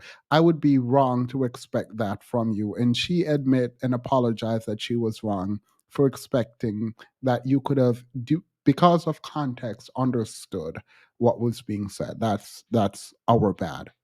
You're in the right now. You are in the right, and we are in the wrong. You are correct, sir. You are correct. Agree. That's the attorney's job, to represent this father aggressively and zealously. I would agree with that. But what I'm telling you is, when you have these types of conversations about marriage and divorce, and you invite an attorney on, and the attorney is not representing anyone, this attorney is just letting you know what his experiences are. That attorney's opinion should be given a certain amount of weight. Now, in courts, they do this. They would give my opinion way more weight than they would give your opinion, for example. Even if you went to Google, even if you went to ChatGPT. You know, I'm not sure in the defamation case. Well, hold on. Hold on. Firstly, are you talking about like if you're brought in as like an expert witness? That's exactly right. Sure. Okay. So exactly if that was the case, I mean, like, I don't know if you would be brought in as an expert. I'm learning to be submissive. Girl, I don't even know what these two men are talking about anymore. I feel like it's very entertaining. Orange Pill is very entertaining in the chat. Expert witness just for being a lawyer. That's possible. But a lot of expert witnesses that are brought in are like the Googles that you're making fun of. They're people that do research, that have compilations of studies, that have talked to the Google and the ChatGPT. I'm not sure if you're aware of what it takes to be classified as an expert witness in a court case. They look at your education. Mm-hmm. They look at your certifications. They look if you've taken any bar exam, for example, if you're talking to a lawyer. They're looking at your training. And then they're looking what you did for the past 5 years, 10 years, 15 years, 20 years. Yeah. And I promise you, if you have an attorney, for example, take me, who's been practicing in the area of family law for 20 years and has taken extensive training through each of those 20 years and has received a high level of education to prepare himself for that career of 20 years. That's absolutely an expert opinion. Sure. In matters of like divorce proceedings and whatnot, or stuff that's related. Regarding the law, regarding the family law, please tell us what point we are talking about the actual law. You have not brought up the actual law, which is what I'm disappointed with, mind you. I am disappointed that you're not bringing up the laws that are disproportionately disenfranchising men generally, so you can explain why and how they should change and the problem, but you haven't done that. Why haven't you done that? Why haven't you done that? That if you are called in as an expert witness, that's what you would be trying to do. And to be clear, a lawyer usually can become an expert witness in legal matters. This is some whatever. I'm gonna leave that alone. To remove confusion about the laws and regulations in the case, not about statistics. like, like, yeah, I see why he wouldn't have been here. Because, like, him coming up here, like, oh, a lawyer can be an expert. Yes, about the law. You are now trying to tell us what happens and what generally is not going to happen when it comes to the outcome in court. They're not calling you for that. No court is calling an attorney to come in there and say, hey, how does this generally play out? And apparently you don't know. You're not a statistician. What do you mean? What do you mean?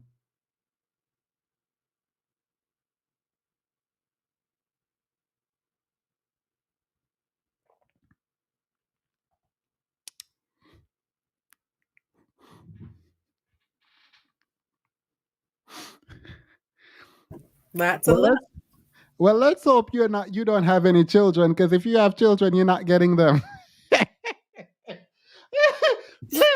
Right. Either way, he either going to tell you you're not getting them, or he just want to lose, according to him. He gonna tell you not to fight. Yeah, that's what he either going to tell you not to fight at all, or you just going to lose.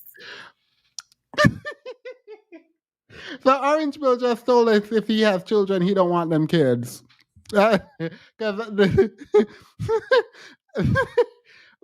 I'm sorry. Look, I feel like I don't know. Either I'm just tuned into the chat, or Orange Bill makes it really easy for him to get dragged. I don't know. Like, if you're gonna troll in a way that makes it me not want to put your comment on the screen, because like I actually like putting your comments on the screen just for a quick drag. He's not trolling. He's keeping it from being an echo chamber. Oh, thank you, Orange Bill. We appreciate your services.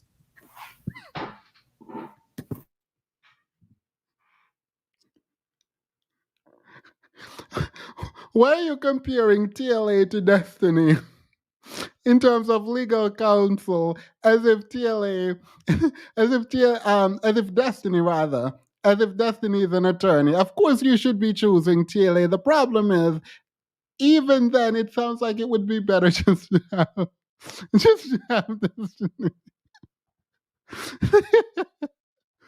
This is really bad. The team is better call on the ancestor for patience if he gonna talk to T. No, I'm not. I retract. I was part of. That is a lie, Orange Pill. You know why? Because I don't even think Themis care about you, but he is not going to lose because he just doesn't do that. No. Let me. Excellence. I'm going to respond to this. TLA's evidence exhibit A, media movie subplot 23, exhibit B, vibes exhibit C, dust plums from Iraq, battlefield exhibit D, the ghost follicles. Wait, I need to address this because I love it. I hired Themis and I'm losing every single case, probably because you would be drained financially before the case even starts. I promise you, even with 20 years, you probably can afford TLA more than you can afford. All right, I'm gonna stop. I'm done. Orangeville, I'm done. I would take your case pro bono and I would win for you. I promise. I would fight.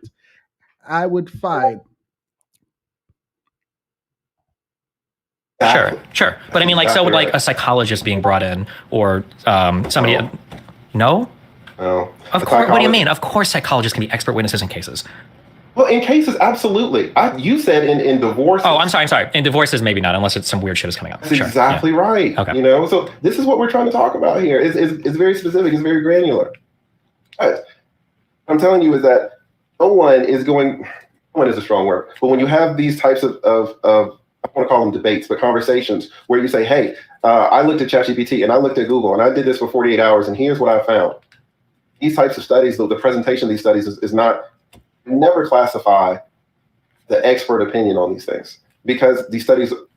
Well, but the expert opinion part of it is based in like their education. It can. I don't actually practice in family law, but I do want to say, Orange Pill, and this is like something that I feel to my spirit. When your wife came on and I asked her if she was homeless, I hope when you guys, what are you laughing? What do you mean? What do you mean? No. Wait, hear me out. When your wife came on and I asked her if she was homeless, I do hope you understood that I asked her that because you said you would never date a woman with a home. I hope she understood that. I don't apologize for this. I'm just saying that I do need to explain, because it feels like someone came to me and was like, did you ask Orange Pill's wife if she was homeless? And I was like, yes. And they're like, how dare you? And then like hung up on me. And I was like, first of all, you called me via instant. I shouldn't have answered, but I felt bad. And I was like, oh, why they didn't get the full context. So for everyone asking why I asked Orange Pill's wife if she was homeless, I did that only because Orange Pill said she wouldn't date a woman with a home. So like I wasn't just like out of nowhere, just like, oh my God, are you homeless? Like, no, that's not something that I would do. But if she ever decides to divorce you, um, I'm kidding. I'm not a family law attorney. I wouldn't be able to help her. But period. I didn't tell her about the home thing. You should have. Because now you make her think that I just like, I'm this terrible person asking her if she's homeless when you're the one out here telling us she didn't have a home before you married her. That's what you think. Look. Can be, depending on the type of expert witness it is. So it's a part of it. That's exactly right. I had a guy on my channel that was saying some of the same, spouting some of the same statistics that I think you spout. And it was clear to me that he did not understand the statistics. You can go to Google. This is what a lot of people don't understand. You can go to Google and you can go to ChatGPT and you can see a statistic and you cannot understand its real significance. An expert will tell you if you are interpreting that statistic correctly or incorrectly. An expert will. Okay, this was a cute sleight of hand, but it wasn't good. So the cute sleight of hand is, yes, as an attorney, you will be considered an expert. You could be called on to be an expert in the law, not to interpret statistics. What do you mean? This is not what you're there to do. You're not a statistician. You're a lawyer. Because you are an expert in one area does not mean that ability transfers over to somewhere where you were not trained. No. You've just been doing it wrong. Being a lawyer makes you a qualifier. It's a qualifier as an authoritative on everything. Apparently. You know everything because you are a lawyer. Yeah, apparently. Apparently. So he's just pulling this You've been underutilizing your degree. position. Yes. Right? As an attorney. Let me stop. Period, though. Tell you why this statistic is important. Sure, I agree with you. But if there's something I'm decontextualizing, not understanding, I'm always open to hearing that. I'm not one to just throw out a number. Like, I'm generally somewhat familiar with the studies I'm pulling this information from. If there's something I'm incorrect about, I'm welcome somebody to point out why something might be incorrect. Like in that video that I watched earlier, I don't know if you saw it, the lady said that actually that number was wrong and the study says something different. And I went through and I tried to read through where they got that from and I couldn't find it. But yeah, I mean, I'm not saying I'm perfect, but I feel like the response has to be more like, oh, this is why that number is incorrect, not, well, it's wrong because it's a study. We can't trust studies. Yes, I think that's a strong. The latter part of your statement was kind of straw man, right? Because no one is saying it's a study and we can't trust studies. It's not my point, and I think you know that's not my point. Well, it sounds self-read. A lot of the cheating example, for instance, you made it sound like we could never trust a study on cheating. I don't know if, or maybe I'm uncharitably interpreting you there, but you made it sound like, of course, these women are going to lie, so you can't trust any of that data. What I'm saying is, if you have a study, you should look at the study, look at how the data was collected, look at the research methodologies, and you should assign it a certain amount of weight. Sure. That's all I'm saying, right? Yeah. And that weight could be 0, that weight could be 100%. What I'm saying is some of these studies do not, and this is going to be up to individual reference, some of these studies do not merit type of weight, people citing these studies. As a friend of an attorney, period. As a paralegal, as a son of the wife of an attorney. As an avid watcher of Law and Order. As a soon-to-be law student.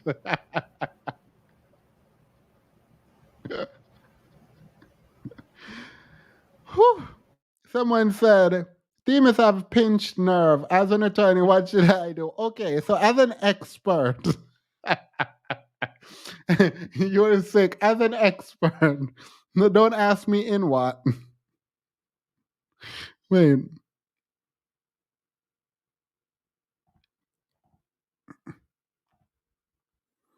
So in a court of law with a judge and a jury to decide on a case, they call an attorney as an expert in what? This man is a charlatan. He is pretending like he's going to be in there. Thank you to Louis to interpret data. Like what? Like who goes out of their way to go drag a lawyer in court to interpret data? Studies think that they matter. And I'm not saying this about you because I know that you research these things way more than most people who spout these statistics. But because you say, oh well, 70% of this or 80% of that, I would counsel against, not you, but just other people in this space talk about these things, is just accepting the statistics. You know what I hate? The thing is, I think Destiny, I don't know this as a fact, but it seems like he's someone who can take a harsh critique because he gives them. Why is TLA couching his attack so much? If you want to attack, just go and attack. Like, oh, I know you're smart and I know you do research and you're amazing and you're great and you're beautiful and I love you and this is so amazing. So I'm only just saying, if you would hear me for 2 seconds, that and I'm not meaning to offend. Girl, just say, he just dragged Alia. Like, what do you mean? Eve won. So you're saying that I am an expert because I love John Grisham. With whom? Eve won. Like won the race. Eve, as in Adam and Eve. So as a reader of John Grisham novels. Gotcha. I thought someone was dragging you. No, I'm agree. I'm like, I have been holding myself back. I should be out here. Look, I don't want to talk to him, but if I did talk to him and he came on and started getting mad and yelling, I would just remove him. Because how are you going to talk to Destiny like that? Come over here dragging. Because I've seen you hyped up on your channel, and like, this man has been dragging you for the better part of an hour, probably not that long. And now you have an attack and you're couching it so.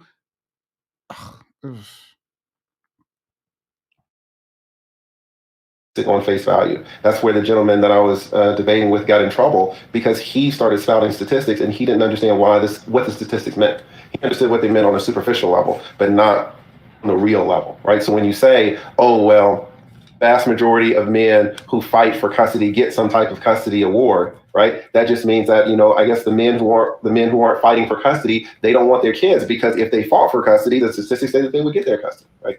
That gentleman doesn't understand what these statistics. He's not. I just understood what it is he's doing. He's not bowing to him. He's teaching him.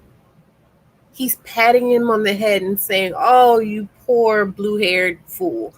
You just don't know what you're talking about." So the thing. Imagine this. I'm not calling anyone an animal, but imagine petting a bulldog that's biting you. Like, you're like, oh, poor thing, that while it's like ripping you to shreds.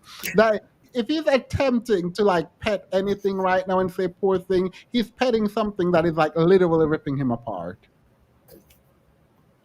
Like, Destiny is not playing with him. Like, you can be as condescending in your tone as you want, but you're literally getting dragged. Is he condescending or is he benevolent? All right, be benevolent while getting dragged. I'm just sort of, perspective. As someone who did mock trial in the 5th grade, period, you're qualified. Hit the link and come up and explain to us everything. Because, period. Mean. So it's nice to talk to somebody who's been in the field. Not necessarily me. There are tons of divorce attorneys around, right? You don't have to talk to me. You can talk to anybody. And my expert opinion on these things should be given a certain amount of weight. But what expert? Unless you're talking about the law, I don't want to hear it. Unless you're talking about the law, I don't want to hear it. I don't want to hear it. As someone who participated in mute, period. Exhibit E, the badge of cater to you. Exhibit F, the factory recalled line of. Oh, is this a car? Not me being terrible. Exhibit G, Destiny's ProQuest search history. I'm glad Destiny doesn't have the game playing right now, because it'll actually make me a bit nauseous. I don't know why. He's doing that because he's trying to flatter Destiny into not pushing back.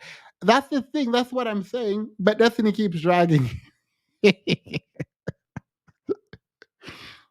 That doesn't mean it should be given more or less than another expert opinions. Well, great. I'm an expert. I'm an attorney. I say what he's saying is not true. Testimony or viewpoints on these subjects. What I'm saying is you should certainly give it more credit than people spouting off statistics that they don't understand. That's all I'm saying. Okay. All right. Well, hey, listen, if you ever come up with anything or have like a thing that is pushing back against my points. Wait, is that the calculator? Is T1A3? I don't know. I don't remember if it's a calculator. I was thinking it was one of the Terminator models. All right. I don't know though. I'm probably I'm wrong. gonna feel real bad if this is a car. So if it is not a car and it's a calculator, it's either a calculator. You know what? It is Texas Instruments. It is a calculator. A period. I mean, I thought it was a car initially, but I remember seeing it somewhere in the spiritual realm just now. So I saw the calculator. With your pineal gland.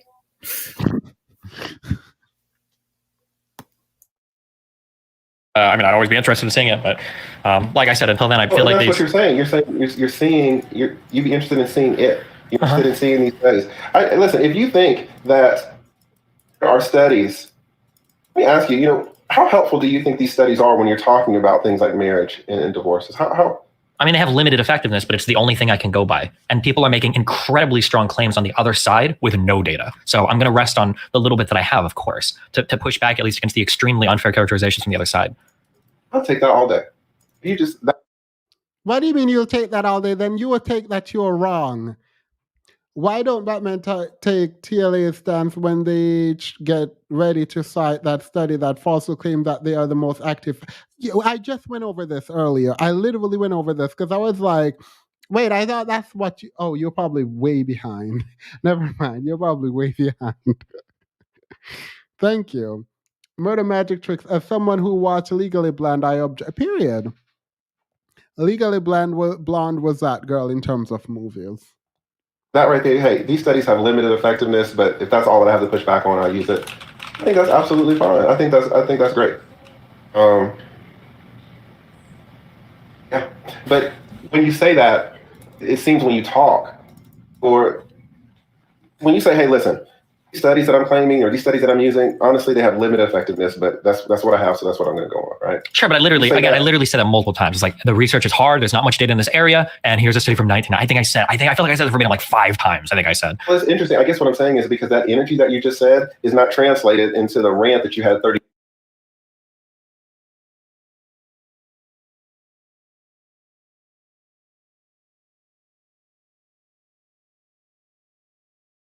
What is happening? I don't know what's happening. Let me reload this page. What you have? You can do that. Okay, give me the data. I'm annoyed for many reasons. Oh, here we go.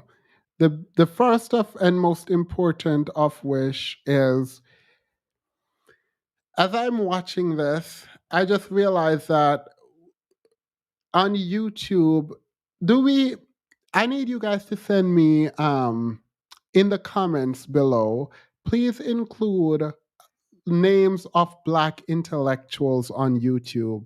I think that is very important for me to find and immerse myself in, particularly men.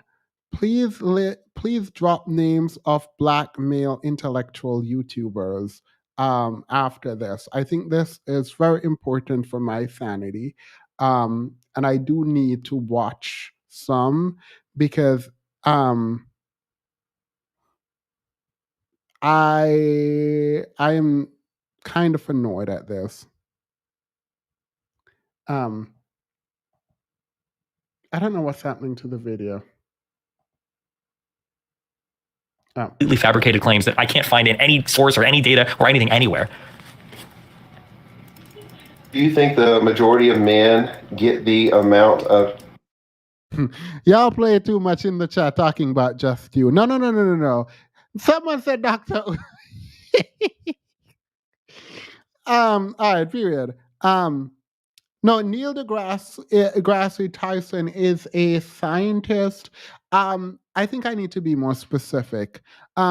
Intellectuals who kind of do like commentary, and maybe video essays. Those I mean those because like I like watching them. I have intellectuals in my black intellectuals in my life in higher education, and stuff. I want to make sure that the conversation online isn't dominated by people who like literally don't have the range. I'm sure there are, and I need to find and by intellectuals I don't mean like people who are maybe the qualifier should be have at least 1 or 2 degrees. And I don't want someone who is like I don't know, what do you call this? Like having a multiple felonies and like whatever. Like no. At the point, TLA should just start rubbing his scalp and making 3 wishes for Elwoods. Please, I mean, put it in the not in the chat. I mean, put it in the afterwards because I'm not going to be able to remember it. Put it in the thing at the bottom, the comment section after the live stream. Someone said, "Come on, what?" No, if you have like more than 5 or 10 or 15 charges, like no. What do you mean? Ew. Involvement with their children that they want. Do the majority of men get the involvement that they want? Over 50%, I would say. I mean, like, if the ideal is that the mom and dad are still together and got 100% custody.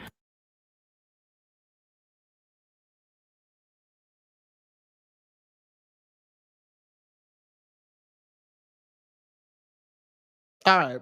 This video does not want to work with me, so we're going to end it there because, I mean, it's not like he said anything more. I wanted you all to see where he was begging to be on the thing. Do you have As a any? consummate YouTube watcher, I can confidently state that that was YouTube's way of telling you that that was enough. Yeah, I think so.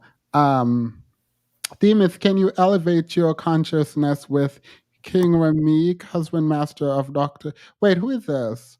I'm gonna keep this up and I will look it up. I don't know who this is, so that's not great.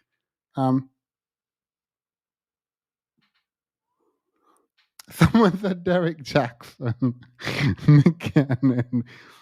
Do you know any men on YouTube, black men on YouTube that are intellectuals that do commentary? Like I know a lot of professional black men. Someone said D'Angelo Wallace. I don't consider him an intellectual, but I do like his content. I do watch him. I can't. No one comes to mind. I can. That's not great. That is not great. No, that's not good. Like that's actually a problem. Well, someone said Professor Odie. I was saying, yeah. No, you didn't. What about Dr. T. Watkins? Is he a black intellectual? The thing I wasn't saying that to you, Nakia. I saw a different comment that I was saying, no, you didn't. He's probably one. I don't watch his content because he's like inappropriately going after Lizzo. But because I disagree with something doesn't mean you're not. I'm gonna go and look into Dr. Who isn't going after her, and for what? I'm gonna go look into Dr. Boyce Watkins because some of his financial stuff were good when I watched. Some of it was good. Like I have to admit that some of it was good. The financial bit.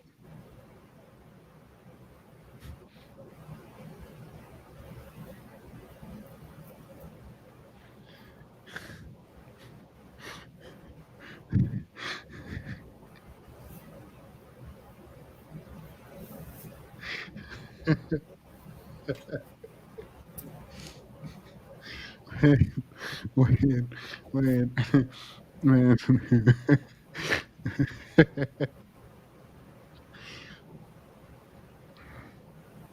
I have spoken to Mr. Let Go before, and I thought this man had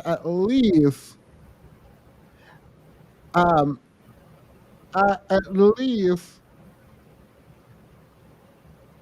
All right. By the way, you have to at least have 1 degree. Like, no, no, no, no. Like that's. I feel like that's the bare minimum. You need to at least have 1 degree, or working on 1 degree. Absolutely not. Like the hood.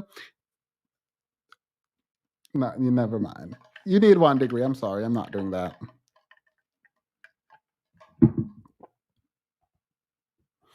I was kidding. No, no, no. No, but no, I'm not saying you were wrong. I just don't. I think his financial stuff was good.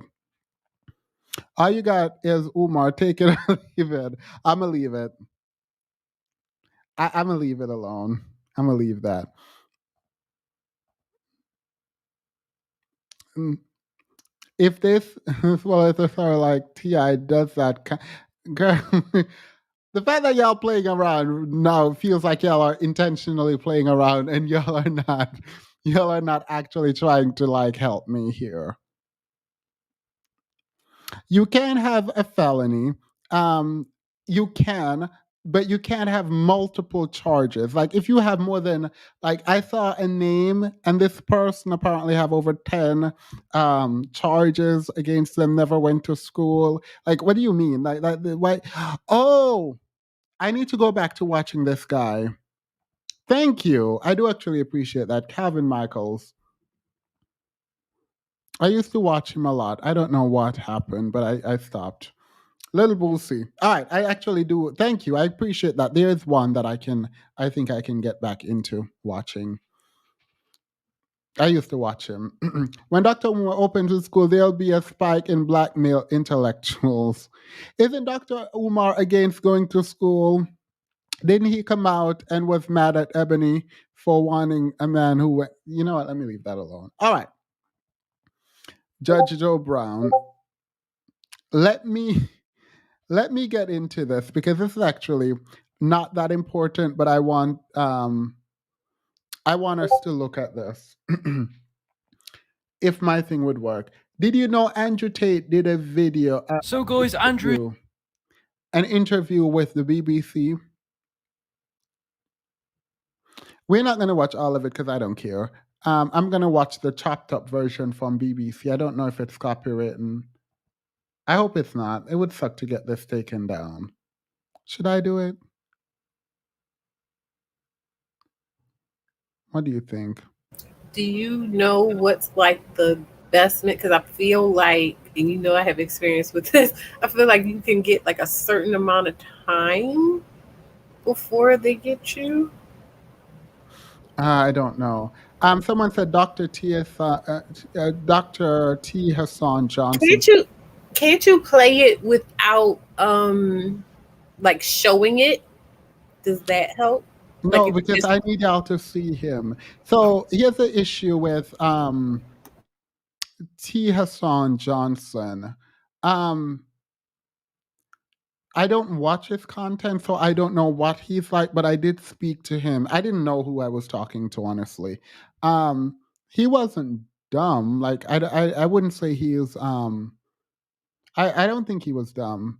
I think he was misguided.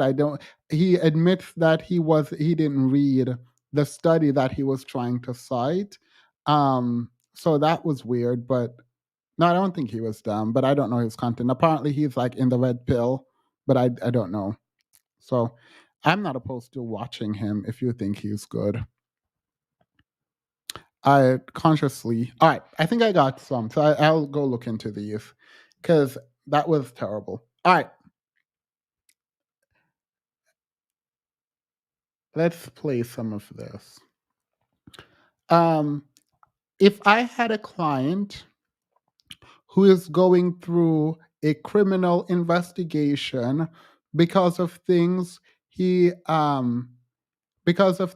said online, and then things that he did, and they're using things he said online to corroborate the claim that he's a sex trafficker. The last thing my client could ever do is an interview like with anyone. I don't know who approved this. I don't know why they approved it. It makes absolutely no sense to me. But period. Because I just don't understand why this man is talking. Someone said Abba and Preach. I already watched them.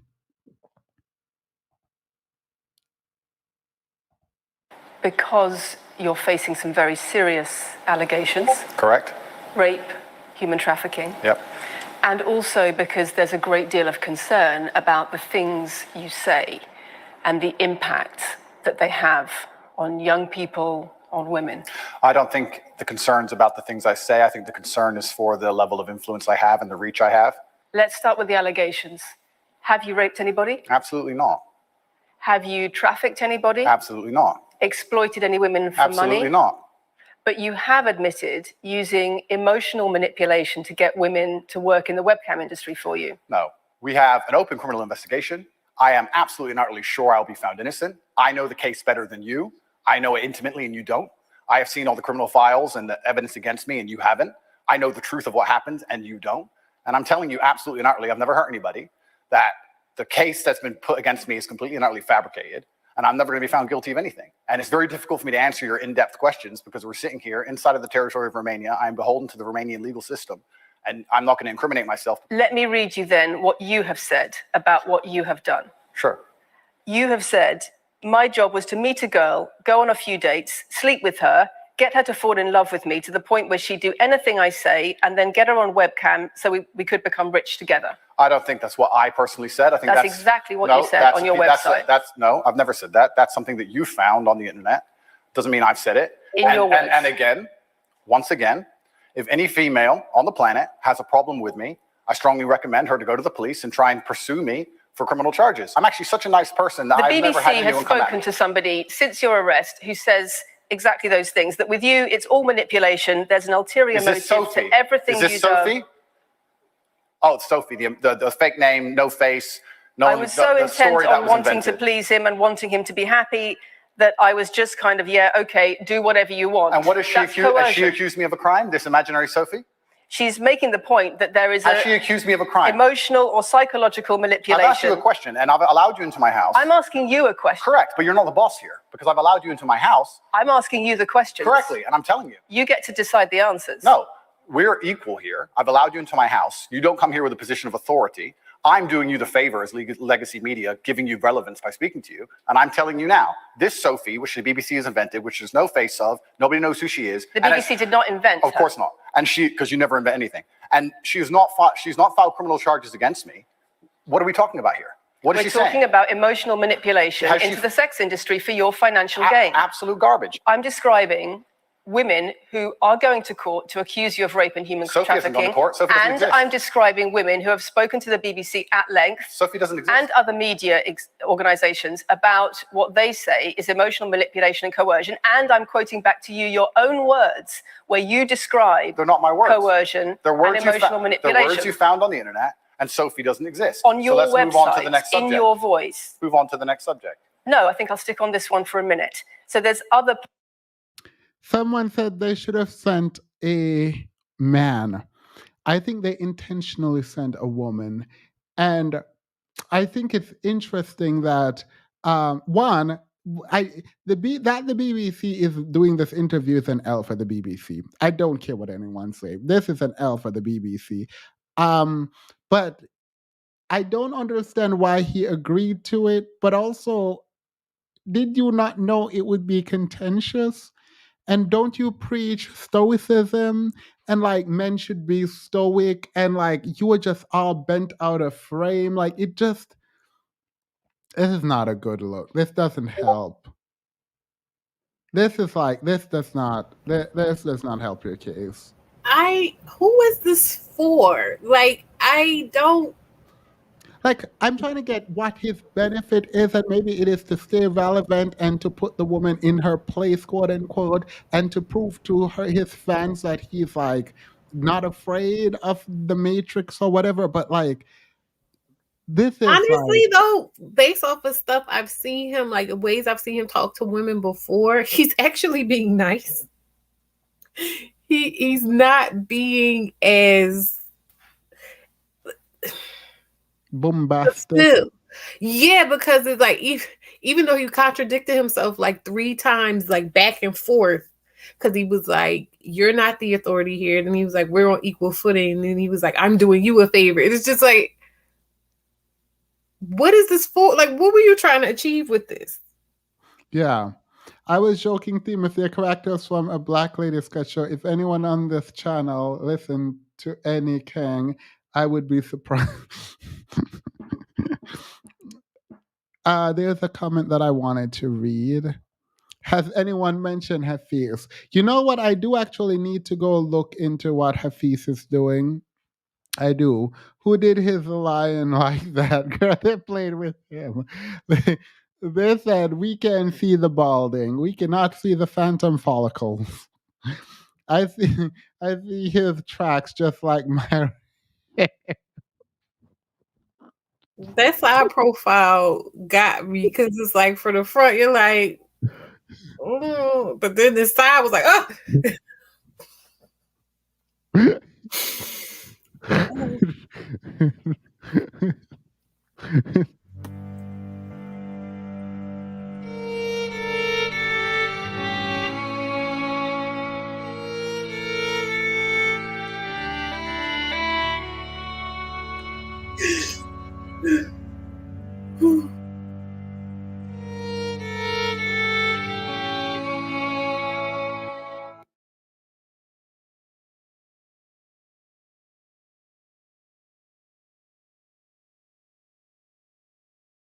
Why did you put that up and play that music?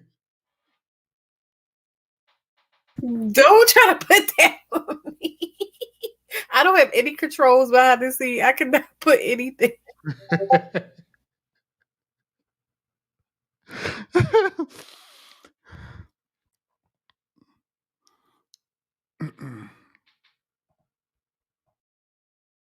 Places in that same website where you say you get girls to fall in love with you and they do it because they love you, because they want to do what you say.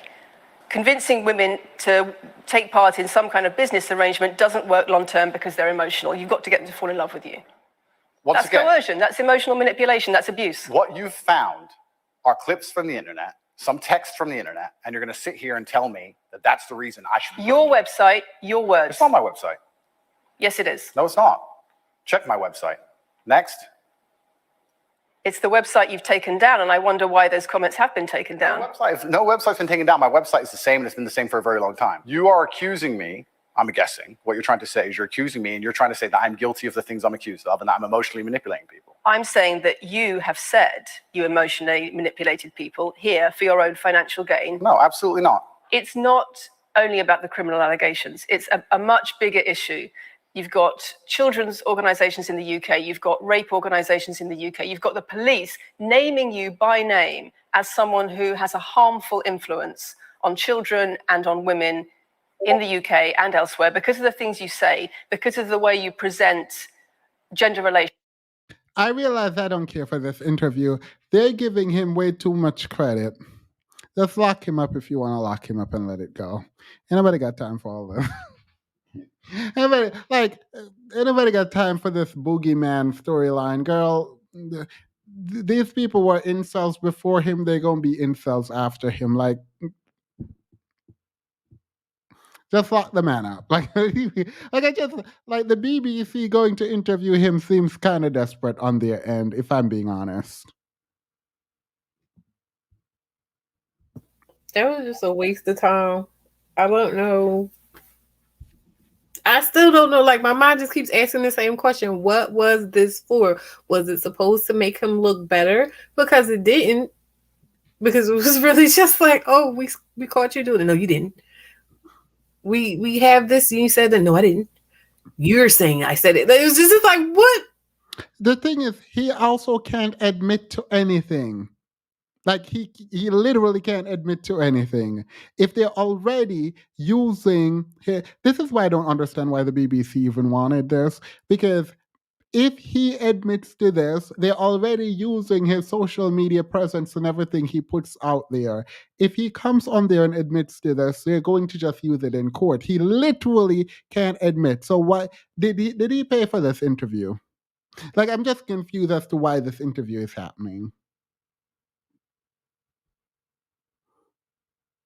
Why are Andrew's windows up and the top is down?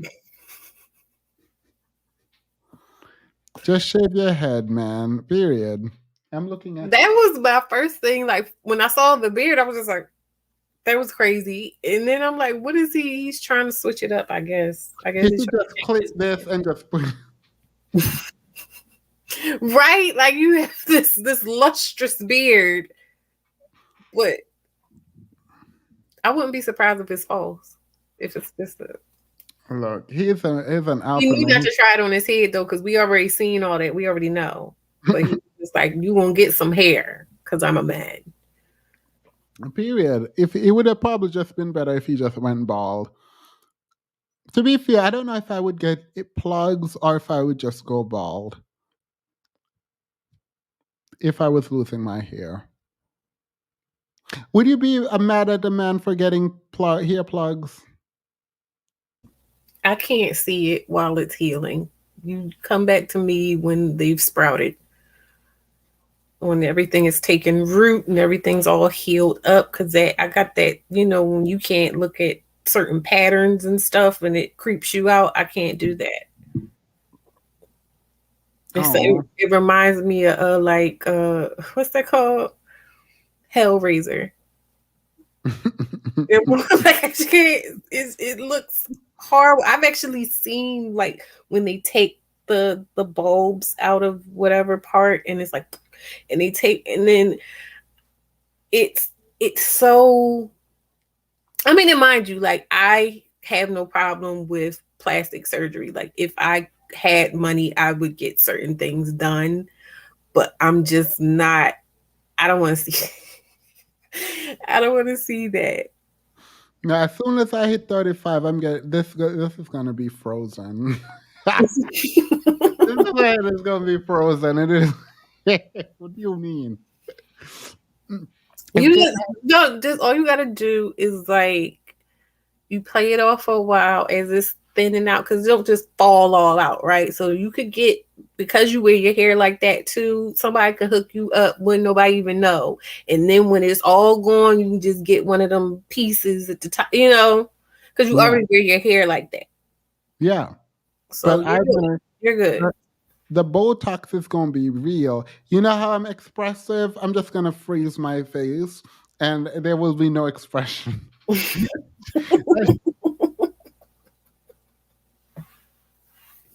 I don't mind bald heads. Like I like a bald head. I mean, now everybody's head shouldn't be bald, but in general, but not on him. I was about to say something, but not on him. I would say I like bald head with a beard, but he looked like one of those old folk tales. And I'm talking about the European ones, the drawings in the books, and there's no color to it. They just draw the drawings and they make like the Baba Bushka or the Baba Yaga or whatever, and they just look crazy and scary and they got all these lines and stuff. I don't like that. But I generally like a bald head and a beard. Are you for Botox? I'm not against it. I don't. Are you for men getting Botox? I don't need it. Would you be mad at your husband or boyfriend for getting Botox?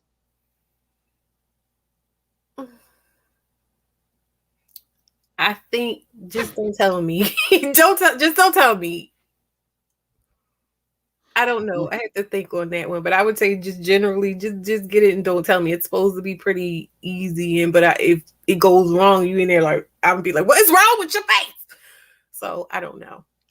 Because I can see where the lines are gonna be in my forehead, so all I'm gonna do is gonna freeze all of that. Because absolutely not. If Tate has any fanboy left after that, they deserve everything they get. I choked on my coconut water. Period. that is just a hot mess. What he was up there doing. That 4C goatee is not.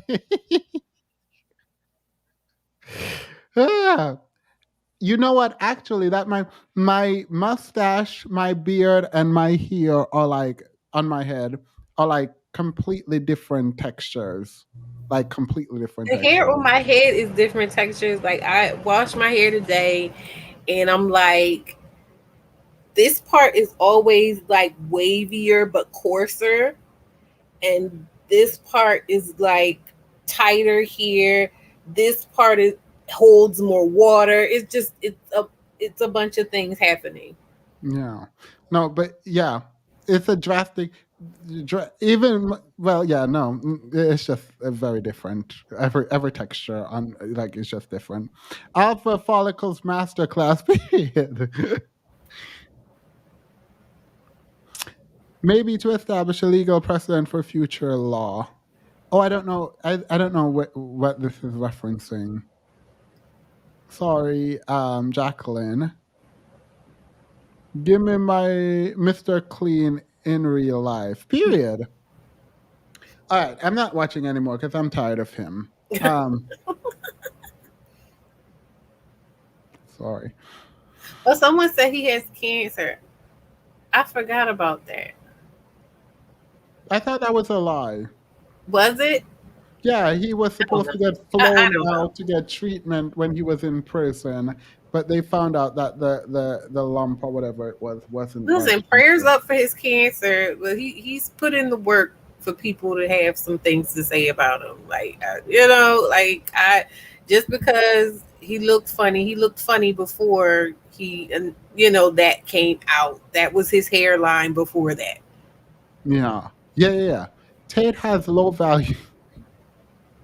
And then how about that? I never seen him with a beard like that. So you tell like if he has cancer, doesn't it take your hair from everywhere? Huh? When you have cancer and you get treatments that like make you lose your hair, you lose Oh, hair everywhere. You lose chemo doesn't. eyebrows, you lose hair No. everywhere. Well, that's not chemo doesn't always make you lose your hair, but also like he wasn't taking chemotherapy. Like it was not true I'm based I'm on talking everything I I'm read. talking context clues, and this is not specifically to that person to try to like. And then I'm just saying like I'm thinking it through. I'm like no, that doesn't check out for me. Oh no, he was bald. That's why he had a bald head, and then he went to prison and came to out jail or whatever. Came out, and everyone could see that there was like something missing up here because he was lying, saying he shaved his head and he wasn't going bald because, girl, we were blind. Like we You can know, tell where hair is growing and where it's missing. some people are misunderstanding me when I say if we're talking about when the person made the comment about him having cancer. I was assuming that the hair was at least part of it because we're talking about his hair and stuff. I recognize that you have to get chemo in order for your hair to fall out. So if he wasn't getting chemo, no, it would not affect his beard. But I'm just saying, like, even more, that means that's just his hairline. So you know what I mean? Like, that wasn't affected by his cancer. So I feel I reserve the right to talk about his hairline. Ah, before we go, wait. Thank you so much for staying with me. It's been almost 5 hours. I didn't Has realize it? yeah, it's like 4 hours and Wow. 50 minutes. I was gonna open the panel, but should I even open the panel? I don't feel like there's much to talk about. I mean, it's nice to extend the opportunity if people want to say things. Do you all want the panel to be open for a couple seconds so I can practice being strict? Oh yeah, he's bringing down the hammer. New Yeah. rules. All right, let's open the panel up. You will have 30 seconds each to complete a thought. Here you go. Demas, can you do a review of Queen Charlotte? I will. I just need everyone to watch I'm it. excited for that. Yeah, I loved it. I loved it. I loved it. And the Queen Mother or Princess. Wait, I can't give this away. My bad. Never mind. I will do a review of Queen Charlotte. It might be members only though, but I will. All right, Concern, go ahead. Your minute.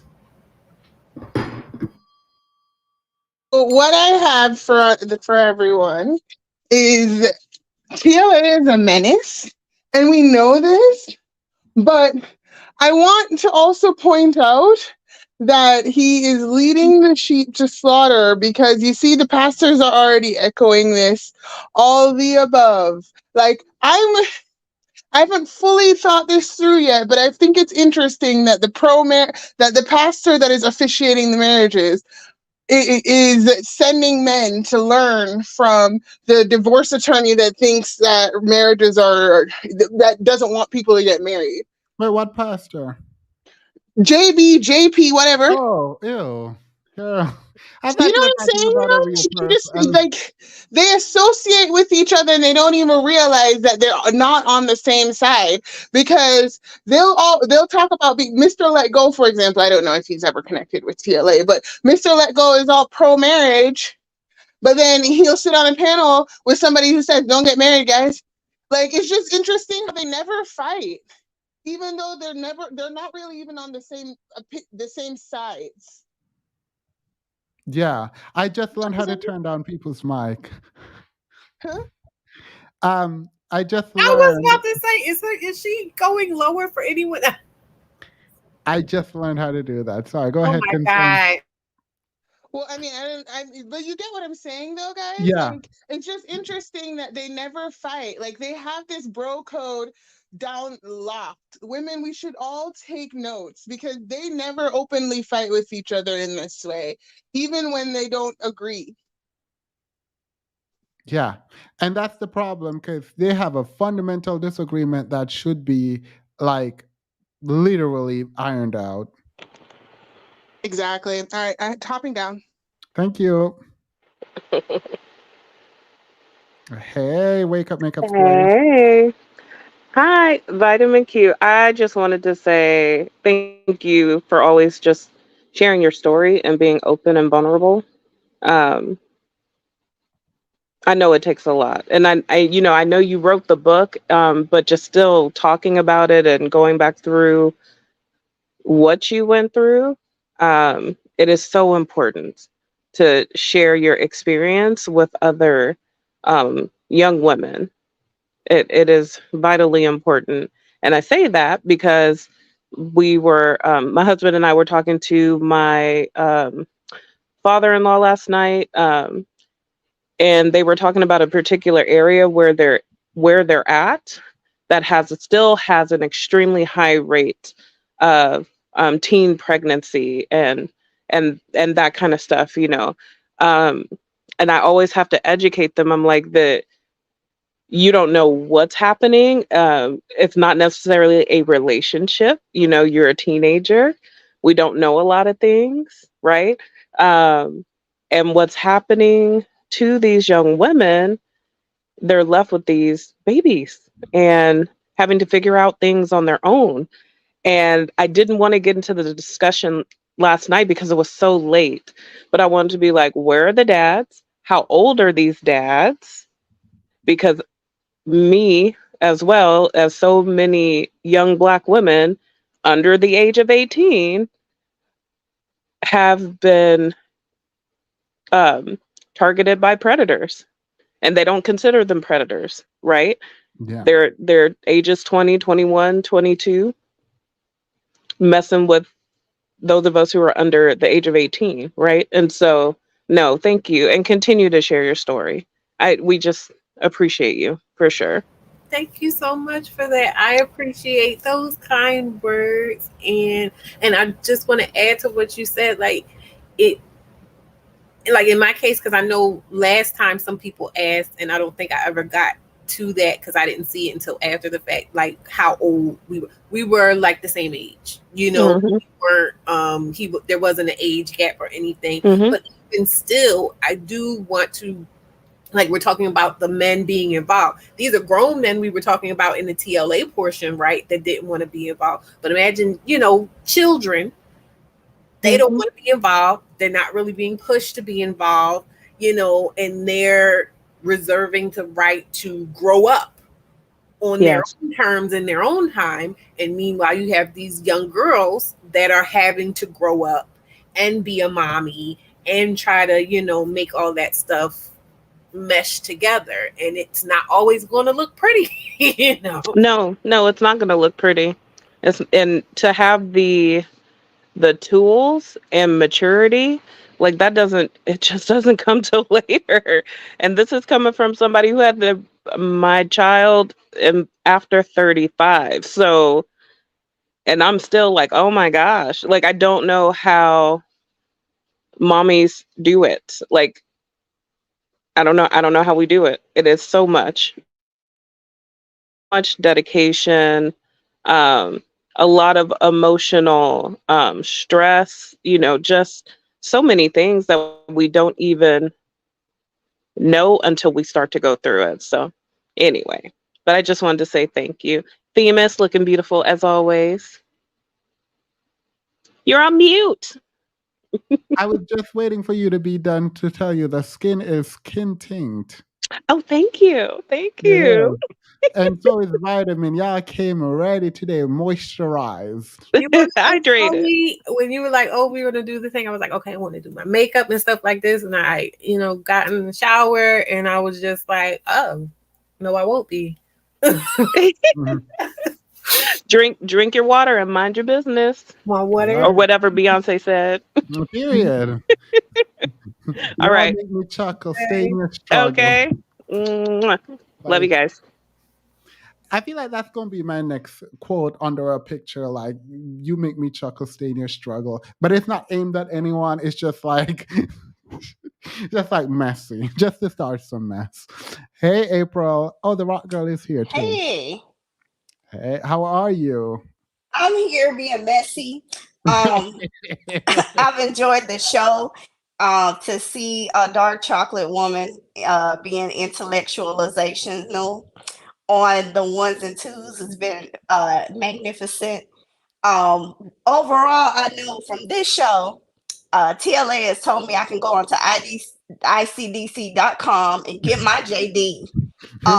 So that's what I'm going to do this weekend, because you clearly do not need to know the precepts of logic, analysis, arguing, or any of the basic philosophies. I mean, Socrates, Plato, forget all of that. I don't need anecdotes or how I'm going to defend you in court, and we will win. So I'm Period. just gonna I'm just gonna take a book out of TLA's.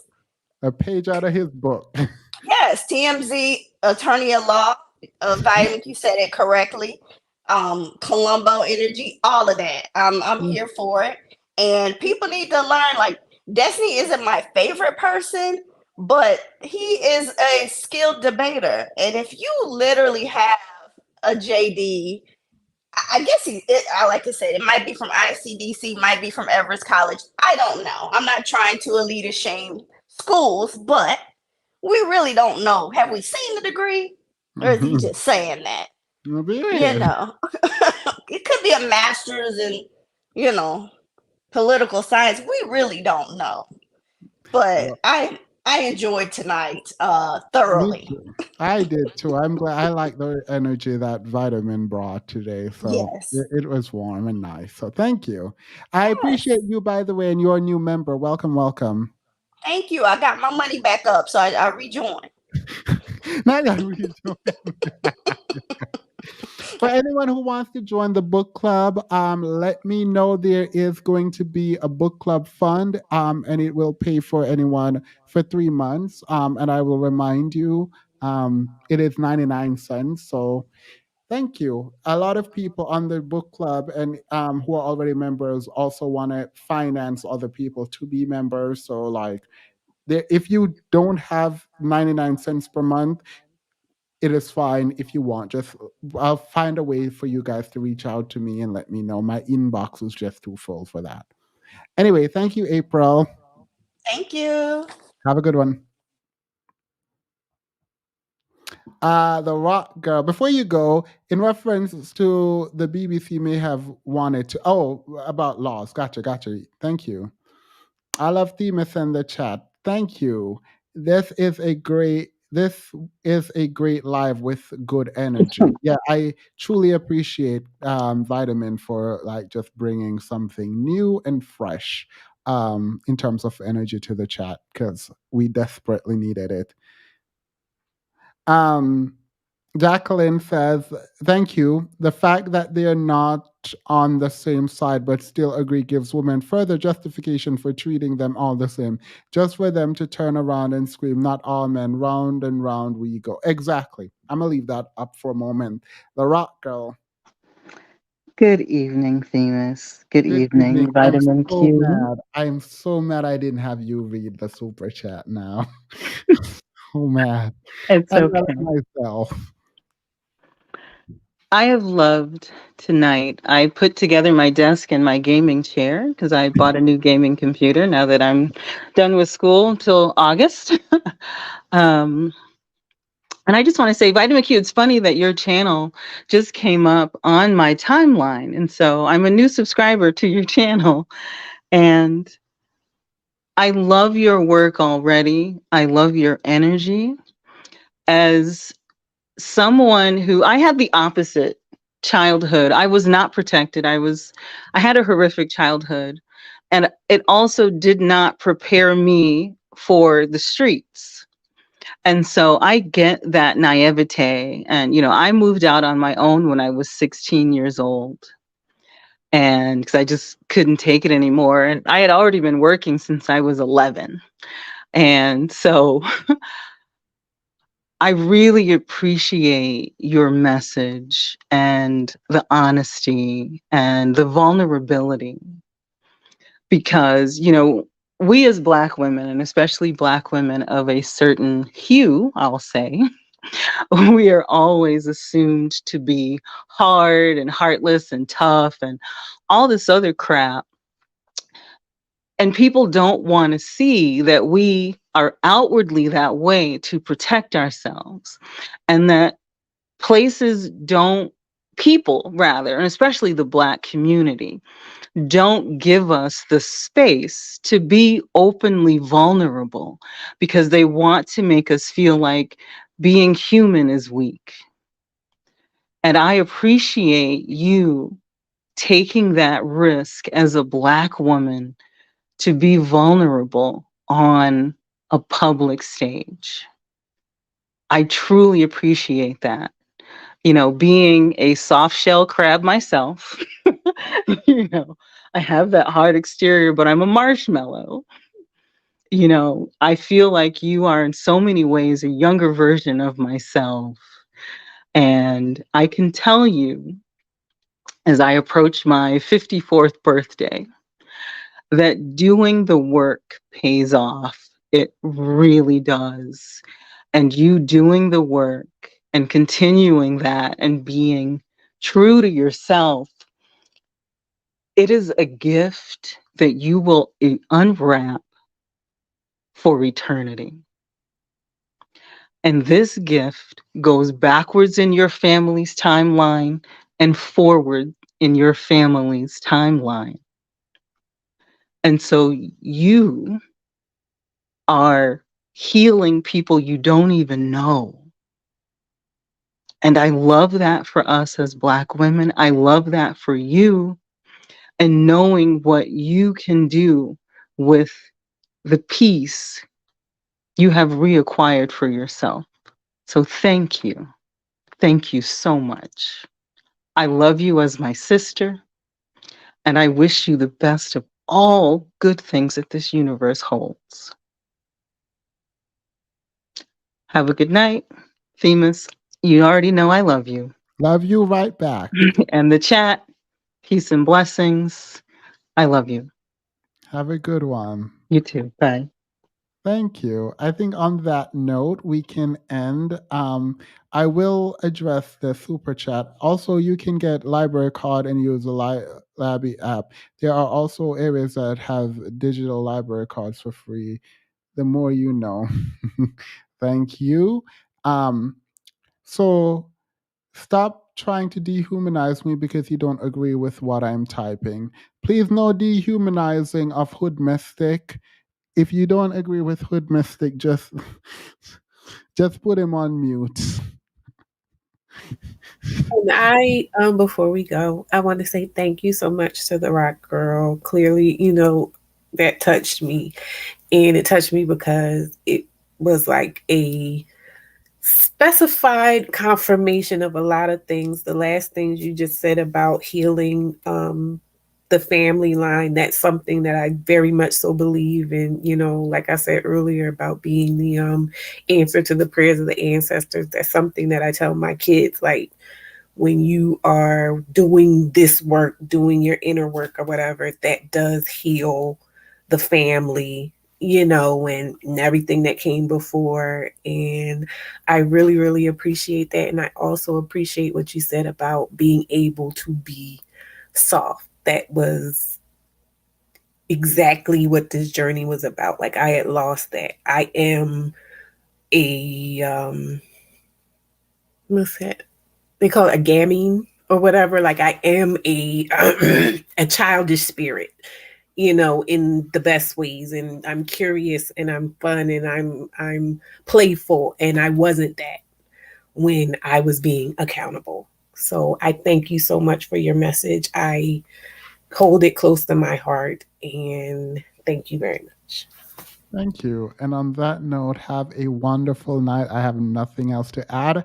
I appreciate you and everyone here who came to hear your story and be here with you. Thank you for staying with me to help me go through the mess that came after. I appreciate that. And you always know you have a space here to come up and talk with me. Have a wonderful night, guys. Bye. Bye.